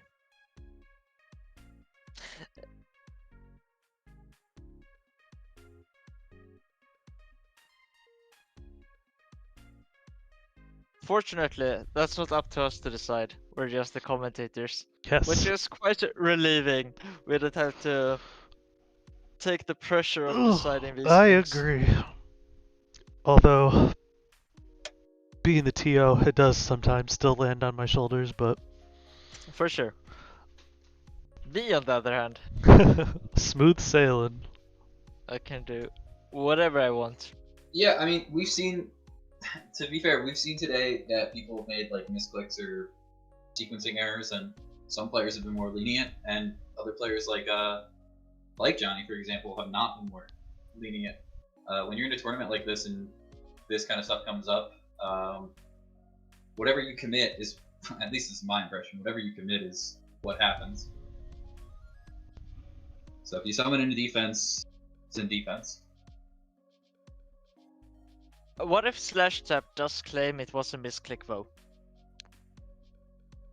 Do we give him the benefit of the doubt, or? I mean, it's not that clear to me. To me, the ruling could go either way. And whatever TK decides, I trust him to make the best decision that can be made. Yeah. I mean, I think if you summon your guy and you put it in defense and you don't immediately say misclick afterwards, then I don't think it's a misclick. he did. But if he switched it immediately, TK ruled it attack mode. He did. The thing Alright. is, he clicked it very quickly. He switched it to attack mode. Yeah, it was I know it's quick like that, but if I do something by accident, I usually just type in misclick. This is all just what I personally do when Yeah. I'm playing on the Toolbook rated. Is Me- if I do me something, personally- I try to be as communicative with my opponent as possible about my intention, because it's very hard to do that on this website. I agree. The only issue with that is you can switch it much faster than you can type the word misclick. for sure. I guess. I would switch it in a heartbeat and just pray my opponent does not question it. That's what I would do. Alright, so the VLS is going to be in attack mode, and Labounty does not appear to have any good way of dealing with it, and Slash Tap could run away with the game here. Right, because BLS is going to be able to use its effect and be reset by Tsukiyomi. That's a very big deal. So the second time, do you use it again? Yes. No, you don't. No, Yes, you do? you got the attack through on the Kaiku. I think you're confident your attack's going through again. But why was Labounty pausing? Just a bluff? Probably. He didn't solve him the I don't know. BLS, so... No, but I mean, I think there still could be a Battle Trap.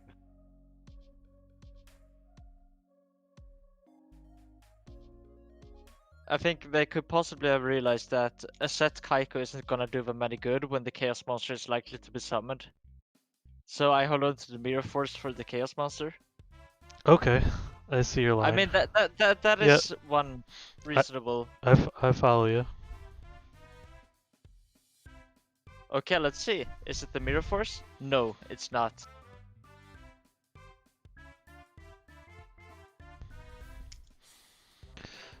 Just set the Kaiko. No light engraved for the bounty. So Premature Burial is the best draw. There's not even a DD Warrior Lady or No. XL4 to the deck, so Reinforcements doesn't even do anything. This is a really tough spot. I don't know if he even plays Sorcerer either. Alright, yeah, that's not a given, for sure. What else could there be? There could be like combinations with Book and Swordsman and stuff, or Nobleman, but Book isn't commonly played anymore, right? No, I gotta think he's probably got Nobleman set too, right? Like, what is this dead card? Yeah, Nobleman is a good guess.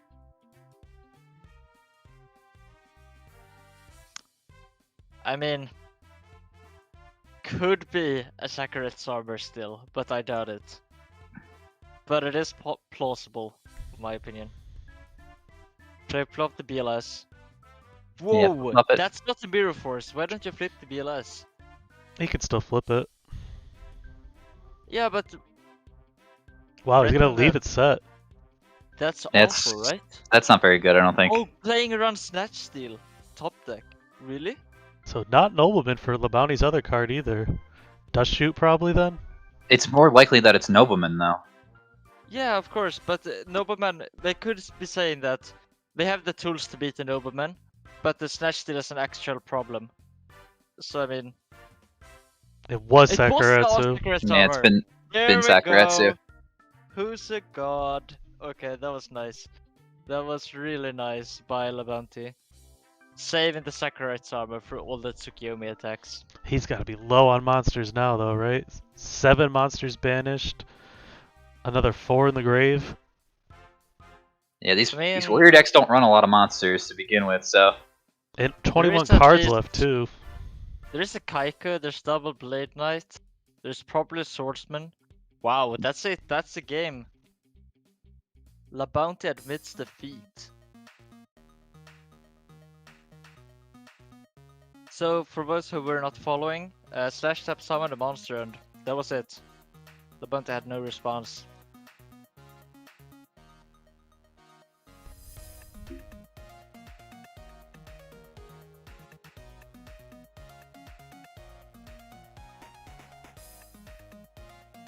I love watching this matchup, it's so much fun.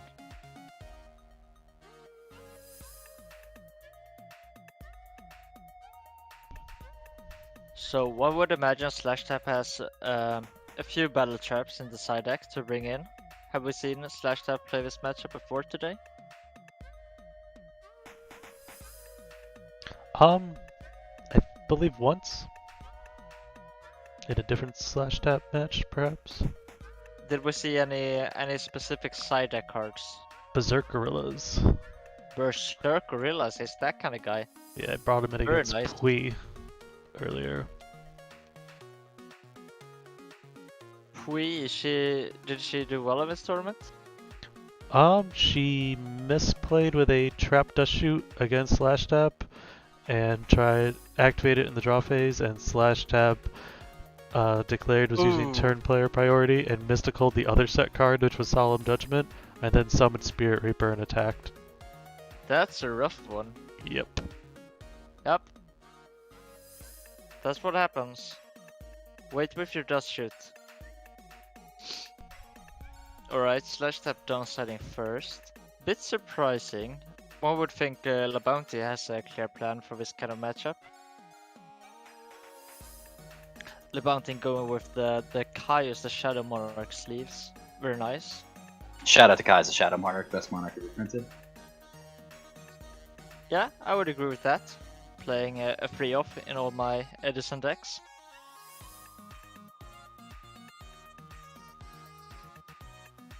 So Labounty on the play with warriors, which can be a bit awkward. Do you summon? Do you not? You know that you're up against a Tsukiyomi and goes with the Skill Dark, a very safe normal summon. However, not against Berserk Gorilla. Let's see if Slash Tap can punish him.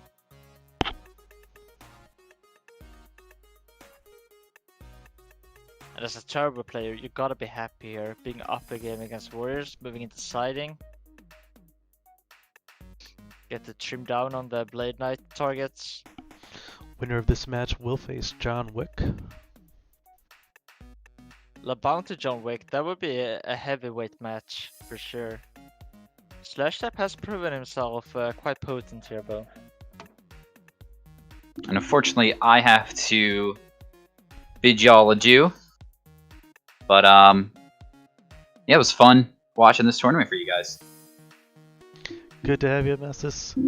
as always. I can now upgrade Lucas number 2 to Lucas number 1. You've got the #1 spot, Lucas. Thank you. The more Lucas, the merrier, right? I agree. I will miss you. All right, you guys take it easy, Take care. and thanks Sure. everyone for watching today.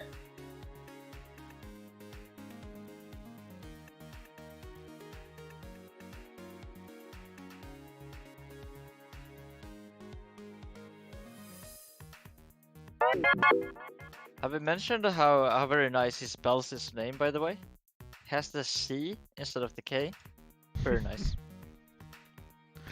Thank you for the resub. Full year from Lucas. Another Lucas? Wow, what a coincidence. Alright, so, Torrential Tribute, a 2-for-1. And that's quite the blowout. Bruno, thank you for the sub. Much appreciated. Had a nice run on subs today. Thank you guys. It helps a lot.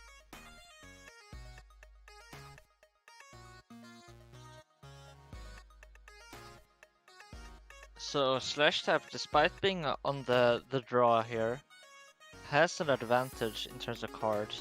And now with the Thunder Dragon, could long term prove to be 2 for 1. Of course, Thunder Dragon at the moment, Short term. not much of the card. Right.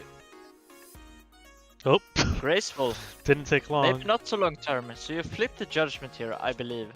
The Bounty says okay. I would be thinking likely not a Judgment if I was Slash Tap.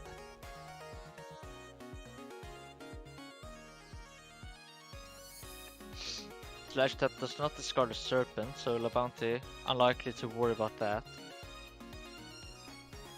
Draws for turn.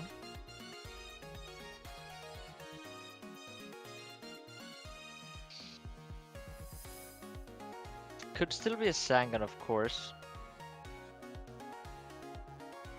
Bit risky to go for the Exile Force here. Did have the Exile Force, perhaps that's what they were thinking about. Goes for it. Was a Spy, nice call from La Bounty. Probably just gonna pass. Does pass. Thank you, Slash Steven. draws. We got a sub run going here. Awesome. Very nice. Shout out to all my fellow subscribers in the chat.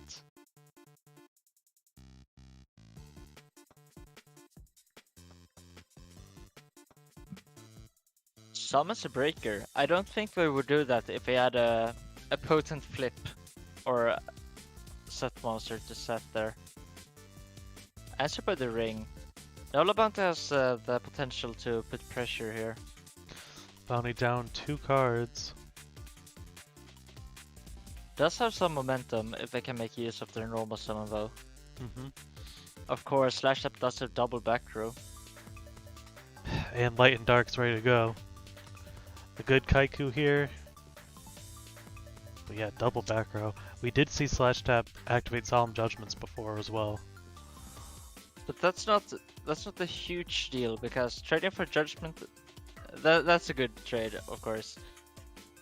But if you have something like a Warrior Lady or a Blade Knight, it's so scary running it into this back row, and if they're not flipped, probably a Chaos Monster is gonna come down. Decides to go for what I think is going to be a Don Salug here, as that would trade more evenly with a Chaos Monster.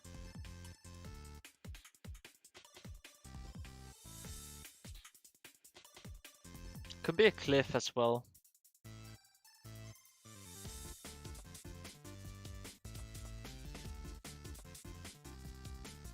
Goes for Blade Knight, wow.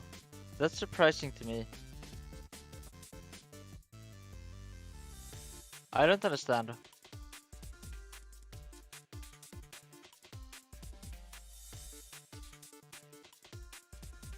Scully, any thoughts? BLS in hand. Oh, goes for the light. Nice.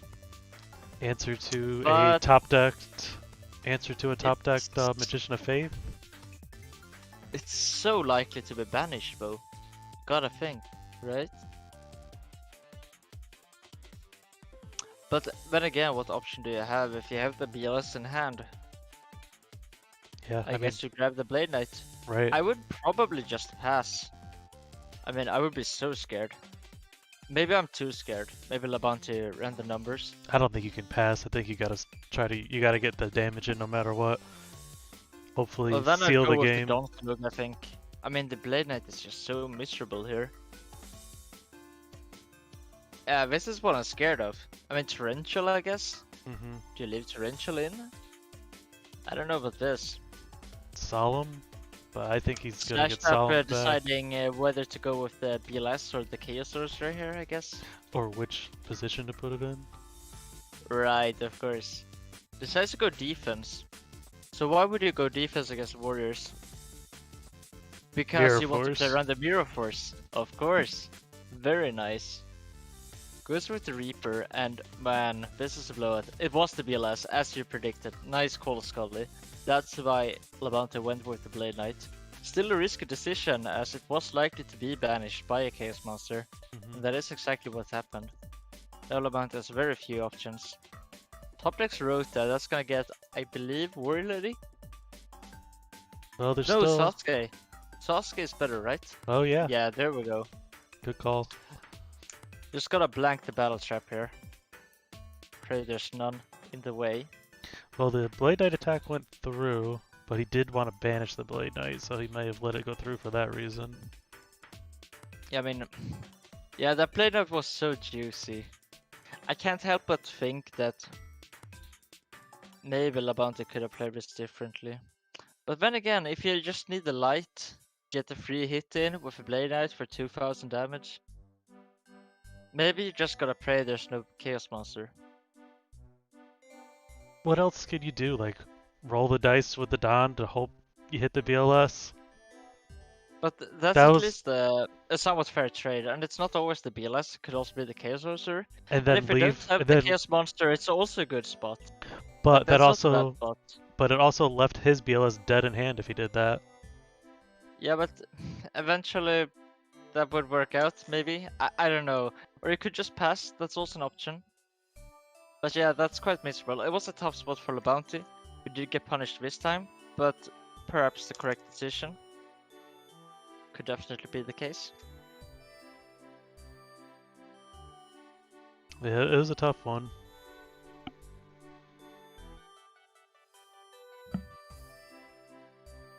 Labante thinking. What is there to consider? Let's try and read his thoughts here.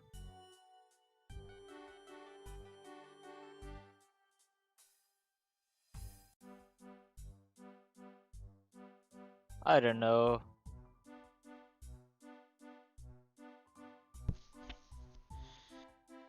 Set graceful? Mind control, okay.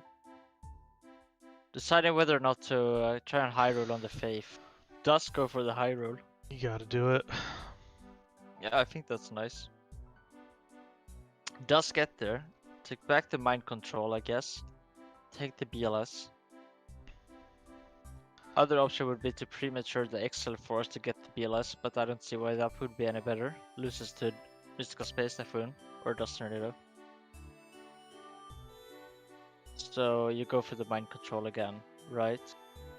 I think so. Reinforcement gets the Did War Lady, but that can be better. Yeah, No. does go for the mind control. This does clear the BLS. Then you give back the Faith, and the Reaper is not doing much at all. And Labante, he has a shot here. Not looking good, but not gonna die immediately.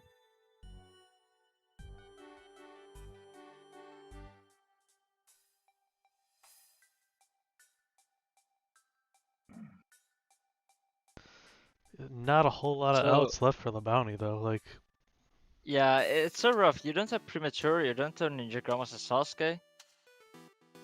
I mean, Chaos Sorcerer would be like the only good draw, which is quite miserable. it's gonna It's going take to run over the Faith here, I would assume. Warrior Lady, Call the Haunted can get rid of the Reaper. Another Mind Control could get rid of the Reaper. Snatch Steal. Yeah, I mean, yeah. It's rough. Because those are... I mean, those aren't even blowouts, those are just trades. It's... The one yeah. thing is, Kaiku is right now preventing a sorcerer from being dropped. Kaiko is a good one, for sure. But while Kaiko is slowing the game down as of right now, along with the Reaper, no player is making progress as of this moment on the field. That only benefits Slash Tap. Here's the And Slash Gorilla. Tap is the one to break the standstill with the Gorilla here. And this can't be good news for Labante. I don't even know what Labante has said. Yeah, Dust Shoot maybe? I haven't been keeping track of the hand size. It's been here for a long time, whatever this card is. Yeah. Could be a Dust Shoot. Pot of Greed, good draw. Professional commentary, brought to you. Sets of cards, that's another. So is this where we flip the Pro Storm? Slash Tap was thinking for a moment there in the end step. Could be that they were taking a sip of water. Could be that they had a Dust Tornado that they contemplated flipping. I would think they're siding out their jar greeds. Are you sure? I'm not. Storm. So we flip a judgment, and then we die to the gorilla. Yep. Levant admits defeat. So Slash Tap will go on to face John Wick in losers semifinals. Very nice. Slash Tap is performing, playing well. Their Yep. deck seems well tuned, Great. drawing well. Looks good.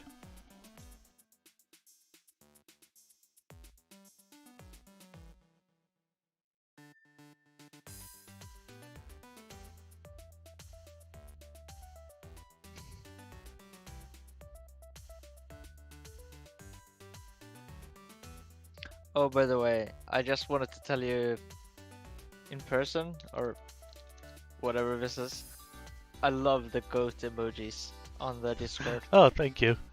They are They're also on so Twitch. good. They're also on Twitch? Yep. Wait, do I have access to them? You should, yeah. There's I think there's Oh, only 3 God. of them, but there's also I've got 4 new ones coming this week. So, which one is the 1 year emote? I don't know offhand. There is one? I don't know. There's an I don't know much exclusive? about Twitch, to Okay, be quite honest. Sure. Oh, there we go. There are a few locked ones. How do I lock them? Oh, I need to subscribe on level 2, right? Maybe I'll consider that, but I do want to play one of these Patreon tournaments sooner or later, so I don't know where to commit. Well, you get Patreon's $10 to play in them, but I think it's pretty good value to go that way too, because you also get to play in the weekly tournaments and stuff too. Yeah, but man, Twitch is the exposure. That's like... It's true. You get your name yelled out. No, I meant for a good format. I didn't mean for me. With that said, the Viking Goat Lucas, I haven't uploaded in a few months, so you know that's a thing. But go subscribe on YouTube. So we're waiting for John Wick and Slash Tap to begin playing. Oh, they've Or- begun. No, Yes. they have begun. Slash alright. Tap started with an Upstart Goblin, and John Wick started with an extra 1,000 life points. Seems fair. Just gotta find them.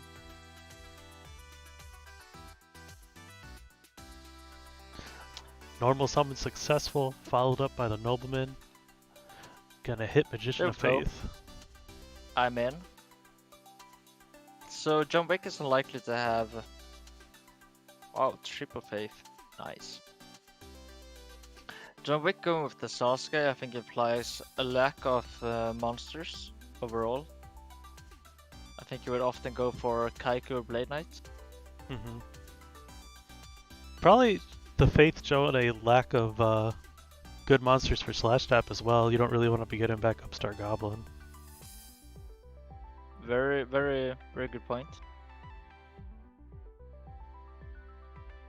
This does shoot. See what we're working with. Since back the Chaos Sorcerer, the other cards in hand are Mystical Space Typhoon, Heavy Storm, and Torrential Tribute. Heavy Storm looking a bit awkward here with double set. You have to wonder whether the Storm was the top deck.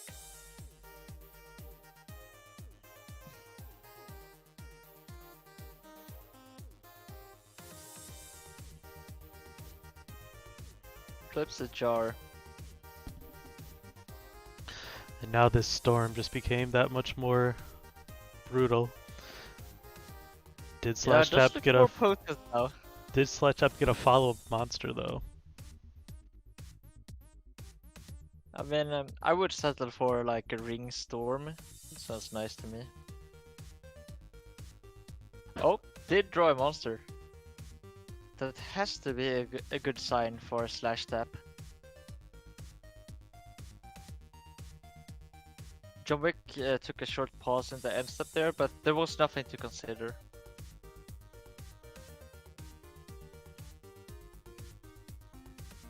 Second nobleman. Hits the Koichi.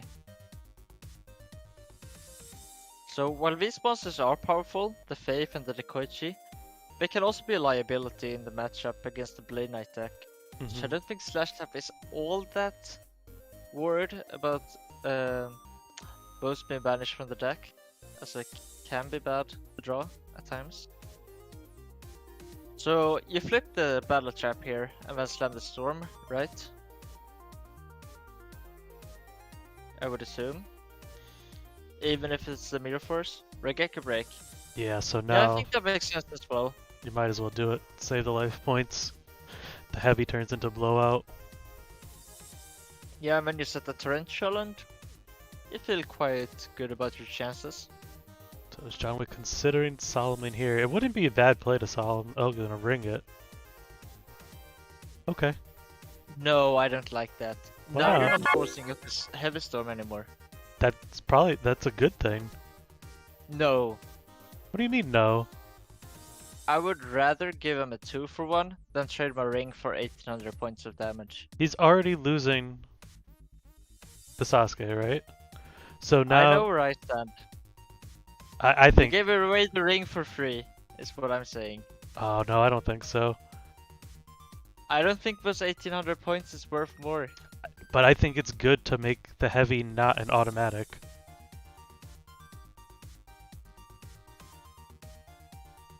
I don't like it. Let's see how this plays out. Now Slash Tap has heavy, Thunder Dragon. That's an awful hand. Skill Dark is great against that hand. Perfect card to draw. Slash Tap is on a low life total thanks to that Ring of Destruction. This is working out very well for John Wick. Has to be said.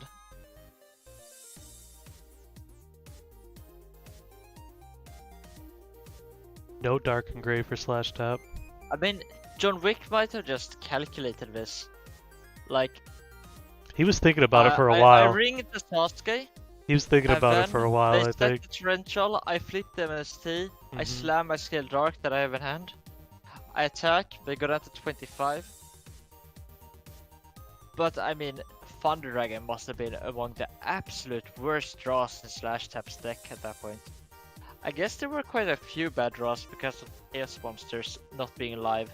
There was no dark or light in the graveyard at that moment. So maybe that was just a consideration for John Wick. Thinking here in response to the storm, what is it to think about? The book? Compulse, very nice one-off. Card we've seen showing up a little bit more recently. Now, I'm not sure what you're protecting the Skill Dark from there. I actually don't like the Compulse activation. On Because second thought, I completely agree. it could have been game if you drew another monster here. What was going to possibly happen to the Skill Dark last turn? I agree. I think you're correct. I think bouncing it is probably just poor. Slash Tap here needs a graceful.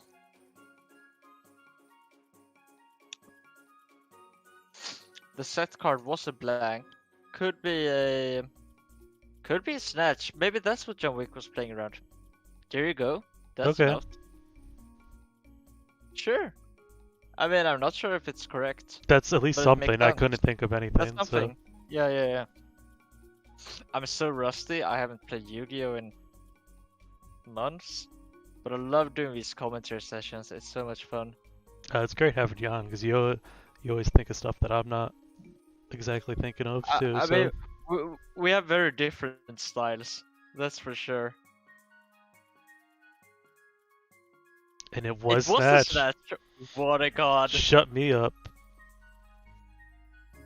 John Wick knew it.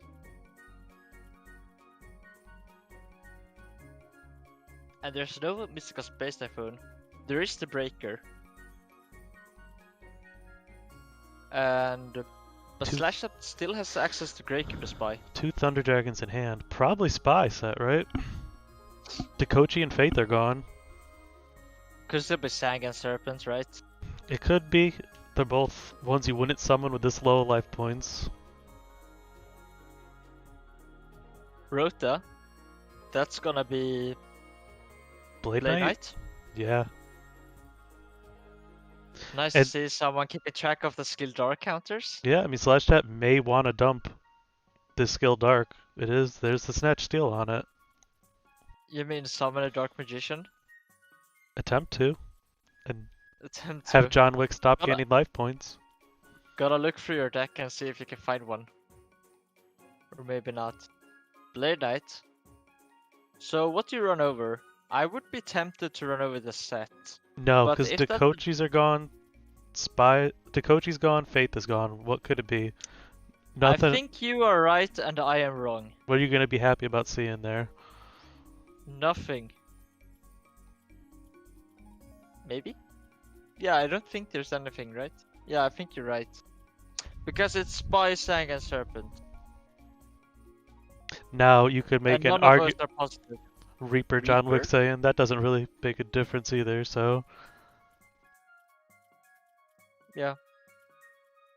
Yeah, this is... now you could have This is attacked right. the set and let you just keep gaining life points for a while, or make him tribute set the skill Dark for a Thunder Dragon out of his hand.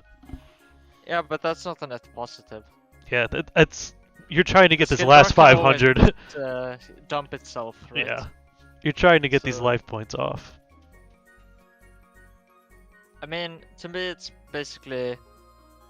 You want to keep your options as to how to deal with the Spy. Because the Spy, or the Reaper for that matter, is the threat. Have we seen main deck Reaper? I'm not sure if we've seen main deck Reaper. It did kind of feel like a side deck card. Yeah, but John Wick is implying that he thinks it's more likely than Sang and Serpent Spy. So maybe John Wick has been paying closer attention to the main deck inclusions than we have.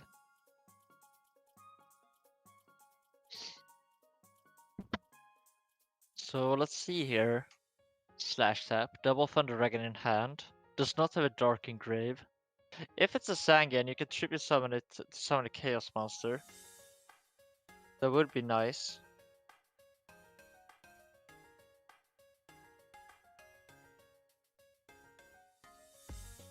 Tribe would be an excellent draw for Slash Tap.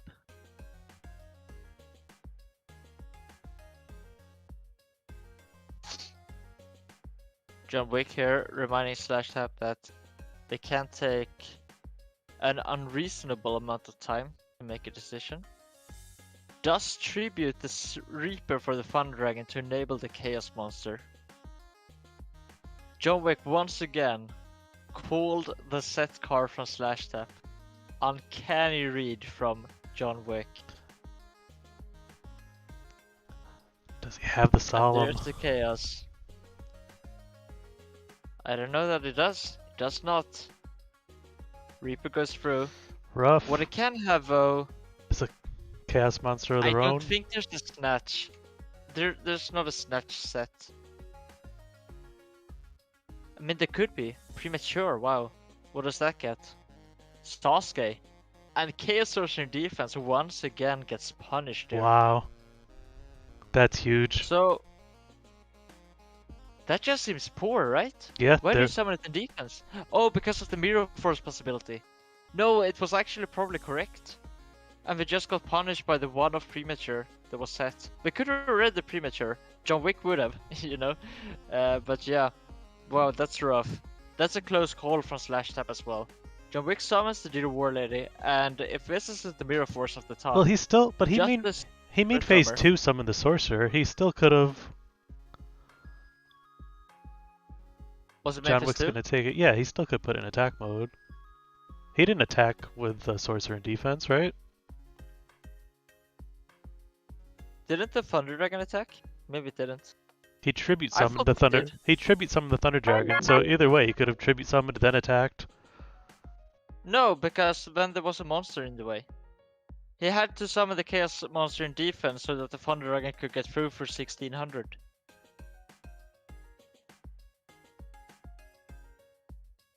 Okay. I think you're misremembering. No, You're right. Alright, so John Wick takes that game. Slash Tap had a tough decision to make, and John Wick punished him for the decision that Slash Tap made. Whether it was correct or not, who knows? We leave that to the game theoreticians and the mathematicians. Danny Urushiba, But, thank you for the sub. It's definitely the most we've ever gotten in one day. Thanks a lot, you guys. Lots of goat love in the chat. Man, I just love the goat love emoji. It's so cute. Alright. Slash Tap on the play with the Chaos Turbo deck.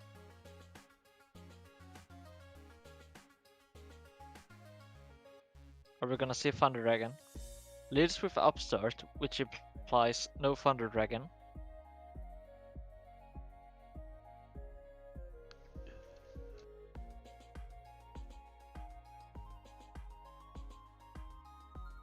Also actually implies no Delinquent Duo. Because I think it is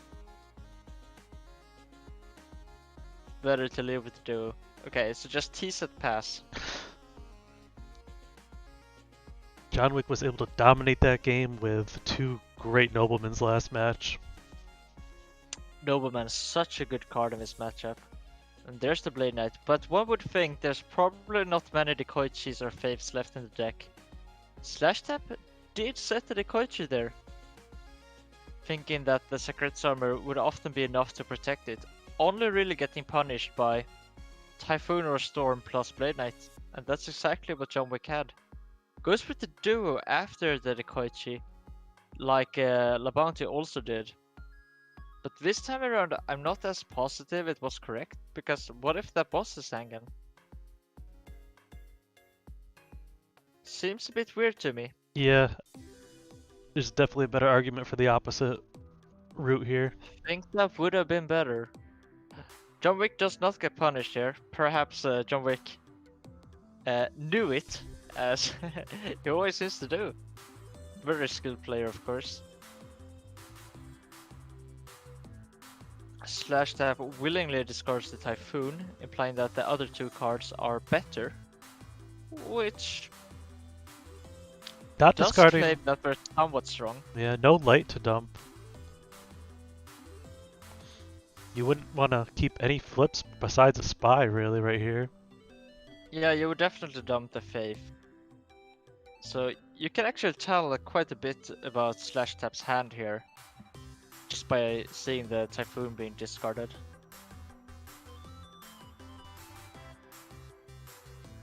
But to be honest, I would probably just set the Spy turn 1. Maybe I wouldn't. I don't know. Okay, that's not obvious. Snatch still coming down.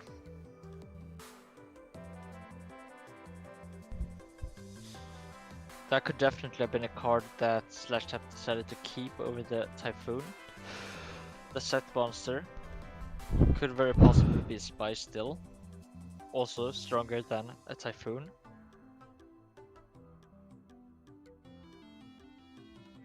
So let's see, John Wick does not have Typhoon anymore.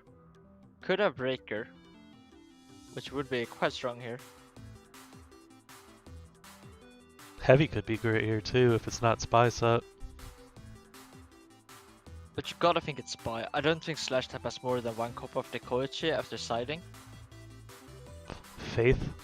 Well, yeah, but Faith you would have discarded.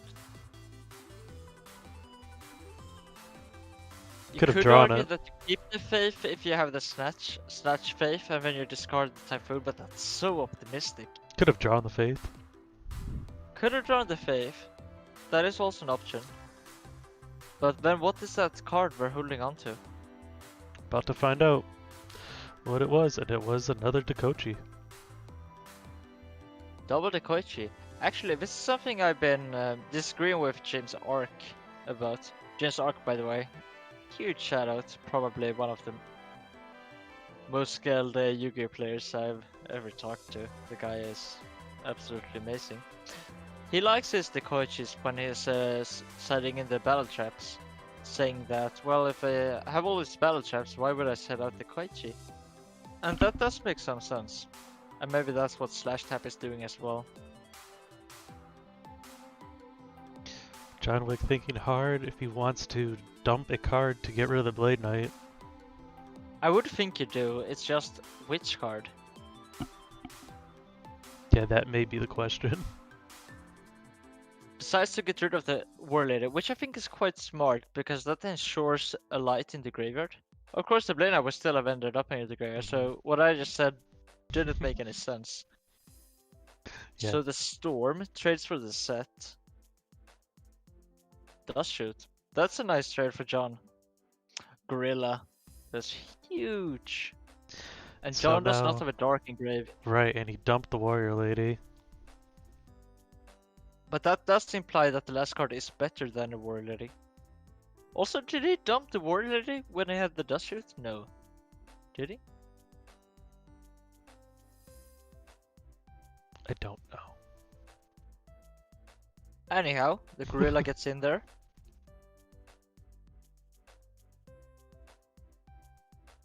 Personally, I probably would have just pressed end turn.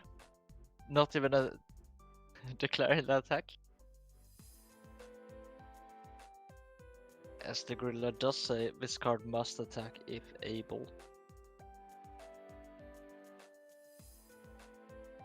John Wick draws, sets a card, gets met with the Dust scenario. That was a Tarantula, and John Wick is at a low life total now. Slash Tap can set something like perhaps a Spy here. That would be strong. Checks the graveyard. Does that imply a Chaos Monster? Does it imply Faith? I think it's a Faith.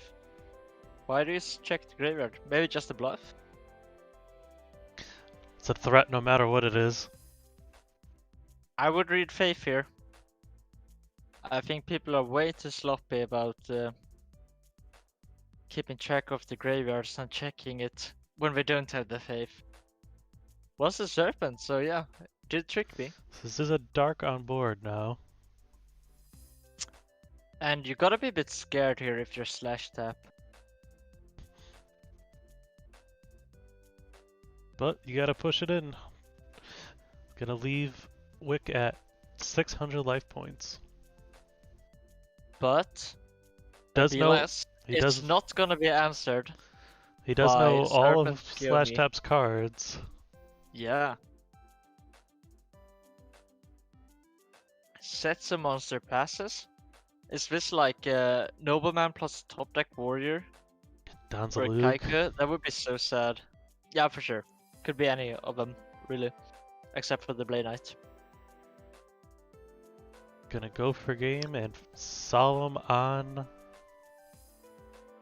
I don't know if that The was supposed Gorilla. yeah, on the Gorilla. It didn't look like it was on the Tsukiyomi. Okay.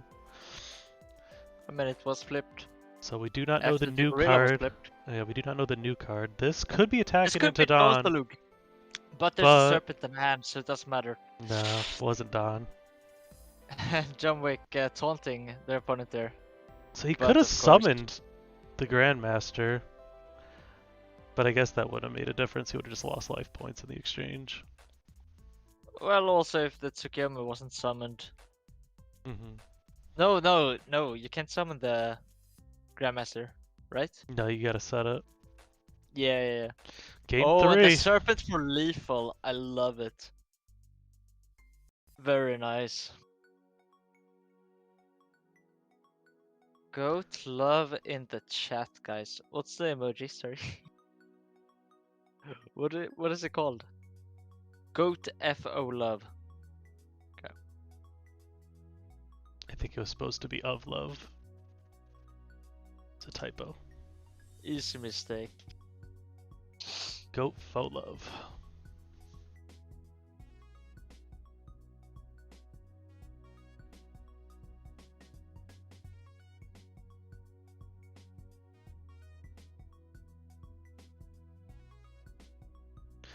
So John Wick gonna get the chance to play first. Slash Tap done siding. But the warrior deck, well, it's obviously always better to go first. It can't take full advantage of going first. Of course, by going first, you deny the opponent that advantage of going first, which is good enough to be a big deal. Setting up some But solemns could be worth it too. for sure, but can't lead with like a set monster as often as these turbo decks can.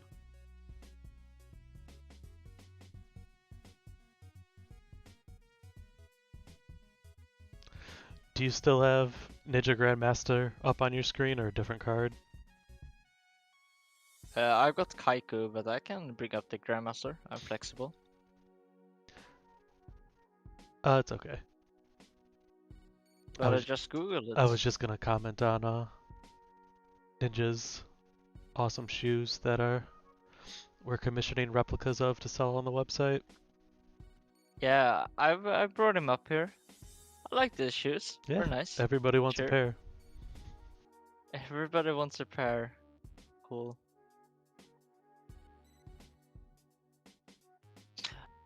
And there we go. John Wick on the play. War deck, not often setting monsters turn 1, except for the Dear War Lady every now and then. Let's see if I have a summon. Summons the Kaiku, which does expose the Kaiku to the Tsukiyomi. I would think John Wick's set card is going to be an answer for the Tsukiyomi, which would imply perhaps a Battle Trap Or a solemn. or a Ring. I wouldn't want too many Battle Traps in my deck after siding against the Turbo deck. There's a Tribe. That's probably not gonna get solemned, right? Because you just run over the Tribe with your other monsters. Asking of for course, John priority, Wick. so By summoning a Kaiku to got run, the implies sinister they with have it. more monsters to follow it up. Perhaps even another Kaiku, that would be great here. Goes for the Ring, that's a bit surprising to me. I would think they could just run it over. But maybe not.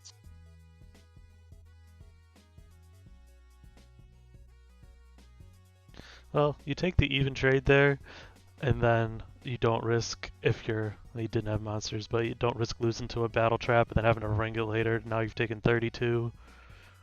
I'll take that risk any day of the week. If there's a plus I can get off of battle, I'm going for that plus. That's how we roll with warriors. Of course, John Wick in this case, as you were just saying, did not appear to have an 1800 beater or a live Blade Knight, so makes a lot of sense to use the ring in that case. And setting the ring also does make a lot of sense to protect the Kaiku from a Tsukiyomi. And a breaker. Fair. Can't challenge a set, so Slash Tap could start running away with the game here if that is something like a Dekoichi. It's a spy, however. Yeah, John Wick, you gotta wonder what are the cards in your hand that all 5 of them are not worth playing. Yeah. No Torrental here. Slash tap putting the spy in attack mode. So aggressive. I guess this implies book. Or But solemn. you set out the book, right? Yeah, but I don't want to solemn.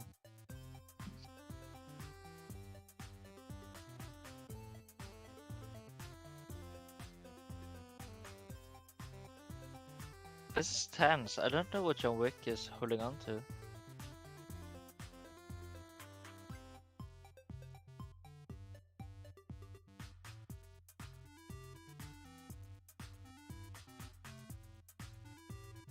By the way, what did the tribe discard?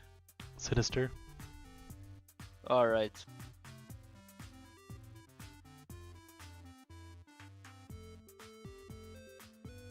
Exile Force?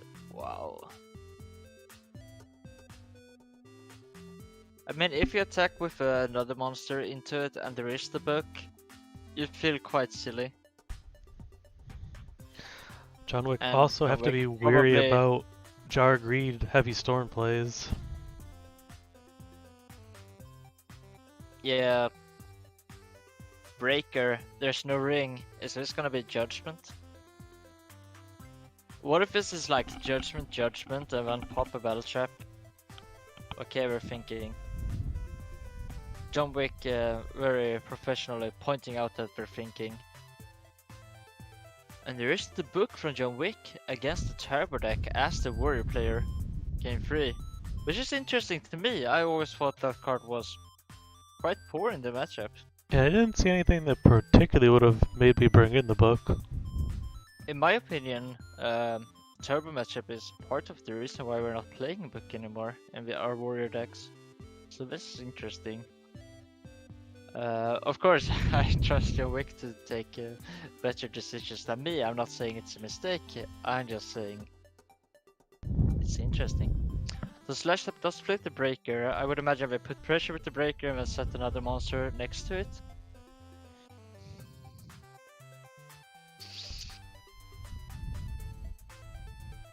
Yeah, John Doesn't Wick have just another cannot get monster. anything going here.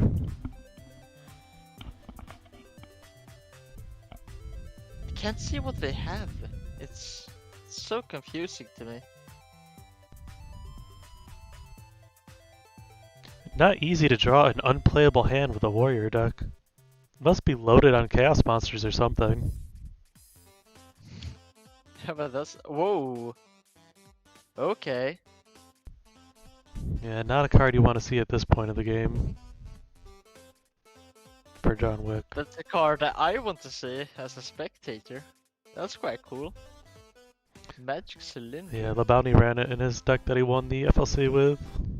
Oh, he did? Mhm. Cool. Okay. Very nice. Main deck. Yeah, the card does have potential. Yeah, no, I can see it. But yeah, this breaker. Pushing damage.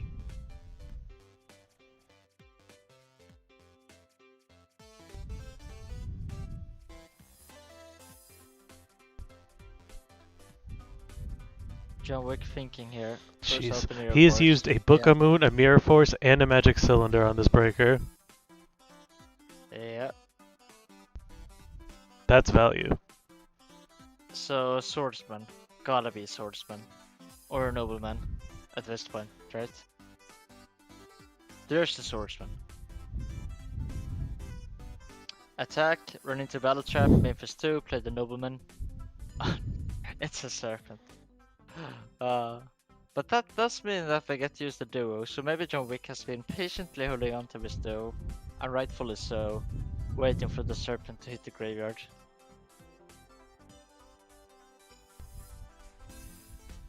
Hits a snatch, that's a very nice hit. Forcing Slash Tap to discard a Sacred's Armor, also Two real very cards hit relevant with the card. duo. For sure. So that's a nice trade. Of course, Slash Tap way ahead in cards and also life total. And well, Slash John Wick's board presses isn't all that impressive either. Slash Tap seems to be on closer to like Chris Perovic's build of Chaos Turbo. I haven't seen any Night Assailants.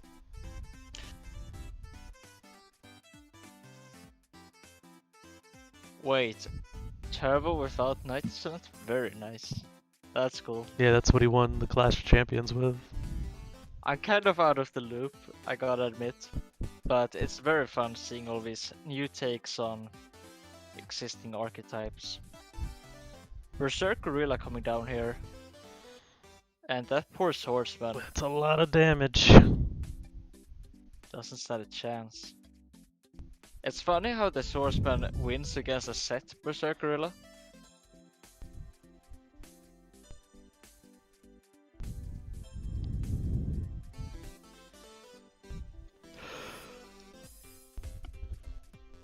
Thinking of summon, is John Wick at the point where they have to debate solemn judgmenting? Still has So no it's not- light for a Chaos Monster. I mean, this is just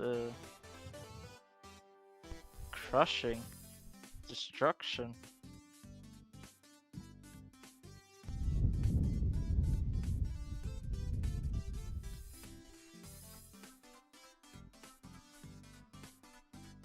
So John John Wick said thinking on summon and slash tap does not bother clicking back to M1, but John Wick is insisting that slash tap.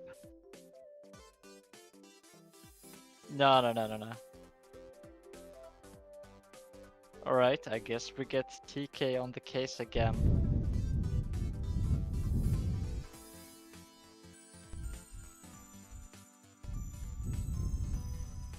Yeah, arguing between the players really isn't gonna lead to much.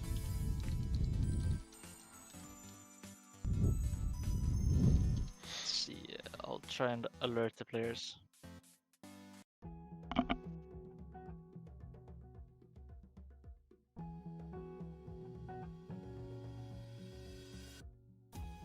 So this is always a thing that can be abused, that you really should state that you're thinking immediately. But of course, you shouldn't be expected to state it within just a second or so. You gotta get a few seconds to respond. Oh. And this was tricky where the line is drawn. So we'll get a competent judge to decide this for us. I have now informed the players that TK is on the case. So It's also confirmed. 19 seconds did pass in between, so there's an argument. For sure, yeah, there's definitely an argument, but I'm just saying that what you and I, or even the players think, it's mostly irrelevant, right? So the arguing isn't really... There's not much of a point to it. John Wick is claiming that there's lag, and it's up to TK to decide this one.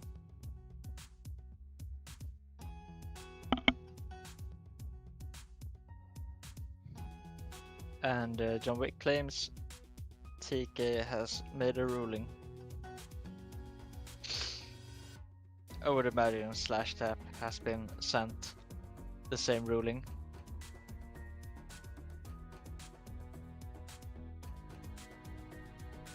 John Wick apologizing for the delay, and both players are showing respectable behavior. Very nice sportsmen, both of these guys. The torrential is being flipped. Thank you to TK, by the way, for being an excellent resource. Absolutely. Has made a huge impact on his community. I was gonna say, the value of having someone like TK to judge and help with rulings and everything is endless. Like, we wouldn't be at this point in the community without TK. I would argue without TK, I don't know if I would be here. To me, tournament integrity and having a judge who is able to make these calls and who is able to get them right, that's such a big deal to me. John Wick thinking here is very far behind on cards and also on life total, and doesn't have any field presence, but No good grave either. You can't die out of nowhere. Of course, without chaos in graveyard, no ring, not even a magic cylinder left. Not looking good for John Wick. Yeah, not easy to dish out those last points of damage. His opponent's Especially got lights and darks, back rows. There's a storm. So Storm Kaiku, is that the plan? Because that's an actual plan. Premature. Target Kaiku. Okay. Lost their This is sound start. by doing this, but Do what you gotta do. yeah, it's a line, right? Yeah, I mean, if you're John Wick, you know this isn't working out 9 times out of 10. But it's still your best shot, and Right. I respect John for going for this. Mm-hmm.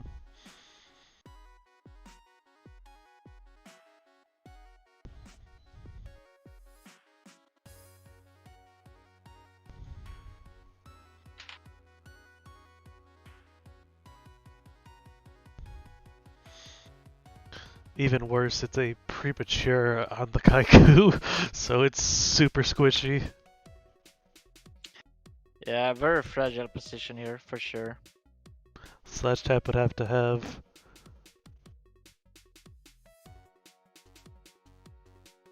I mean, that's Virtually about the best we could nothing. have hoped for John Wick. Yeah. So this game, not looking good, but not over just yet. Would love to So draw a Nobleman, pot of greed or a graceful charity. But neither Follow player Great, has. Graceful Charity are good draws. Slash Tap also hasn't drawn a... Okay, so attack with the Sasuke and then the Kaiko and hope it's a Serpent set? No, place around the Spy. I would be optimistic and assume the Serpent. But maybe that's not even that relevant. That is Yeah, fair. I guess you don't banishing the serpent's not gonna really make your day. Maybe that's not relevant enough. I kind of But I think mean, if this is... it yeah. may have been worthwhile to banish the darks with the Kaiku and hope to get the second one in to get the other one, because you know he's always going to be able to get more lights in the grave. I see your point. And I think I agree. So Slash Tap is thinking here. What is there to think about? They have used the Regeki break. Force. Do they have Torrential Tribute? Sakuretsu, okay. Garrett's armor. Onto the Kaiko. This means that Chaos Monsters are alive. And that could be a spy that we wanted to protect from the Sasuke. John Wick is thinking. It may Does just that be imply book? wanting to get the Kaiku off the board no matter what. That's also true, but... Alright, and that is the case. Can now bring back the Snatch Steal, and Probably Man. game. is this game That over is game if or he's- what? Yeah, he just passed. Yeah, okay, so let's see if there's a Karibo. Alright, and Slash Tap. Wow, what a tear he's been on. This is very impressive. And I think they've been playing well as well. And I saw the comment in the Twitch chat about the rule sharking. Asking for a judge's opinion, never a bad idea. I think we should encourage that. And I think Slash Tap has been doing so in a well-mannered way. So we will move on to losers finals next. And this was against Snatch Steel 92. Correct. And in winners finals we had Jace, right? You said? Yep. Okay, and Jace was on the good control deck. With Chaos Command Magician. Love it. I love that card, by the way. That card is so sweet. Okay, and what is Snatch Steel playing? I don't think you told me that. I don't remember. Oh, that explains it.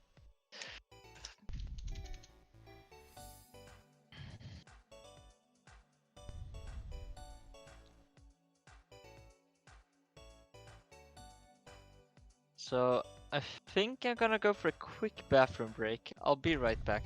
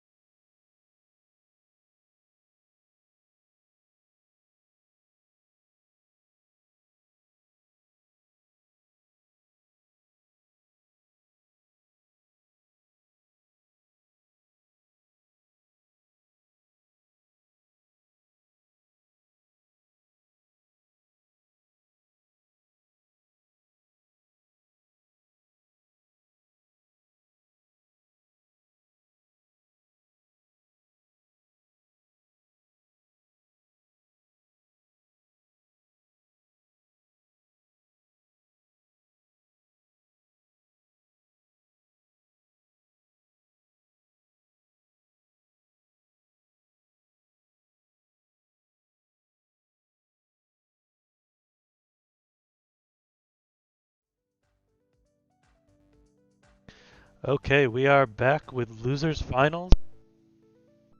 Snatch Steel 92, Chaos Warrior versus Chaos Turbo.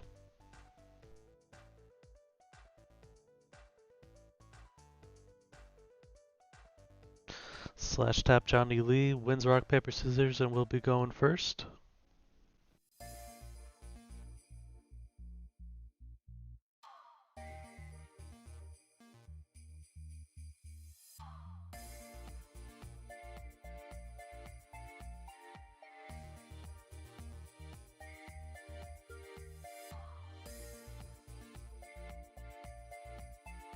And gonna start the game off with Delinquent Duo.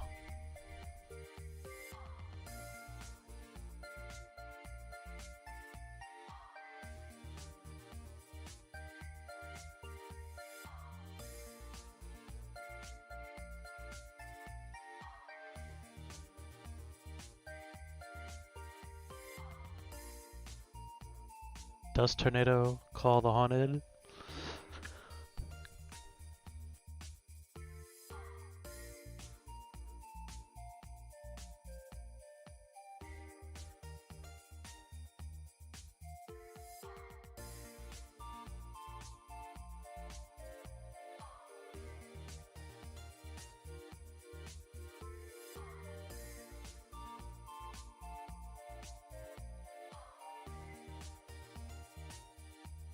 And Snatch Steel is the one who knocked Snatch Steel knocked Slash Tap into losers, so this is the rematch.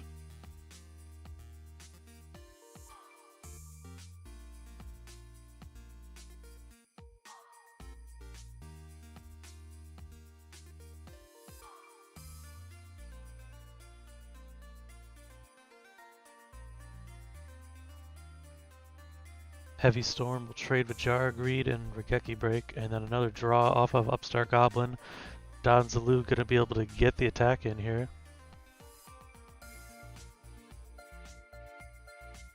And not a bad state of affairs for Snatch Steel right now. This is the third Warrior deck in a row that Slash Tap has come up against.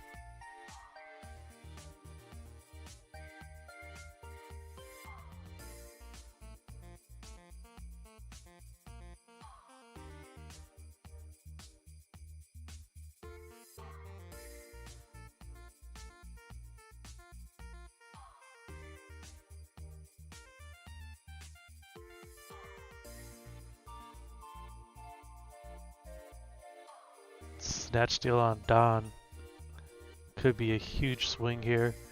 It's gonna take control of the Don, possibly get the card off hand.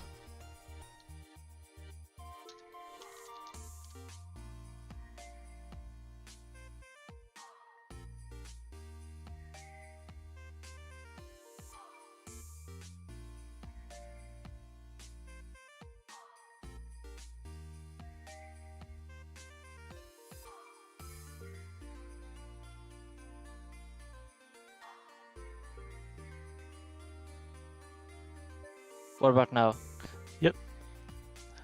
Alright. See, So Discord issue. that was a lot of trading back and forth with this Don Zalug that ended up with Slash Tap being a bit ahead in the card advantage. Sorry to the viewers, I had some technical issues there for a second. So Slash Tap is pulling ahead here once again. Snatch Steel attacking with a Blade Knight here, it would seem. 2,000 points coming across. That's a good Slash hit. Tap does make it. Yeah, that's a really good hit. And Slash Tap is not near Chaos. With only the Tribe in the graveyard. Has the Tsukiyomi, which is just about the perfect answer here. Clean answer to Blade. That is the light and dark now for Snatch Steel. I'm really interested to see Slash Tap's list. I think it looks really good. I wonder if there's... They gotta have Spy in the main deck, right? It is. I think it's... I'm not the Jar of Greed, I'm not sure. If you look up the Clash of Champions list, it might be Perovic's exact list. Right. Oh, so it's the Night Assailant that's gone then. Right. Makes a lot of sense. I like it. I think it's cool. Just take out all the bricks and you never brick. Who would have thought? That's a good recipe against warriors. But Slash Tap down to 1400. That's a really low life total. Very susceptible to, well, I guess not Ring, Yeah, so as it has already been used. But I don't know. Provic did not Magic run Cylinder. the Jar Greeds, so that's not that. Yeah, Magic Cylinder could happen now. I don't know if you So heard this me. could be a. If you heard me earlier, Lucas, Snatch Steal did knock Slash Step into losers. Yeah, I heard you. I was talking back to you, but apparently you weren't responding. And I didn't know why.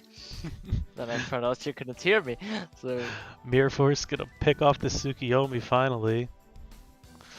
Now almost any monster that Snatch Steal attacks with is potential lethal damage. I mean, this is so close because this could be the game. But if Slash Tap has an answer, then Slash Tap is probably gonna win. So this is it. Are these back to real?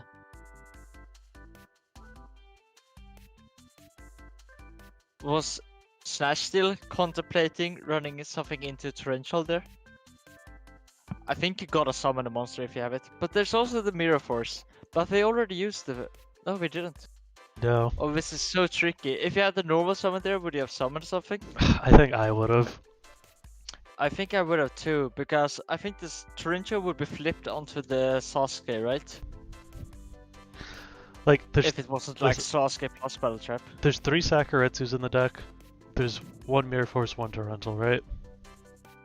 There's also multiple Regeki breaks. Like, there's much more likely. Oh! Wow, he wasn't enough. I said virtually every monster could attack per game, not Midoriya. Summons Midoriya and attack mode, and I actually think that's correct. You don't want to leave it in hand to get picked off by a Donsalug. No, wait, sorry, that's a Turbo deck. So why do you summon the Midoriya there?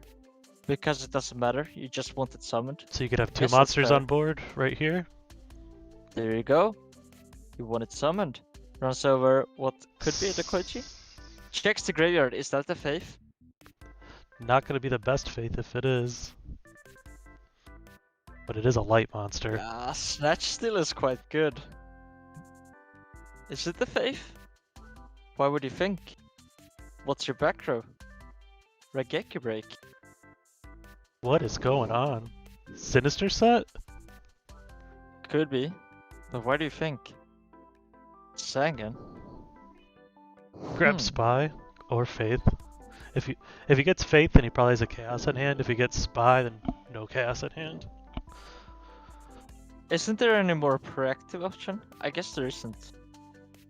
No. Dekochi attack. Okay, not that proactive. Yeah, I think I like your suggestions. Spy or Faith. Leaning towards Spy. But yeah, if it is the Chaos Monster. Wow, Serpent. That is a bit slow. Dekochi also have could have Grace walled Ball? the Sangan. Oh! Yeah, the Koichi. I mean, that card is so good. Alright. Goes for the Serpent. Very slow. Perhaps graceful.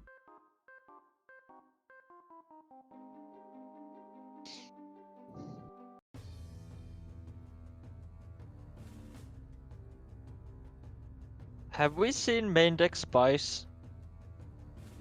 I believe so. Oh You man, believe so? Pot agreed. Good timing, as always, for Pot agreed. Podder Create, good card. Only the highest level of commentary brought to you here. Nothing for my set papa. with it though. Light and dark and gray for Snatch Steal. Just a set. So we have like triple chaos. Whoa, Graceful off the top. But Firing. this is quite unlikely to be the game though. firing back on that Pot Well- agreed. If I have BLS, that's going to be lethal. If it's not like exactly Spy. If I find I think it's Spy. Nobleman, that's good. You think it's Spy? Mhm. Why did we get the Serpent? I have no idea why they got the Serpent, to be honest. I don't, like, that wasn't even... Yeah, on my that list wasn't on of my radar cards either. you would No, maybe take. didn't make any sense to me. I was thinking maybe we slow roll the Graceful because we had the Sangan and then we get the Serpent so we can play the Graceful. But then we didn't have the Graceful and now I'm just confused. Wow, Snatch is thinking here. Gotta keep one of these 3 cards. So Snatch could, Which like, is it gonna if be? you keep a monster, you could just say, I'm gonna hope it's Faith, attack with Sang, and try to attack for game. Ditching I mean, you can Exile open the Force. Serpent. Ditching You can open the Exiled. Serpent. Yeah, ditching Exile, that's a set of strength. What? Wow! No, that's not correct. That can't be No right, way. right? I No. guess we're gonna find out if it's Serpent right now. I mean, if it's a Serpent, Yeah, you don't want to Exile Force it, Oh. but it can't be the Serpent. I would've Slash went- tap isn't that was a that misplay. bad, right? That was a poor decision. But still, if you go for the Exile Force, you kill the set, and then there's the Chaos Monster. Yeah, I would have exiled it. Yeah, I don't know. It's so rough.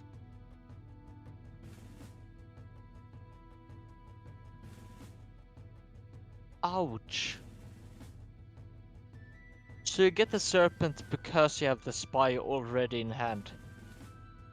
Yeah, And then you top deck the Pot of Greed, and you set the Spy. so I Snatch guess that's the Steal story we're telling. thought.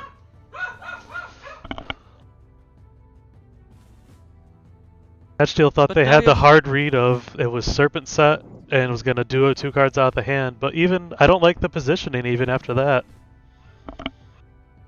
I mean, it's so hard to say as well because, I mean, if you Excel Force and it is the Spy and you attack with the Sangan, I mean, that's probably what you have to go for.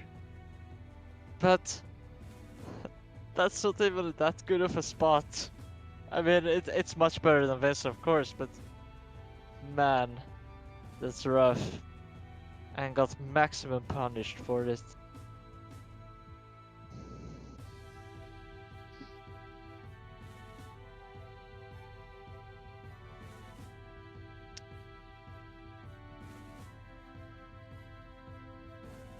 And no flip of the set card?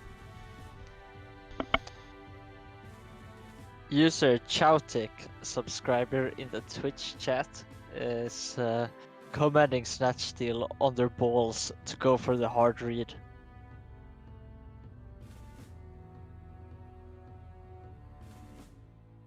Oh, Lemonbird HS commenting in the chat saying that if you go for the duo, you probably should attack with the Sanga first to confirm that it is the Serpent. And I think you have a point, except for if you duo and you see the Serpent, then you don't want to attack anymore. But yeah, I think you're probably right. But you can make a case for both scenarios. But yeah, I like your suggestion, keep them coming. Saborg here, gonna take out the Spy, run over the Serpent, and at this point, looks playable for Snatch Steal, but there's the Graceful off the top, with the Serpent already in hand. Slash tap, going to discard. Serpent plus some light, one would think, summon a Chaos Monster and take this game down.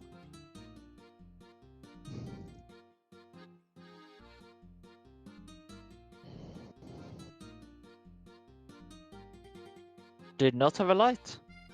Perhaps has one now. Thunder Dragon? No, just sets a monster. And I don't think that's a Faith. I would have discarded the Faith to the Graceful. Because I just want to ensure that I have a light in the graveyard. But yeah, let's see what Slash Tap went for.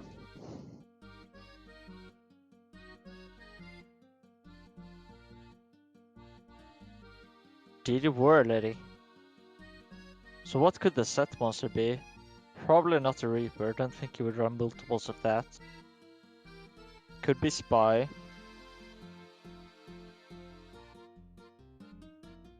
What do you think, Scully? Not sure. The Reaper, I guess? But the Reaper is in the grave. Oh. It was the Spy. So the Spy gets another Spy, which might trade for the War Lady. Would you cash in the lady here? I think. He's declaring Spy. I think you should, right? You want to clear the board for Warrior don't Lady know. to go to next turn. I don't know, because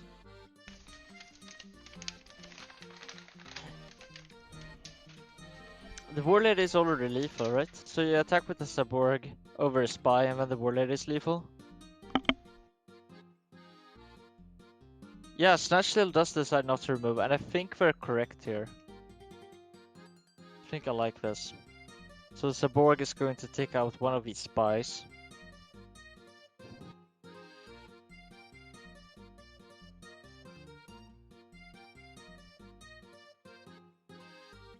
Ben AG Rayleigh in the chat with their very cute emote.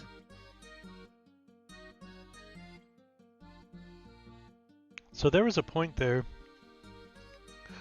where he could have flipped the Spy against the Sangan, right? Chose not to.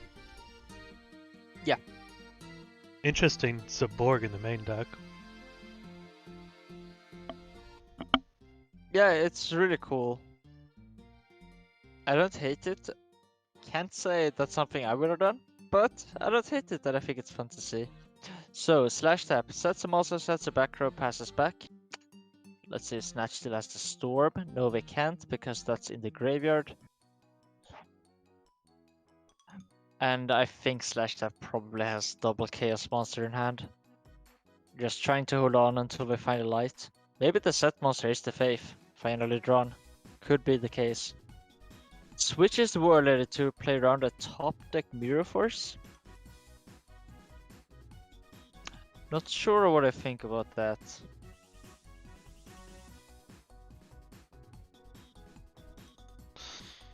Yeah, Slash Tap Yes, it's really fine. able to keep the board presence with his low life points, even though Snatch Steal has two pretty formidable monsters out.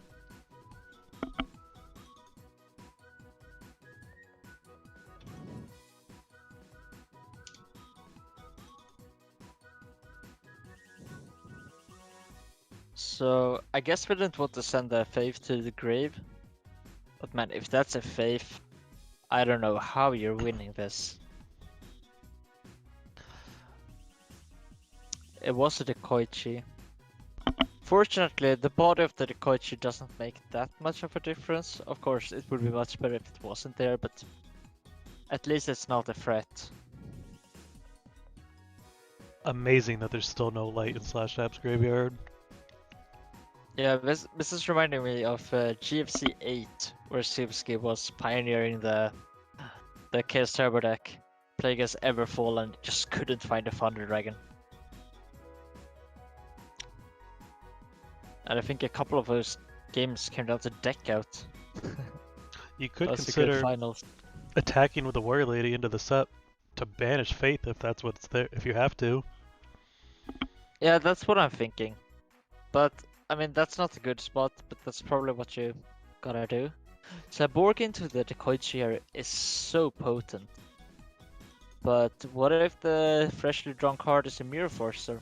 Maybe we slow rolled the previous card being a Mirror Force. That could also be the case. Not obvious what to do here. But I really don't want to give Slash Tap time. Once we draw a Thunder Dragon, the game is, I would think, close to being just over. With Yeah. that said, Snatch Steal has been drawing out the game, which has given them a chance to accumulate a few cards. And sometimes that can work to the benefit of the aggro deck. They were down to almost nothing. There's the Sacred's Armor. And this is an obvious drawback of not attacking with both monsters. Not claiming it's correct or incorrect or anything like that, but yeah, know that the Koichi is going to stay alive for at least another turn, took up another attack.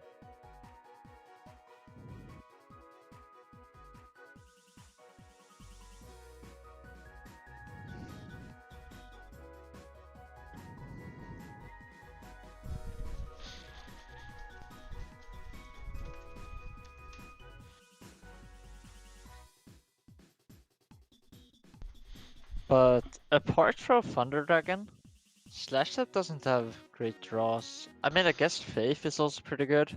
I can't believe Nobleman hasn't been played either, right? From the warrior side? Right. Yeah, very true. So it's possible that Slash Trap was trying to bait a Nobleman with this set monster here, and now Snatch Steel is gonna be able to really snipe out that Faith if it does get set. To be fair though, Slash Tap has had a set monster like every draw step for Snatch Steel. Okay, here comes the War Lady. Let's see if there's a Battle Trap. I would just flip my Battle Trap in an instant here. Maybe there's a Regeki break and that's why we're thinking. Like pitch your BLS so that your Chaos Sorcerer is live. Why are we checking the grave? Just checking what's left in our deck. What can we draw? This is something I always brushed off as it's too marginal, it's not what I should focus on.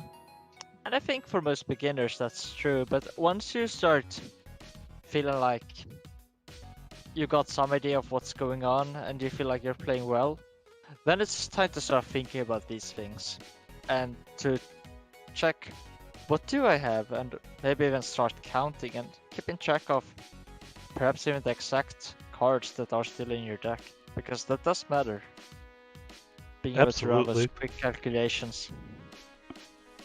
There's the force, so there was the force all the time and Snatch still did play around it. Very nice read. Well played. That said, the Dekoichi still out there. Did I mention I love Dekoichi? If I didn't, I love Dekoichi.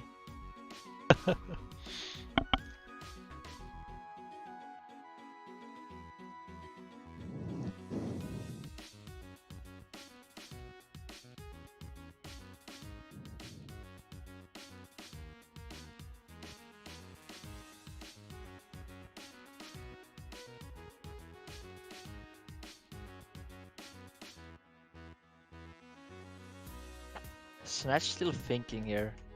Did we draw the BLS? Thinking whether or not to banish the set. We think the set probably isn't anything that's gonna be flipped. Could be the Serpent. But we're not completely sure what it is. And even if it is the Serpent, banishing it isn't bad. Could also be that we have the Premature, but I don't really see why you would be thinking here if it was the Premature. Nope, it is the It Premature. was? So do you go for the Extra Force? That seems awful to me, right? Yeah, like BLS being summoned here would have made a lot of sense. Because Snatch Steel's gone, there's no lights in grave. I'm not can't sure. Exile Force here. Goes for the War Lady, what? Wants the body back.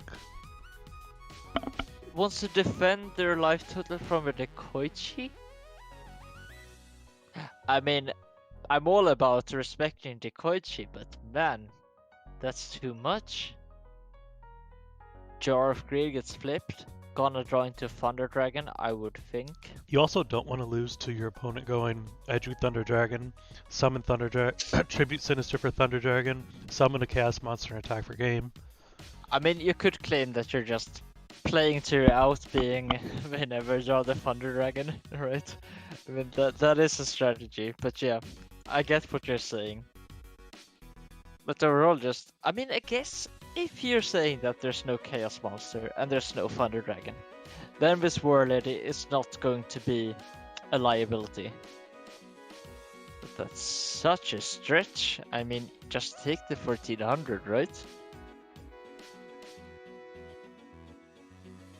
You were at 61, you would have gone down to 47. After the Premature, you're at 39. I don't know. Another set. That's still just, I guess, saving their life total. It's gotta have So I Nobleman think- by now, right? I wouldn't be sure. I think War Lady might run into the new set just to banish the Faith. But then they pick up the Graceful and they... Oh wait, is the War Lady gonna take out the Serpent on the left here? That also does make sense to me. Lots of options here for Snatch Steal, and I can only see one of their cards. I mean, they have 4 more. So, Very Lots true. of factors.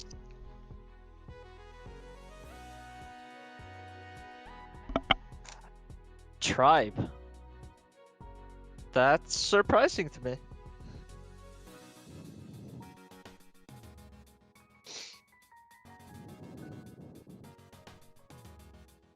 No priority.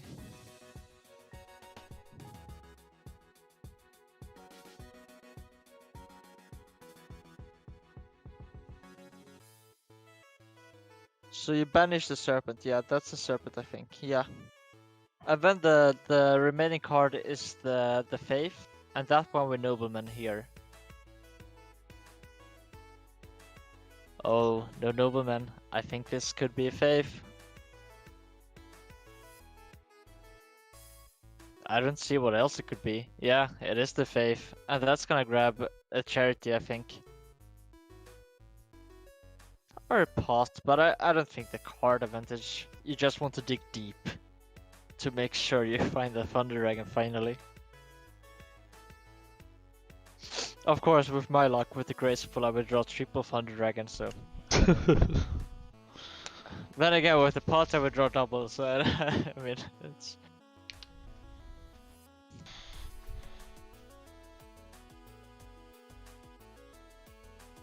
Thinking on target. No, Snatchel is thinking whether or not to judgment that. I mean, you can't judgment it, because when the Faith gets into the graveyard, but if you let it resolved, a Thunder Dragon is very likely to hit the graveyard. But maybe just play to the out that we don't find the Thunder Dragon. Let's say we pick the pot of grid, we play the grid, we still don't find the Thunder Dragon, and you can keep playing this game of let's hope we don't have it. Snatchel asking for a rules question here, which is always something you should do if you're uncertain about anything.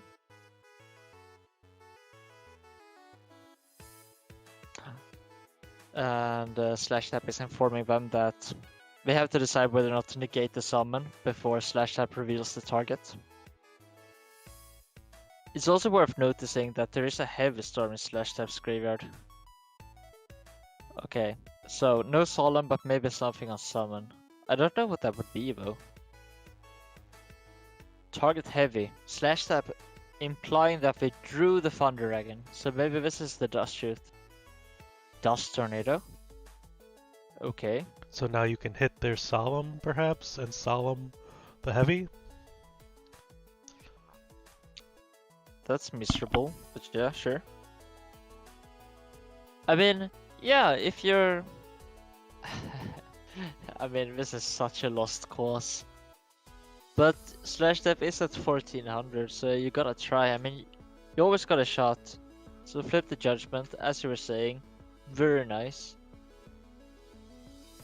This is such a stretch. I mean, the Faith can crash. Go down to 100, I guess. Summon a Chaos Monster and try to win from there.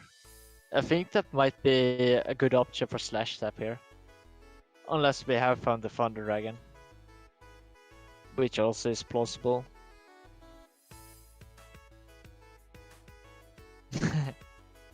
Slash Tap can't believe there's still no light.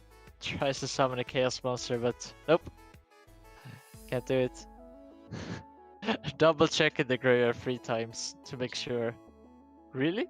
No light?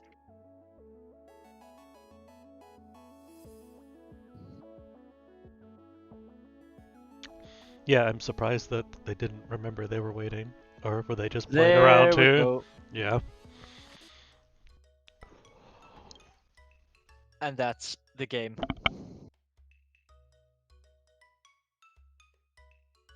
And that was game 1.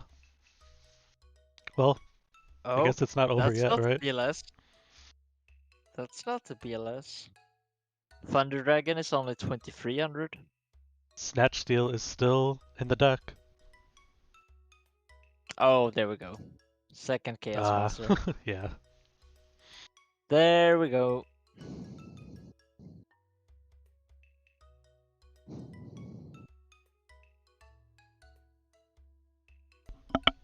And that is it.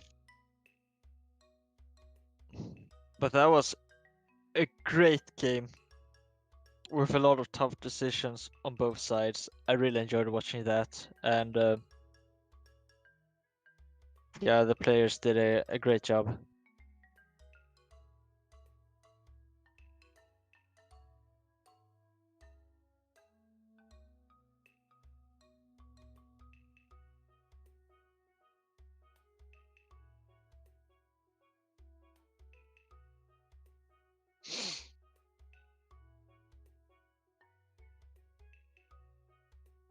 So Slash Tap has played this matchup before. It's already done siding. Snatch still perhaps not feeling as warmed up, has been waiting for quite some time for this match. Well, 24 turns to Slash Tap. they figured a it long out time. once. See if they could do it again. Yeah, Snatch Steel, you said, did defeat Slash Tap in winner's bracket previously in the tournament, right? Yes. So, yeah. But now, Slash Tap up 1-0. Did have some practice against a few other Warrior decks, of course, in the losers bracket. But 1-0 is Turbo against Warriors. Gotta be feeling good as the Turbo deck here.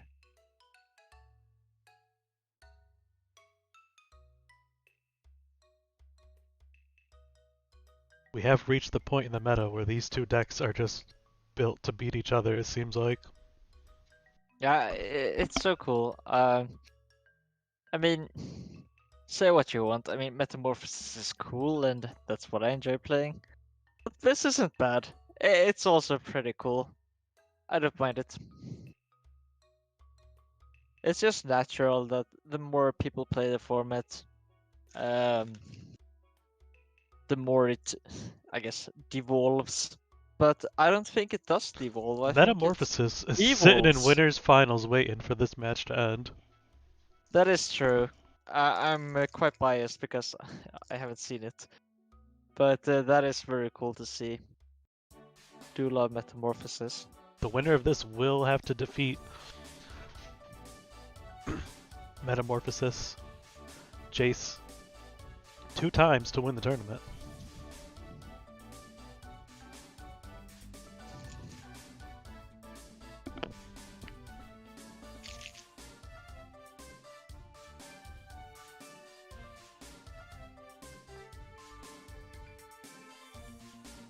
So, Metamorphosis, as of this moment, likely to win the tournament, I think most people would agree. But, still has to beat one of these two decks. And Slash Tap very sportsmanlike, pushing their opponent good luck.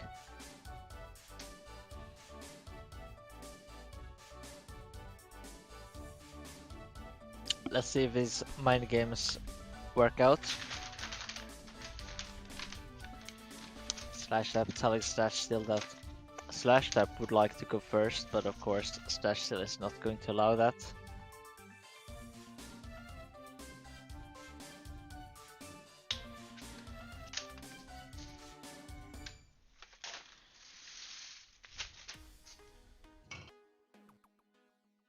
One would think that the Cyber Dragon sleeves would want to go second, but no, that is not the case. Cyber Dragon is not legal in this format. Set 2 summons some Byra pass. Set 3 even. Flips the dust shoot. Zambira's interesting card to bring in. Pretty much metagaming your opponent that they're going to bring in gorillas and skill darks to deal with you, so you're going to bring in something even bigger to bring in what they brought in.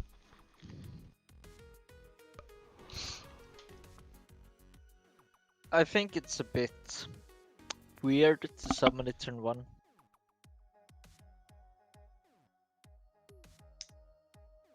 Sends back a Magician.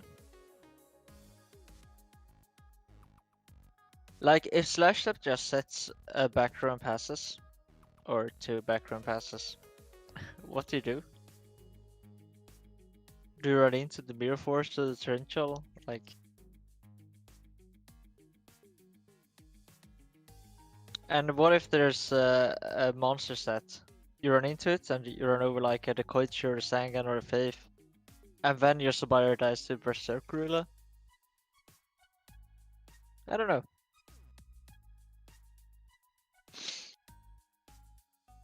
Wow. Are we gonna see Judgment here? I don't hate the Judgment. Does let the product resolve. They did not share the hand, right? No, I don't think so. Flips the second dodge shoot.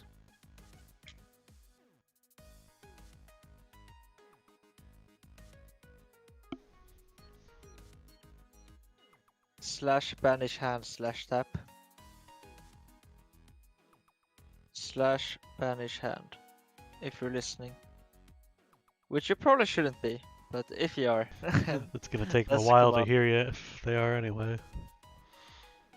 Is there a delay? I Yeah, don't think there is. there's a delay. Is it? No, it's like 1 second. Okay, apparently there's not. Doesn't matter. There we go. Secret Armor, Dust Tornado, Spirit Reaper, Sangan, Oh, there's- Secret Armor, Ring of There's Destruction. there's definitely a delay. I'm watching it right now. What is it, like 10 seconds? He just wrote the mod should tell me to banish hand now, so It's okay, it is that long. Alright, that's good. so he waited for the pot agree to resolve, flipped the second dust shoot. So now we know he has double Sakuretsu, Dust Tornado, Reaper, Sangan, and Ring. Leaves the Reaper. Very interesting. Implying that we have a good answer. Double Saku, Ring, Dust. Interesting. Now Zambira cannot attack directly. Are you implying that we... Don't necessarily have to set the Reaper. You're correct, we don't have to.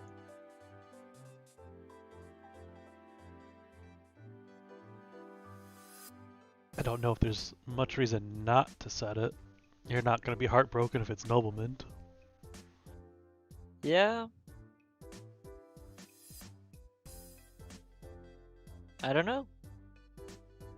Decides to pass. Sets 2. I would guess those are Saku and Ring. Ring Dust. Yeah. My guess is Oh, you think Sakuretsu Saku? Ring. Yeah. Yeah, I think you're right. Ring Dust is totally possible as well, though. Because you're not worried about, like, Pro Heavy would be great, but you're not worried about a random MST and then, like, followed up with a Don because they have to, then they'd have to risk hitting your Dust Dust? Tornado. I guess he could have end phase MST'd one of them. But it's not a good 50-50.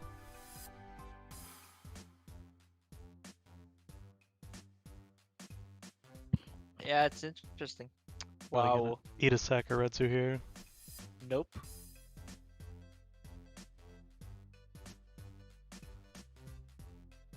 So Slash Tap deciding here whether or not to play around a third Dust Shoot, I guess. Yeah, decides no. That's I'm curious silly. why you attack, or why you summon the Midoriya if you're not gonna attack. You're clogged. Clogged on monsters. I mean, once you put like Midoriya and Sabire in your deck as the warrior player, you're probably increasing your monster count, which, I mean, it's not that low to begin with. So, yeah, I don't know. Rota, gonna get the Swordsman or XL Force? Probably the Force, right? Because you want to play around the Saku. Yeah, and the or ring. And you don't have a Yeah. lot of answers for Reaper in the first place. And once you get the Force, now the Midoriya can start applying actual pressure. Why? But of course, why- maybe we're still going to sandbag the Midoriya. I don't know. Why do you think he didn't attack with Midoriya last turn? I mean, we're claiming that it's not worth it to trade for the Saku. Then why summon it? Because now it's vulnerable to To ring. make use of the normal summon. Yeah, but that's not the problem. But if he draws heavy now, it's gonna get the ring on the Yeah, but Nidoria, and the Zambira still that's can't attack direct. nah, I don't hate it. I don't hate I just it. don't see what the benefit is. Wow. So slash tap top deck the Sangam. Wow. What a god. So the benefit is make use of your normal summon.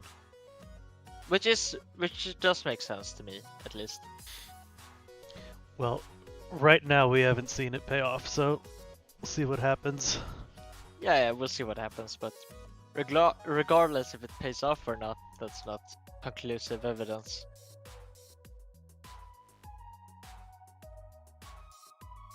I don't think summoning it just to summon it is worth it. I don't hate it. Then again, I'm not saying I love it. I don't know. I'm curious to find out what happens. That's also so nice about Like, it's less safe. watching and not playing, It's, because you don't have to care if it's good or not. You can just freely speculate. it's less safe on the field than it would be in his hand. But why does that matter? Because he's doing nothing with it and made it more vulnerable to be destroyed. Where he might need it later. Yeah, but Now, he made if he, use of it. If it soaks up an effect that destroys it, then that's an effect that's not gonna be used on his next monster. what if it's torrential? Yeah, but there's no torrential, right? Because we know that set cards are not torrentials. Yeah. Would you set torrential here if you were slash tap? I mean, I get that this is narrow, but I don't hate it. I think it might be fine. It's interesting anyway. But yeah, you could definitely be correct. And I'm not even confident myself what I would have done. But yeah, seems fine. So attack with the Sabira here, right? Because the Sabira traded for Saku, that's like whatever. And it can get over Spy. Okay, so here's that's the the Reaper. Reaper. So how do we get rid of it? The Berserker really has to attack. It's true. I mean, it doesn't matter, but... Well, it does. It opens it up. If he wants to Saku it, he could Saku it. Yeah, but it's never going to, so... Well, maybe now he's gonna claim he wanted to. Let's see.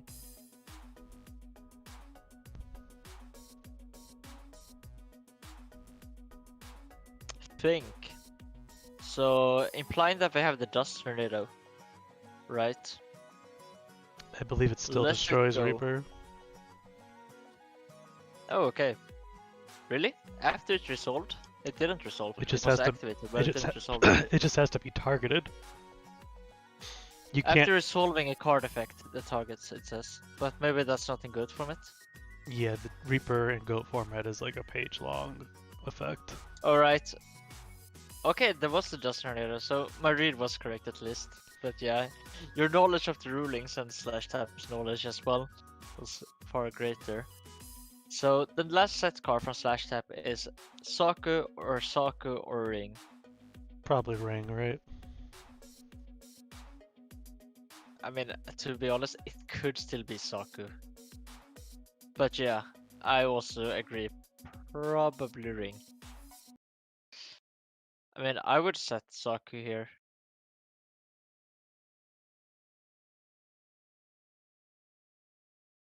Tsukiyomi, that's huge.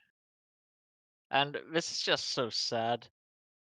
Like, the Zambira has done absolutely nothing this game. Imagine if that was a Dekoichi. Whew.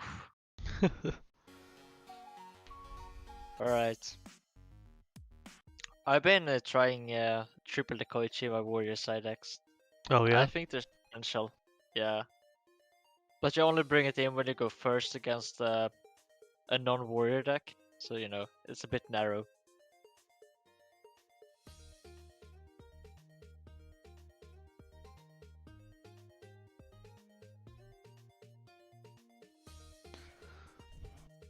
So what are we gonna do here? I mean, the Nidoria still, if it attacks, just gonna trip Saku. But that's the thing, by not attacking all this time, you didn't get rid of the ring, if there was the ring. Which probably there was. Sangan? I mean, sure. Now we get back to your point that it's the Nidoria is exposed to Torrential. We didn't get punished here. Oh, Mirror Force? Nope, okay. So the attack with the Nidoria, I don't think so. I'm actually not sure. I don't know. I might just cash it in for the Saku. What Why about didn't you you? cash it in half an hour ago? Yeah, I mean, I think there's a case to be made for that as well, but because you probably could have cashed it in for the ring half an hour ago, as you were saying. I know you only get the Saku, which is a worse deal. I think most would agree. So Manic Lord is saying in the Twitch chat that chaining Dust Tornado onto the Snatch Steal would have kept the Spirit Reaper alive. Possible Thank you I'm for wrong. that, Manic Lord. I mean, I don't know half the rulings to this format. There's a Tsukiyomi going after the Sambaira, and I mean, not to be biased by the results here, but man, that Sambaira has looked so bad all game. It literally just sat there. At least it was a wall, right? It did protect Snatch Deal's life points. From what, exactly? Potential threats. The Berserk Gorilla Potential that's threats. been in Slash Tap's hand this entire time. Yeah, but then again, if it was in the hand, then maybe it could have picked off the gorilla. Yeah. Anyway, Tsukiyomi there scores a clean +1. And I think Tsukiyomi just good card. Happy to see it. See play.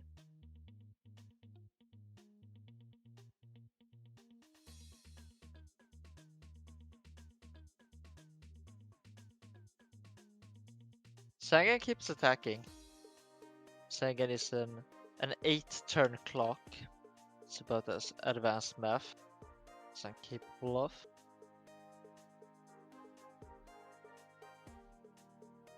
Slash Tap still hasn't drawn a Thunder Dragon.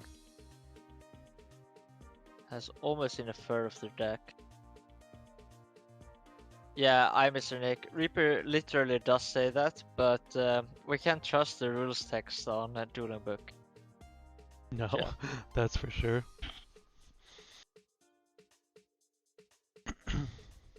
And it's also, there's a ruling that was posted there of how this works.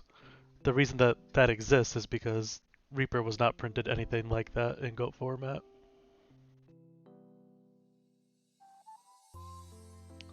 Thank you for participating in the chat. Dan makes it rain. Nice to have you along with us. So, Snatch Steal's turn. What to do? We're thinking. Facing down a set. Still hasn't played a Nobleman, right? Also hasn't played a Mystic Swordsman. Decides to attack with the Sangan? What if it's a Dekoichi? Okay. Gets oh, still doesn't want to trade the Nidoria. But at this point you want to trade it because you don't want it to get banished by Chaos Monster, right? But maybe you want to have the Nidoria in play so that the Chaos Monster is summon defense, banishing the Sangan, and then the Chaos Monster is weak to the Sasuke because it doesn't want to be attacked with against Nidoria. But honestly, that's a stretch. I would probably just have attacked, but yeah. No, it's just the Chaos Monster, so what do I know? And this Nidoria just hanging out. I don't think it has attacked once. It has not. I mean, it's kind of cool to see. The friendly Nidoria.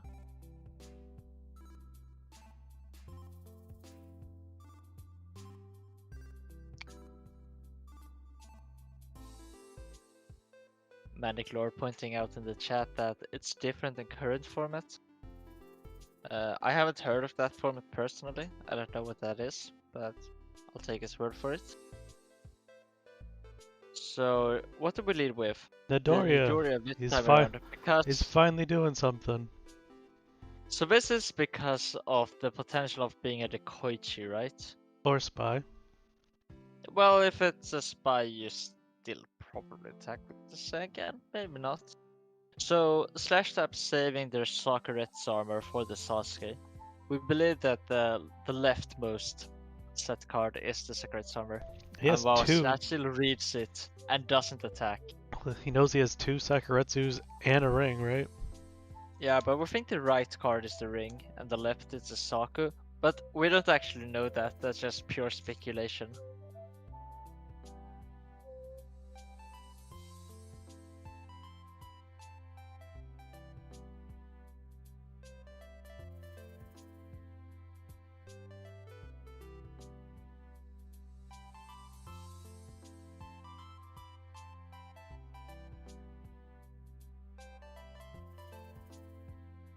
And now Slash Tap has to make a decision here because, while they have all the tools.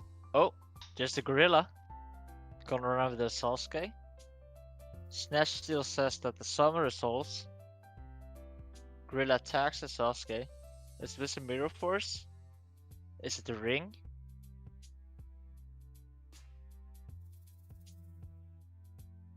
This looks bad. It is the Mirror Force, which is gonna resolve, because those backer are very likely to be Sakuret's armor and or Ring of Destruction. Main phase 2, let's see if there's any action. Could summon a Chaos Monster, did check the graveyard. This would be a good spot. Yeah, the Nidoria Perhaps and Sang you and could both. argue it's a bit. Actually, no, sure. it's not the best spot because if you put it in Summon attack, attack mode and you get the Nidoria. yeah, I guess that's the way you'd have to do it, right? Yep. Yeah, anything else seems Or, I mean, you could put it in defense and get the Sasuke. Sure, that's also a viable option. Alright, Snatch still taking their draw step. I mean, once they draw a Storm, it's not even gonna be that great. But it's still gonna be somewhat good. But you would think Slash Tap does have the Chaos Monster to catch up. And also would be able to chain the ring, if there is a ring to the right.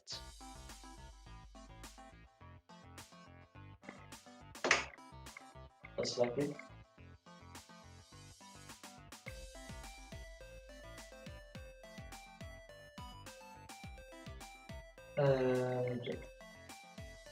Yeah. You can't attack Sasuke because you will play around Sakura all this time. I mean, I guess if you have the Call of the Haunted, but then you would attack last turn, so that doesn't make much sense to me. Such a weird game.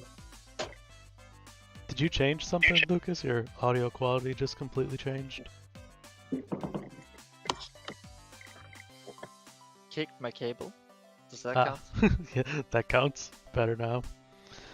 Thank you for telling me. Man, this has just been kind of a stalemate of a game here. Really cool to see. Snatch Steel does not want to attack into these traps.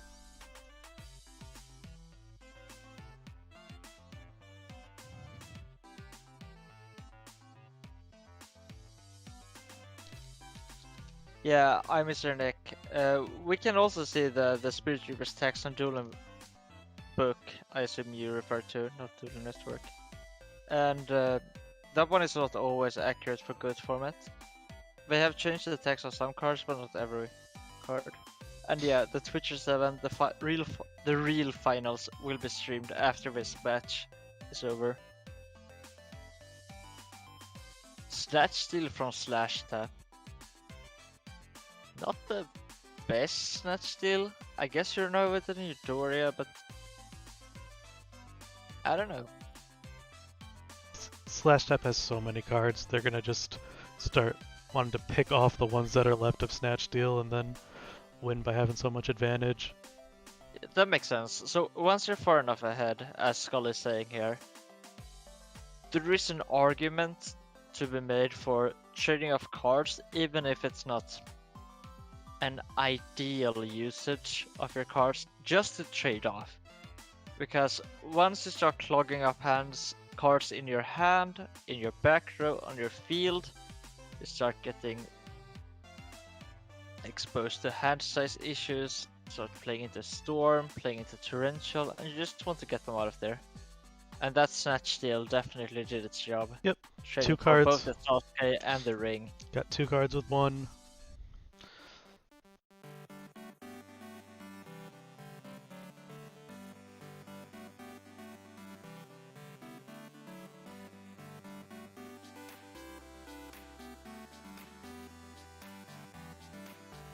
Tsukiyomi targeting the spy.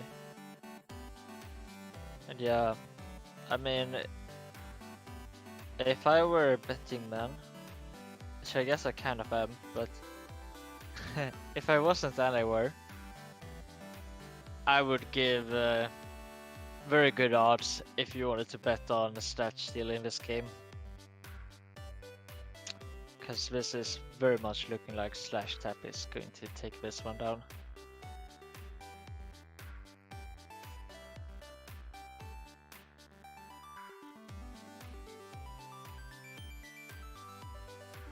Flipping the spy, declare the effect.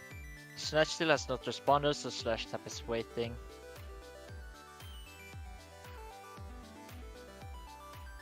Nope.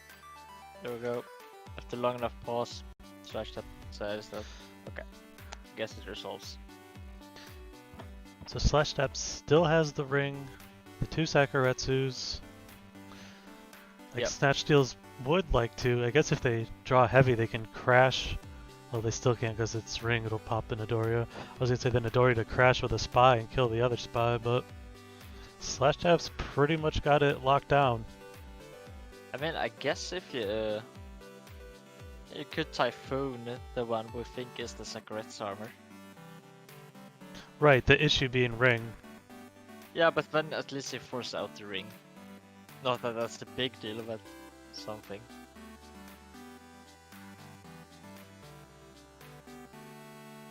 The big deal is a majority of Snatch Steal's answers for spies have been used up already. Ring of Destruction, Exiled Force, Snatch Steal, Zambaira, Grandmaster Sasuke. Yeah, and even if I draw one, like, it feels so pointless once you're at this point where it's so far behind. Light and Dark and Slash Tap's Grave. I mean, yeah, this is just going through the motions, right? You so rarely see people lose from these spots, but it does happen, and that's why we do play the games out. Slash Tap has to prove that they can cleanly win this one. And that was the Sakuretsu armor on the right, so they did set the Typhoon Saku, which I find to be quite interesting. So now I think Dust the left Tornado, most but yeah. Yeah, Dust Tornado Sakuretsu armor. Thank you. So now the leftmost probably is the ring then. I think you attack with the Midoriya to force out the ring. I don't really see the Midoriya being better than trading for 2 spy. And the ring it's always gonna trade for anyway, so... Seems like a no-brain attack to me. But no, Snatch still does not agree. Interesting. Is there like a hidden wave motion cannon effect on this Midoriya that I don't know about? That would be cool. It's gonna Isn't just that what, explode for being on the field for 8 standby phases. So I don't know about the English subtitles because honestly I only ever watched Yu-Gi-Oh when I was like 6 years old in Sweden. But Yugi, when playing against the fake Kaiba in Duelist Kingdom, he had this elvish, what is it called?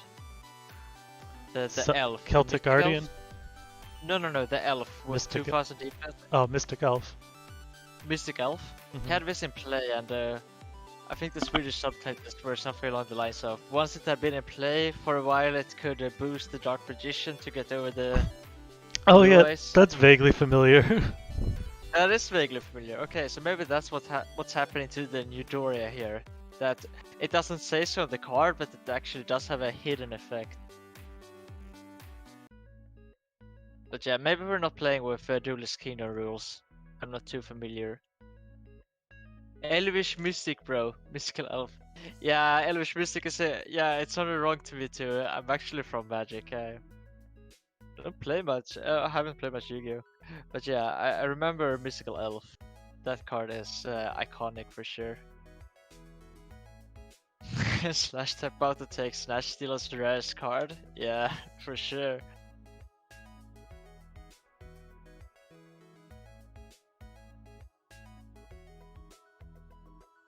It's so cool how a lot of us discover this game through this anime that we loved as kids. I think that is a cool factor that brings us together. Haha, Sangan attack into the The Koichi. walls on Love walls to on see it. walls. The Koichi, what a god. So if anyone is wondering like what's going on, maybe you're newer to go from it. Basically what happened in this game is that the Koichi won. It was all the Koichi. Nothing else mattered. Or something along those lines.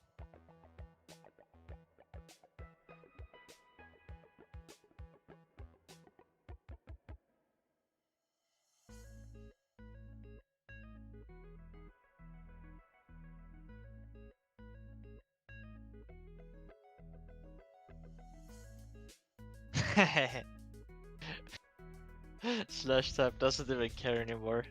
Just showing off at this point. Ends up dust turner to set the grid, take the turn, flip the grid.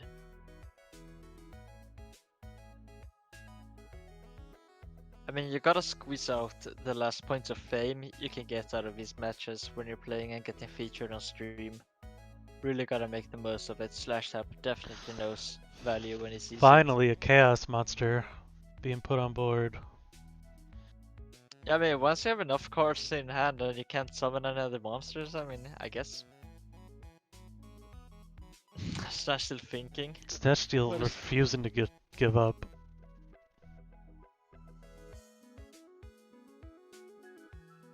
Man, I really feel for them because if I was in this spot, I don't know how much more I could take. Yeah, like I can't even imagine a path to victory unless he sided in something crazy. I mean, I would be so devastated. Just like for sake of quality of life. Yeah, that makes it rain. This is just extended BM at this point, for sure. Okay, Slash says it resolves. Sora's gonna banish the Sangan. Sangan is banished. I mean, I guess you don't even flip the Koichi. Yeah, you're just gonna pass and banish the Nidoria next turn. This is painful to watch.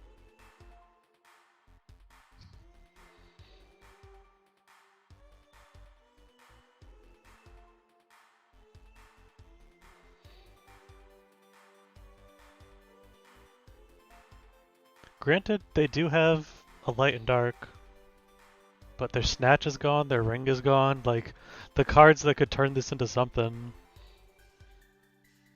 I appreciate the effort. Heavy Storm, Lightning Vortex, Summon BLS, but you don't even have any cards. I mean, we can start that out with a Pot of Greed. Let's say we Pot of Greed into Thunder Dragon Graceful. I mean, yeah. Yeah, Manic Lord saying, a time when knowing what your opponent has at hand backfires on you, and I think the knowledge of the Sakuretsus in Ring from turn 1 was kind of got in Snatch Steel's head a little bit too much. Could be, but I'm not even sure. I'm pretty I sure. can't point It out played... a single time there was a clear-cut attack. I really think summoning this Midoriya and just passing a million turns while your advantage gets picked away at and not doing anything was not the right game plan. Your deck's not built to be doing those kind of plays. That's not your strategy. I don't completely agree. Because I actually don't think this Midoriya was ever going to do more than trading for a Sakuretsu armor. It would have been better set even.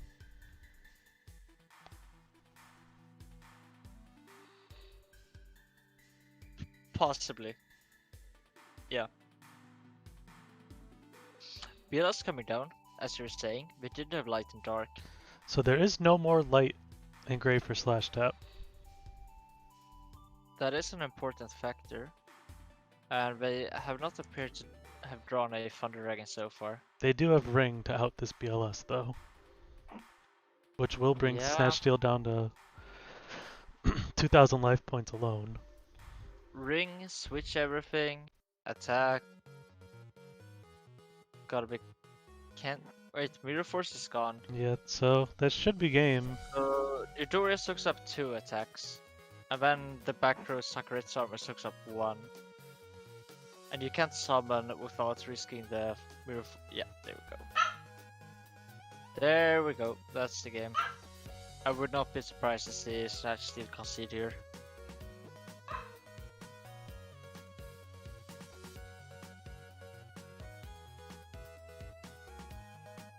Flip the ring. Summon a monster. Swing with all. Don't even need to summon, I don't think. Nope.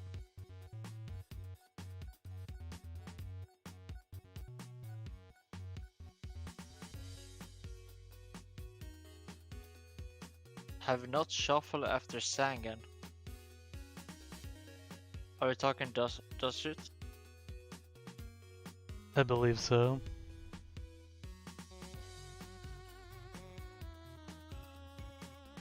What do you mean it hasn't shuffled? I mean, I guess after sending back the Sangan.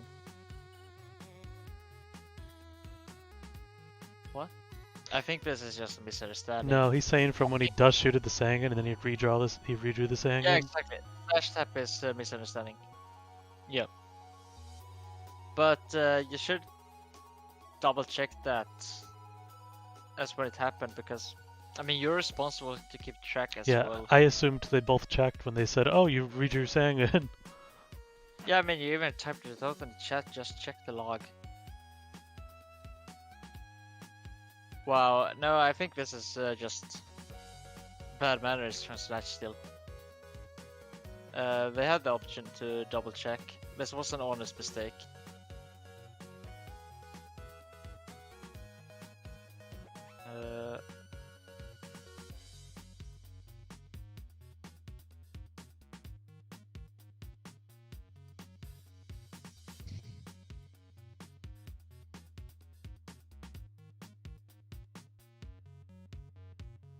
So yeah, you don't wait till your opponent has game on board to bring it up. Definitely not very poor sportsmanship here.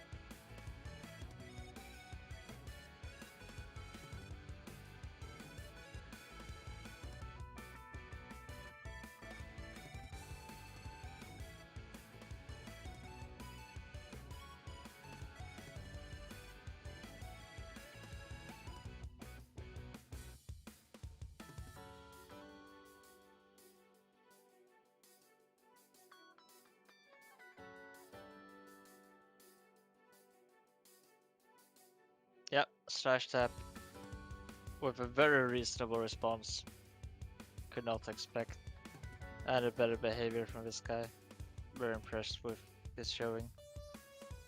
Definitely have been a pleasure watching them.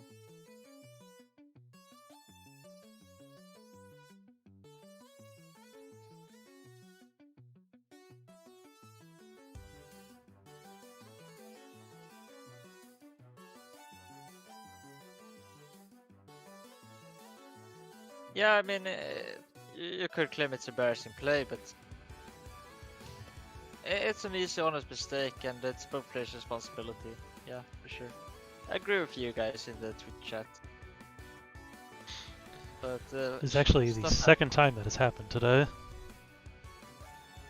hopefully not the same person though, right?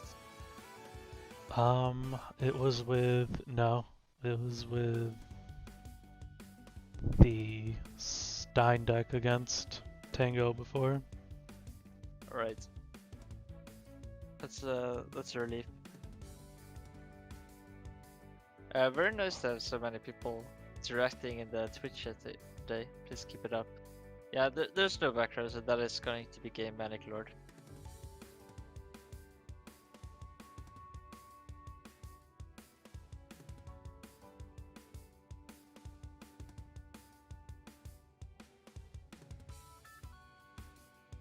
There we go. That's gonna be the match, I believe.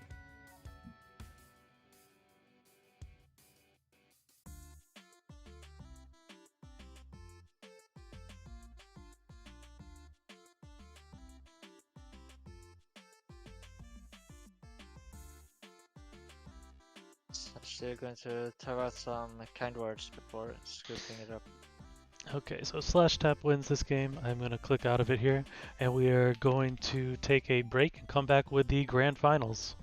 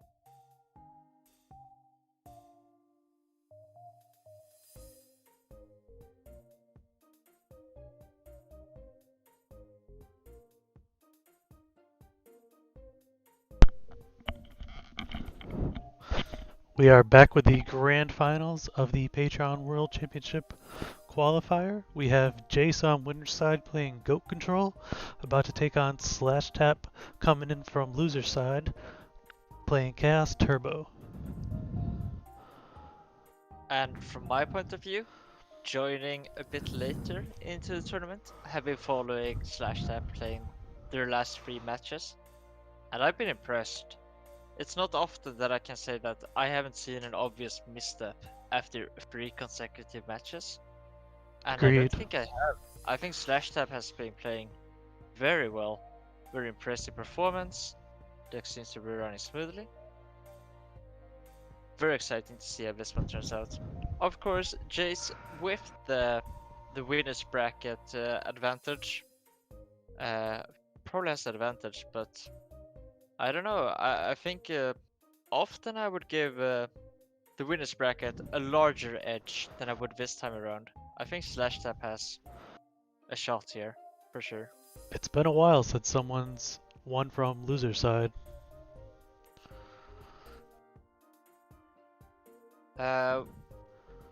Who was it? Was it AGT BLS who I think lost it's from winners? been in obelisk tournaments both times Oh, okay. that I recall. I know the bounty won from loser's side.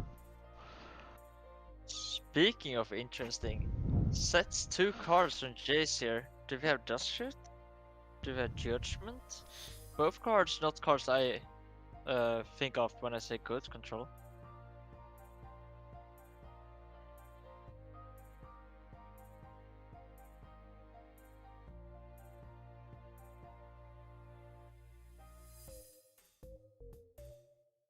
Duoing while the serpent already is in grave.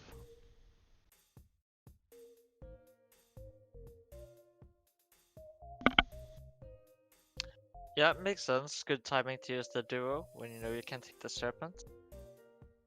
Hit a 6. Let's see. Chaos Command Magician. And this card, I love this card. It's This so was cool. kept over Dust Tornado off Graceful Charity. And we're ditching a meta with a serpent engrave. What is the last card? So they ditched the meta, but that is a bit weird, isn't it? Yeah, maybe another meta. Moxie saying Lucas Lucas- actually won the last Patreon by beating AJ from loser's side. Yeah, I thought I remember that happening. Okay. AJ had this teched out warrior deck that couldn't win the warrior meter. Somehow ended up in the winners finals due to crazy lines of play. I remember watching that. I was so excited, so happy to see AJ doing well. Shout out to AJ. But of course, his opponent in the grand finals had a superior name, and Lucas was able to beat AJ twice.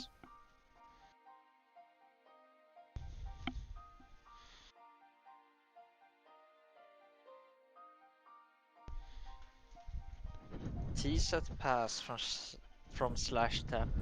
And we have seen Slash Tap maneuvering these games against the warrior decks almost flawlessly, I feel.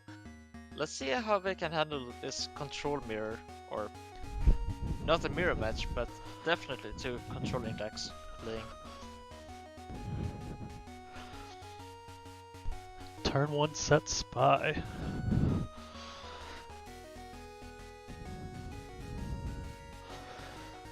I'm still not confident we've seen Spy game 1 from Slash Tap. Nobleman.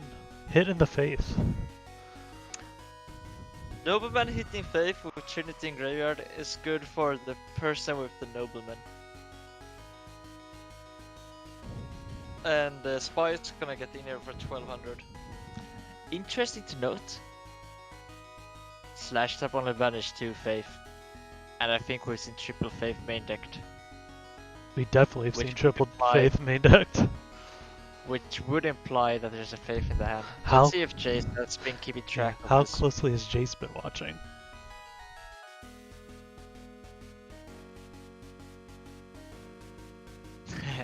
Socko annoyed with Slash Tap manually choosing which zones to set their cards in. Part of the point. For sure. Gotta annoy your opponents, right? I am interested to see this list that has made it to grand finals of Jace here later. Between the That's Chaos Command, the crazy. Jar of Greed, Spies. And Spy? Yeah, I mean, Spy's scapegoat's not usually a good combination. But I think people overlook it a bit. The Koichi here, going to draw a card, not surviving the hit from the Spy, of course.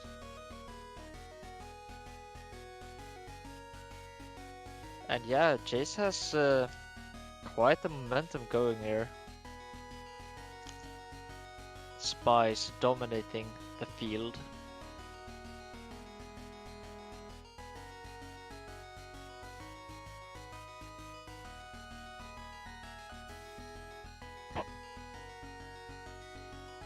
Slash tap, we do believe we do have the Magician of Faith in hand.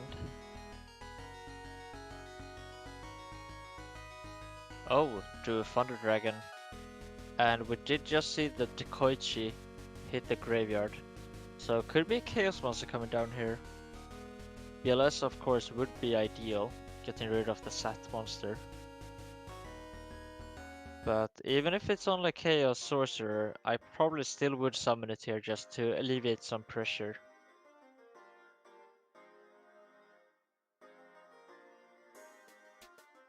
Yeah, I could see a Sorcerer being dropped.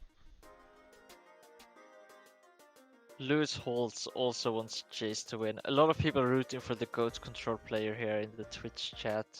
Fun to see. I must admit, I mean, I've been impressed by Slash Tap, but Metamorphosis? Hard to root against Metamorphosis. And Chaos Command Magician as well, I gotta admit. So, what do we think about? We got double Thunder Dragon Magician of Faith. We're in main phase 1, so I don't think we're considering Regeki break-in. Although you may still want to, just to... If you're gonna drop a Sorcerer. You just started your Thunder Dragon, right? Yeah. So, it's a fine time to Regeki break. I was thinking Slash Tap had the Sinister, but it's Chase that has the Sinister. Oh, okay. Yeah, makes sense. So, I think we're considering whether or not to drop the Chaos Sorcerer, but I'm not sure. Slash Tap has waited till the last possible moment, seemingly each game, to drop a Chaos Monster. Yeah, they have been showing patience. I just received a message that Ghost Rider 15 is rooting for Chaos Turbo. I don't think anyone is surprised by that. And there was the Regeki break. Let's see. Ooh! Oh! Ouch! However, this could turn on a Trap Dust Shoot. Have we seen main deck Dust Shoots? I'm not convinced. I don't think we have. Ouch! Duo, the only spell in Slash Tap's grave, but Chase has Sinister Serpent. That's disgusting. Okay, but here comes the Chaos Sorcerer, I believe. Could be BLS. BLS you would just slam, right? Oh, thinking of attack or defense, I guess. This is nice. Oh, it was the BLS. I mean, even if the play, to me, seems obvious, I don't know what cards they had to choose from. Ouch! This just keeps getting worse. Hitting the Spy there, definitely not optimal, as that Spy had quite low potential. Yeah, if you were dropping that BLS thinking you were stopping a Magician of Faith, and then it's a Spy, a little disappointing. Not what you were hoping for. Probably would have been happy to have hit a Sinister too. And this is not Slash Step making bad plays. I mean, were reasonable decisions, just not working out this time around for him. For sure. And well, their decisions that were also reasonable have been working out for them. up until this point. I mean, but they have to. You have to be Well, somewhat fortunate Here's the thing. to get to this point. If you can't answer Black Luster Soldier, which Jace was just now not able to do, things are about to take a turn for the worse. Yeah, that is curious. I mean, we know they had the serpent. And we still don't know what they kept over the metamorphosis, right? Off of the Liquid Duo. I'm not sure. I haven't seen any obvious cards. I wonder what that could be, because this is one of those situations where metamorphosis would be great, especially with the serpent. Bit curious what they decided to keep over that. Could have been the spy. So, you know, I guess it's fair, but not an obvious decision. Alright, gonna get another turn to try to answer this Black Luster Soldier. We got another person in the Twitch chat annoyed by the BLS way on the left. Yeah, this is a technology we haven't seen by too many players in the GFCs. Opting to Third jar manually agreed. Wow. I mean, if people are gonna main phase their Raigeki breaks, I guess Jar of Greed is the card to run.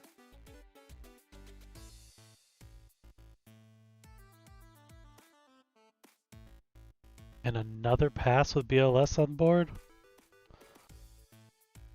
This is so weird.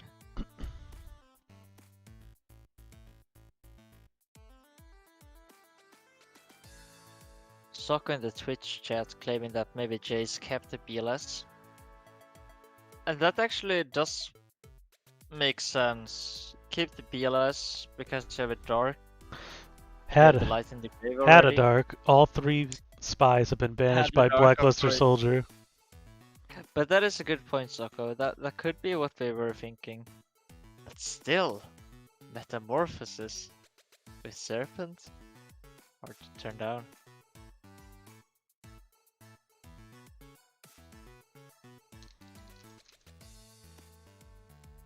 I mean, to be honest, maybe Slash Tap just doesn't know how to turn it off. No, he stated in an interview he does it on purpose. Oh, okay, very interesting. There's an Upstart Goblin. Jace at a healthy 9,000 life points, but there's still the BLS. However, is Slash Tap willing to attack with the BLS? You gotta think there's a battle trap there. I mean, what else could there be?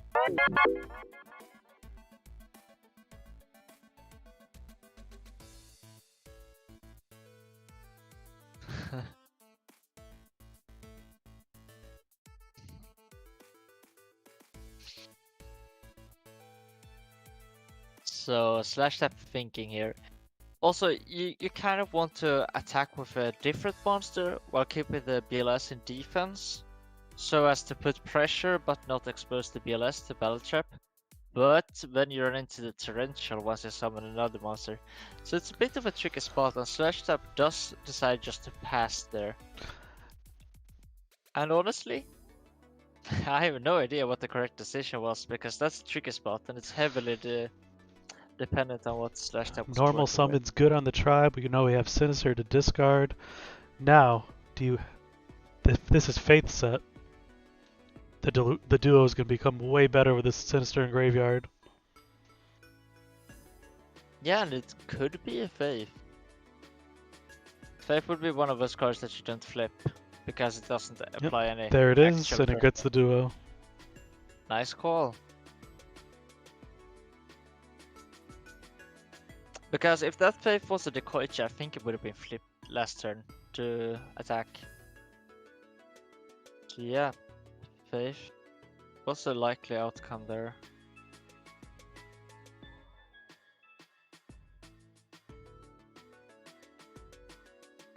Yeah, very rough. Gonna run into second duo here. Notably, Slash Tap is going to drop down to 4,800 against Jace, 9,000 life points. Which newer players might think is irrelevant in these control matchups. But they're definitely not irrelevant it is highly relevant what life total you're at. That resource is very valuable. Especially when card quantity is this close. Tsukiyomi and Premature Burial hit in the bin, choosing to discard that Tsukiyomi. Which makes sense, there's no Metamorphosis. You're not gonna be flip-looping anytime soon, you're not gonna be killing Blade Knights.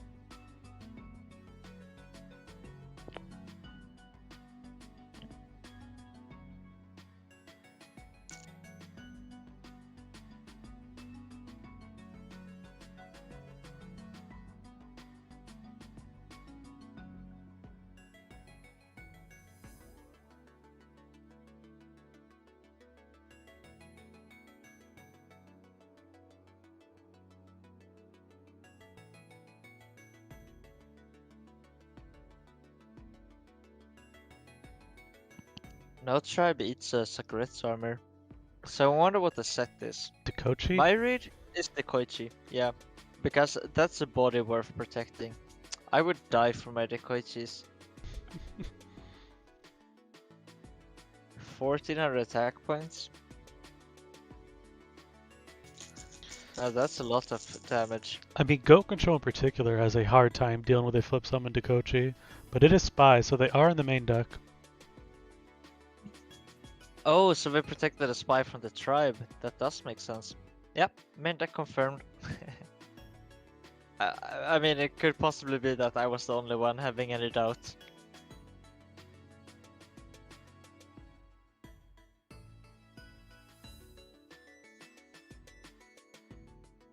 The Kochi Lover 69. I don't know what you're talking about, but please send me some details.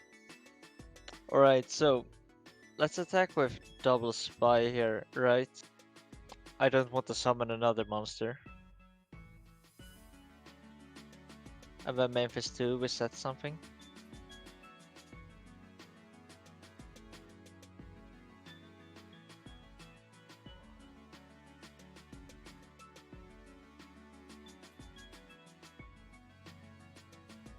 Typhoon trades for the break. We've got Light and Dark Engrave. Going for a big play, maybe? Slash tap does not have a lot of life. I mean, okay, just a tomato. Tomato? Not to be that guy, but spy and tomato in a deck with metamorphosis. Tomato also known to be a bit awkward with scapegoat at times. So is spy, because we don't synergize very well.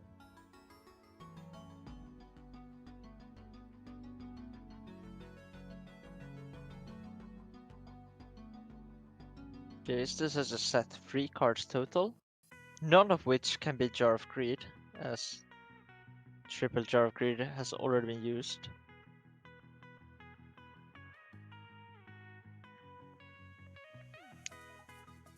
I'm not convinced. I have a message in the Twitch chat that I don't think Jace had a Torrential Tribute set. But I actually think that was still possible, that they could have had a Torrential. I would have respected it. So how does Slash Tap deal with the tomato? Do we have access to Chaos? They do. So Chaos Sorcerer would be a clean answer here.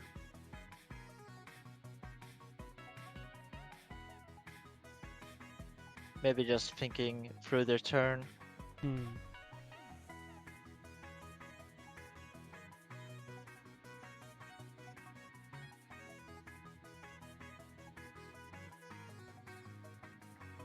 If you don't have the Chaos Monster, I would think you just switch the spy, set the monster, set some trap, and pass, right?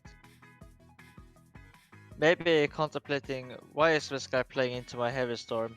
And why shouldn't I play it? Yeah, that's a possibility. And there's the switch. Alright, so no aggression here. Yeah, we're in a standstill and card quantity is pretty much dead even.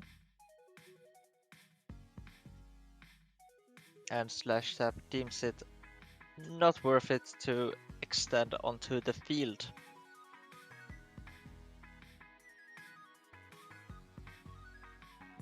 Interesting. Twitch chat member claims that summoning Serpent to flip a Torrential to kill the BLS would have been profitable. And that's probably quite true. So I think that's a good read. Yeah, good point. Call of the Haunted flipped here by Jace. So Tribe Oh. is 3,000 damage. Yeah, but you go for the Chaos Command Magician, right? I mean, look at this card. Look at that art. So cool. Love the card. So if you haven't seen this before, it can't be Thousand-Eyed, and it can't be Chaos Sorcerer. Oh, that Torrential is quite big. So maybe that's what Slash Tap was doing? Swish the Spy, bait out something to use the Torrential before you storm. Could it be that they slow played the storm? No way, right? They could just also not have it. Yeah, I mean, that is more likely. But that's a... Okay, yeah, sure.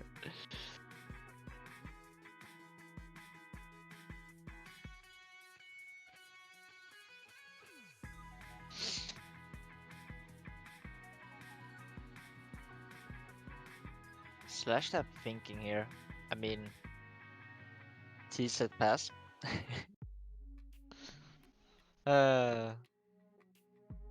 What to do? If you have a Sangan, do you summon it? No, I don't want my Sangan to get banished by a Chaos Monster. Is there a Chaos Monster? Maybe not. There is a Storm! Wow, what a god. Slash Tap, what a god. And Jace is playing the Finally, a goat is flipped. The combo Scapegoat, Tomato, Gravekeeper, Spy. Wow, very nice. The goat control boomers are turning in their grave right now. Sets a card. Huh.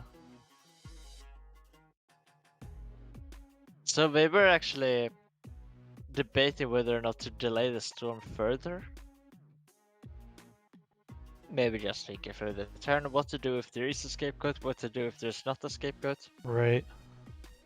Nobleman hits a Dekoichi, and 3 Dekoichi. So now Jace has to worry about But just locking don't have himself by playing another monster. Yeah, and this is an issue we don't see come up as often these days. Right, used to be Nope. extremely common to see. Yeah, man. I've been locked under goats more times than... I don't know.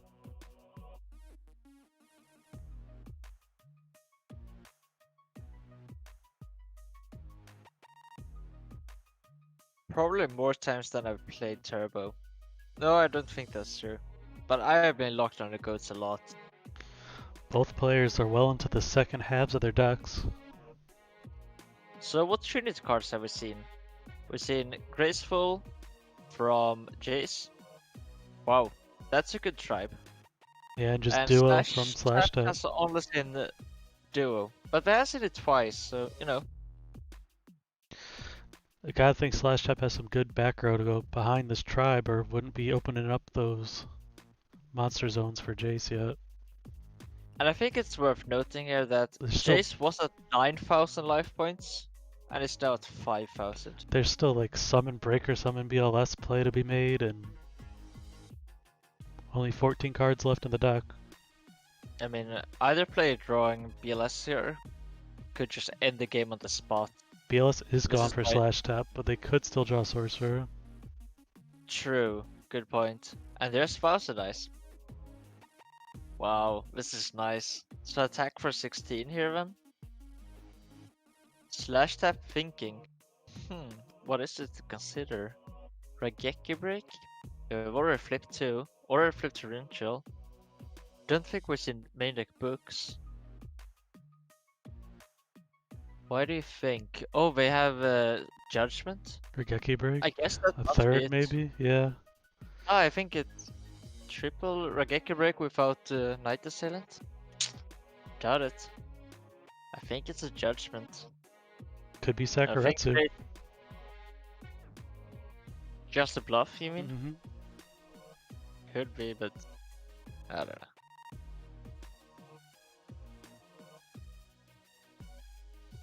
No, I'm putting him on judgment, but it could be bluffing, for sure. The judgments I feel like are in the side deck. Oh, that could be the case. Okay, Sokko is suggesting that it is the third Rageki break, saving it fearing the BLS.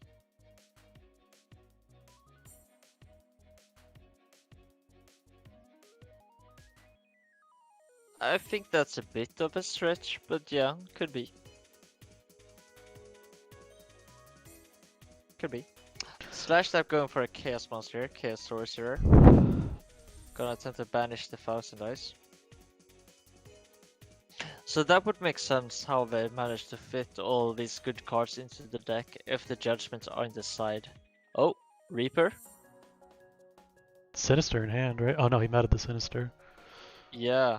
So this could get the BLS that Sokka is predicting they have. Nope. Sakaret's armor. I mean, it would be nice if it was a BLS here, for sure. Breaker BLS. I mean, meta would also be nice. Wouldn't be game though.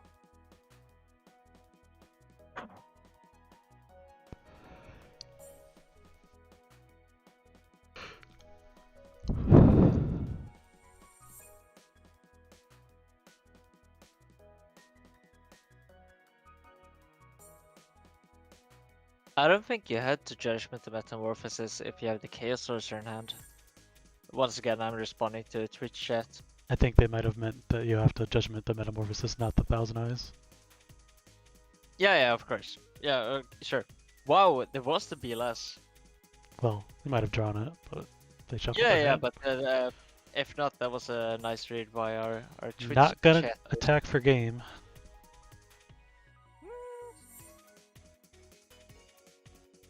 Yeah, I think I like not attacking.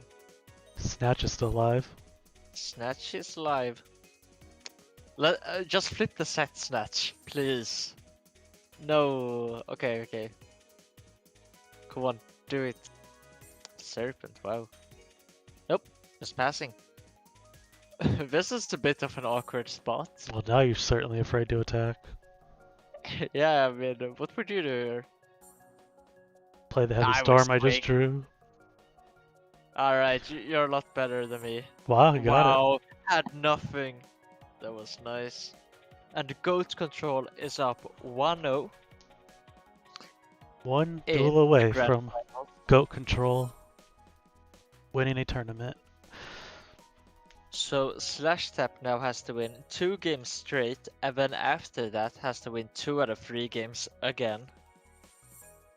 That's a tall order.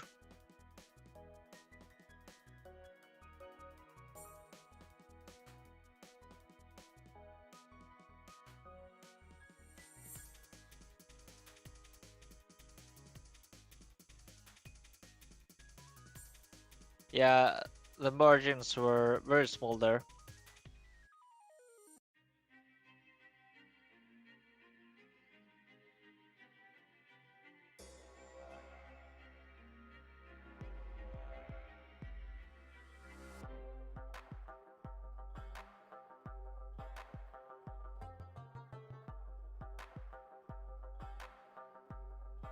Both players sportsmanlike, discussing the match and expressing the love for the game we all enjoy. Wonder what the bluff back row was. Yeah, that is interesting.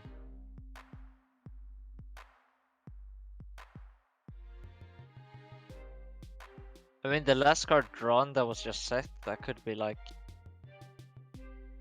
another nobleman, but the previous one that was set for a while. Yeah, I can't really think of anything.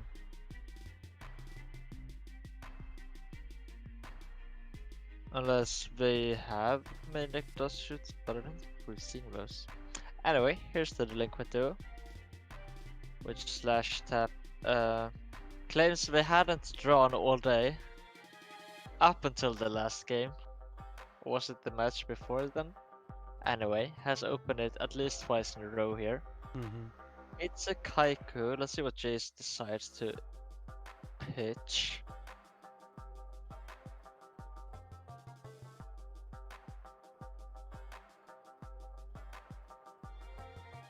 Haiku. Storm. Wow. I think that's a sign of strength. Would not pitch the storm too easily.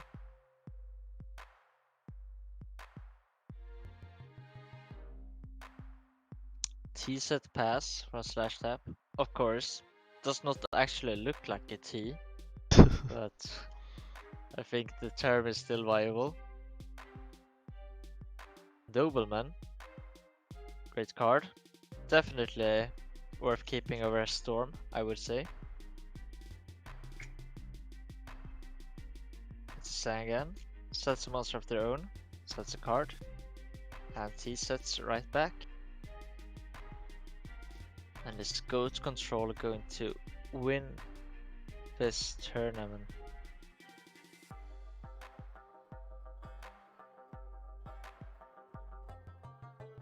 Slash tap draws Thunder Dragon for the turn.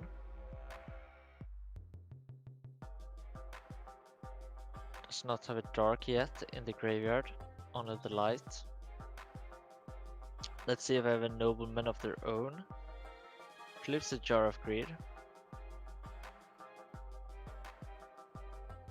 A card both of these decks have in common, at least the main deck. Sets monster. And maybe it's going to flip a Regeki Break here in the standby phase. Because I would be scared of Faith. Right. Nope. Appears not. Well, the Sangan is Right. gone. I mean... So you flip your set, right? Maybe that's a tell we can make, that the Jace was waiting for a very long time in the standby phase, maybe just trying to make slash tap Regeki Break their own Sangan from Jace.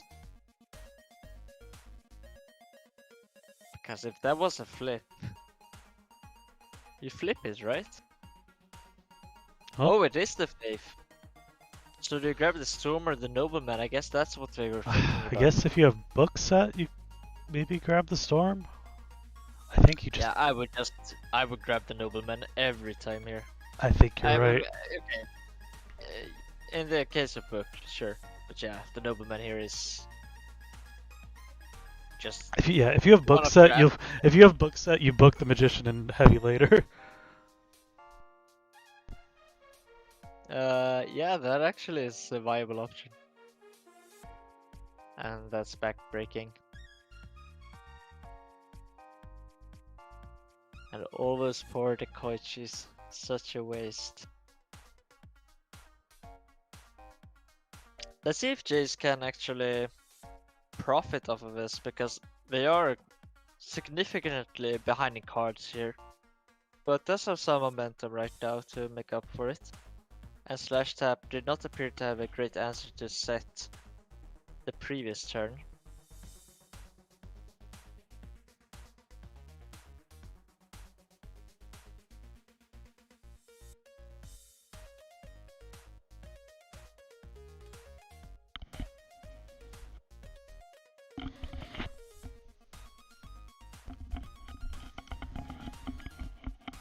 Nope.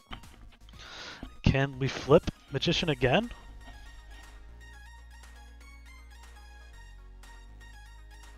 Jace is thinking here end of turn, but there's nothing to consider, and nope. We do take the turn. So what's the other set? Spy or another Faith, right? It is a spy. And now this is significant pressure. I think you switch the Faith, you attack with the spy. Into a Spy. Wow. Could be. Oh, wow. That is huge. Okay. And this is going to be 2400 points of damage unless Slash Tap flips a Mirror Force. Oh, and let's see, how many Fae was that vanished by Slash Tap? All 3. Okay, so 3 Fae, 3 Rikoichi, and the Sangan, all noblemen. And Jace has still down in cards, I think. But No, two of the them are Thunder momentum is Dragon. on his side. Two of them are Thunder Dragon in hand. That is true, but I mean, let's say we discredit the monsters on Jace's side. It's I mean, pretty yeah. equal until the It's card Slash Tap destruction, does have a until a charity gets played. True Serpent, hits the back row. Jace has no, as Man, we call them, both the real Solemn cards left. sniped. But Slash Tap only has one real card because it's Serpent, Dragon, Dragon, and the real card is very real. Clears the whole board. And yeah, I think Slash Tap is ahead. by a BLS for significant game. margin here. But yeah, this is GOAT format.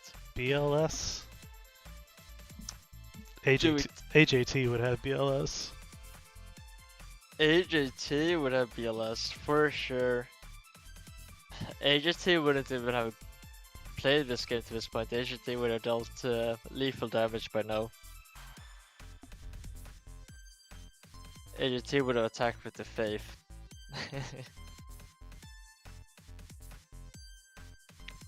Alright, just passes. Wow.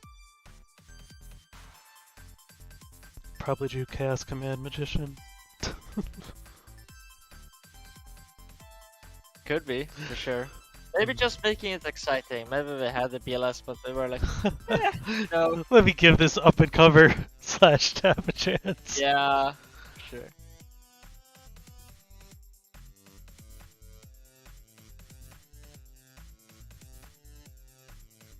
Fun to see in the Twitch chat, Moxies. Nice to have you along.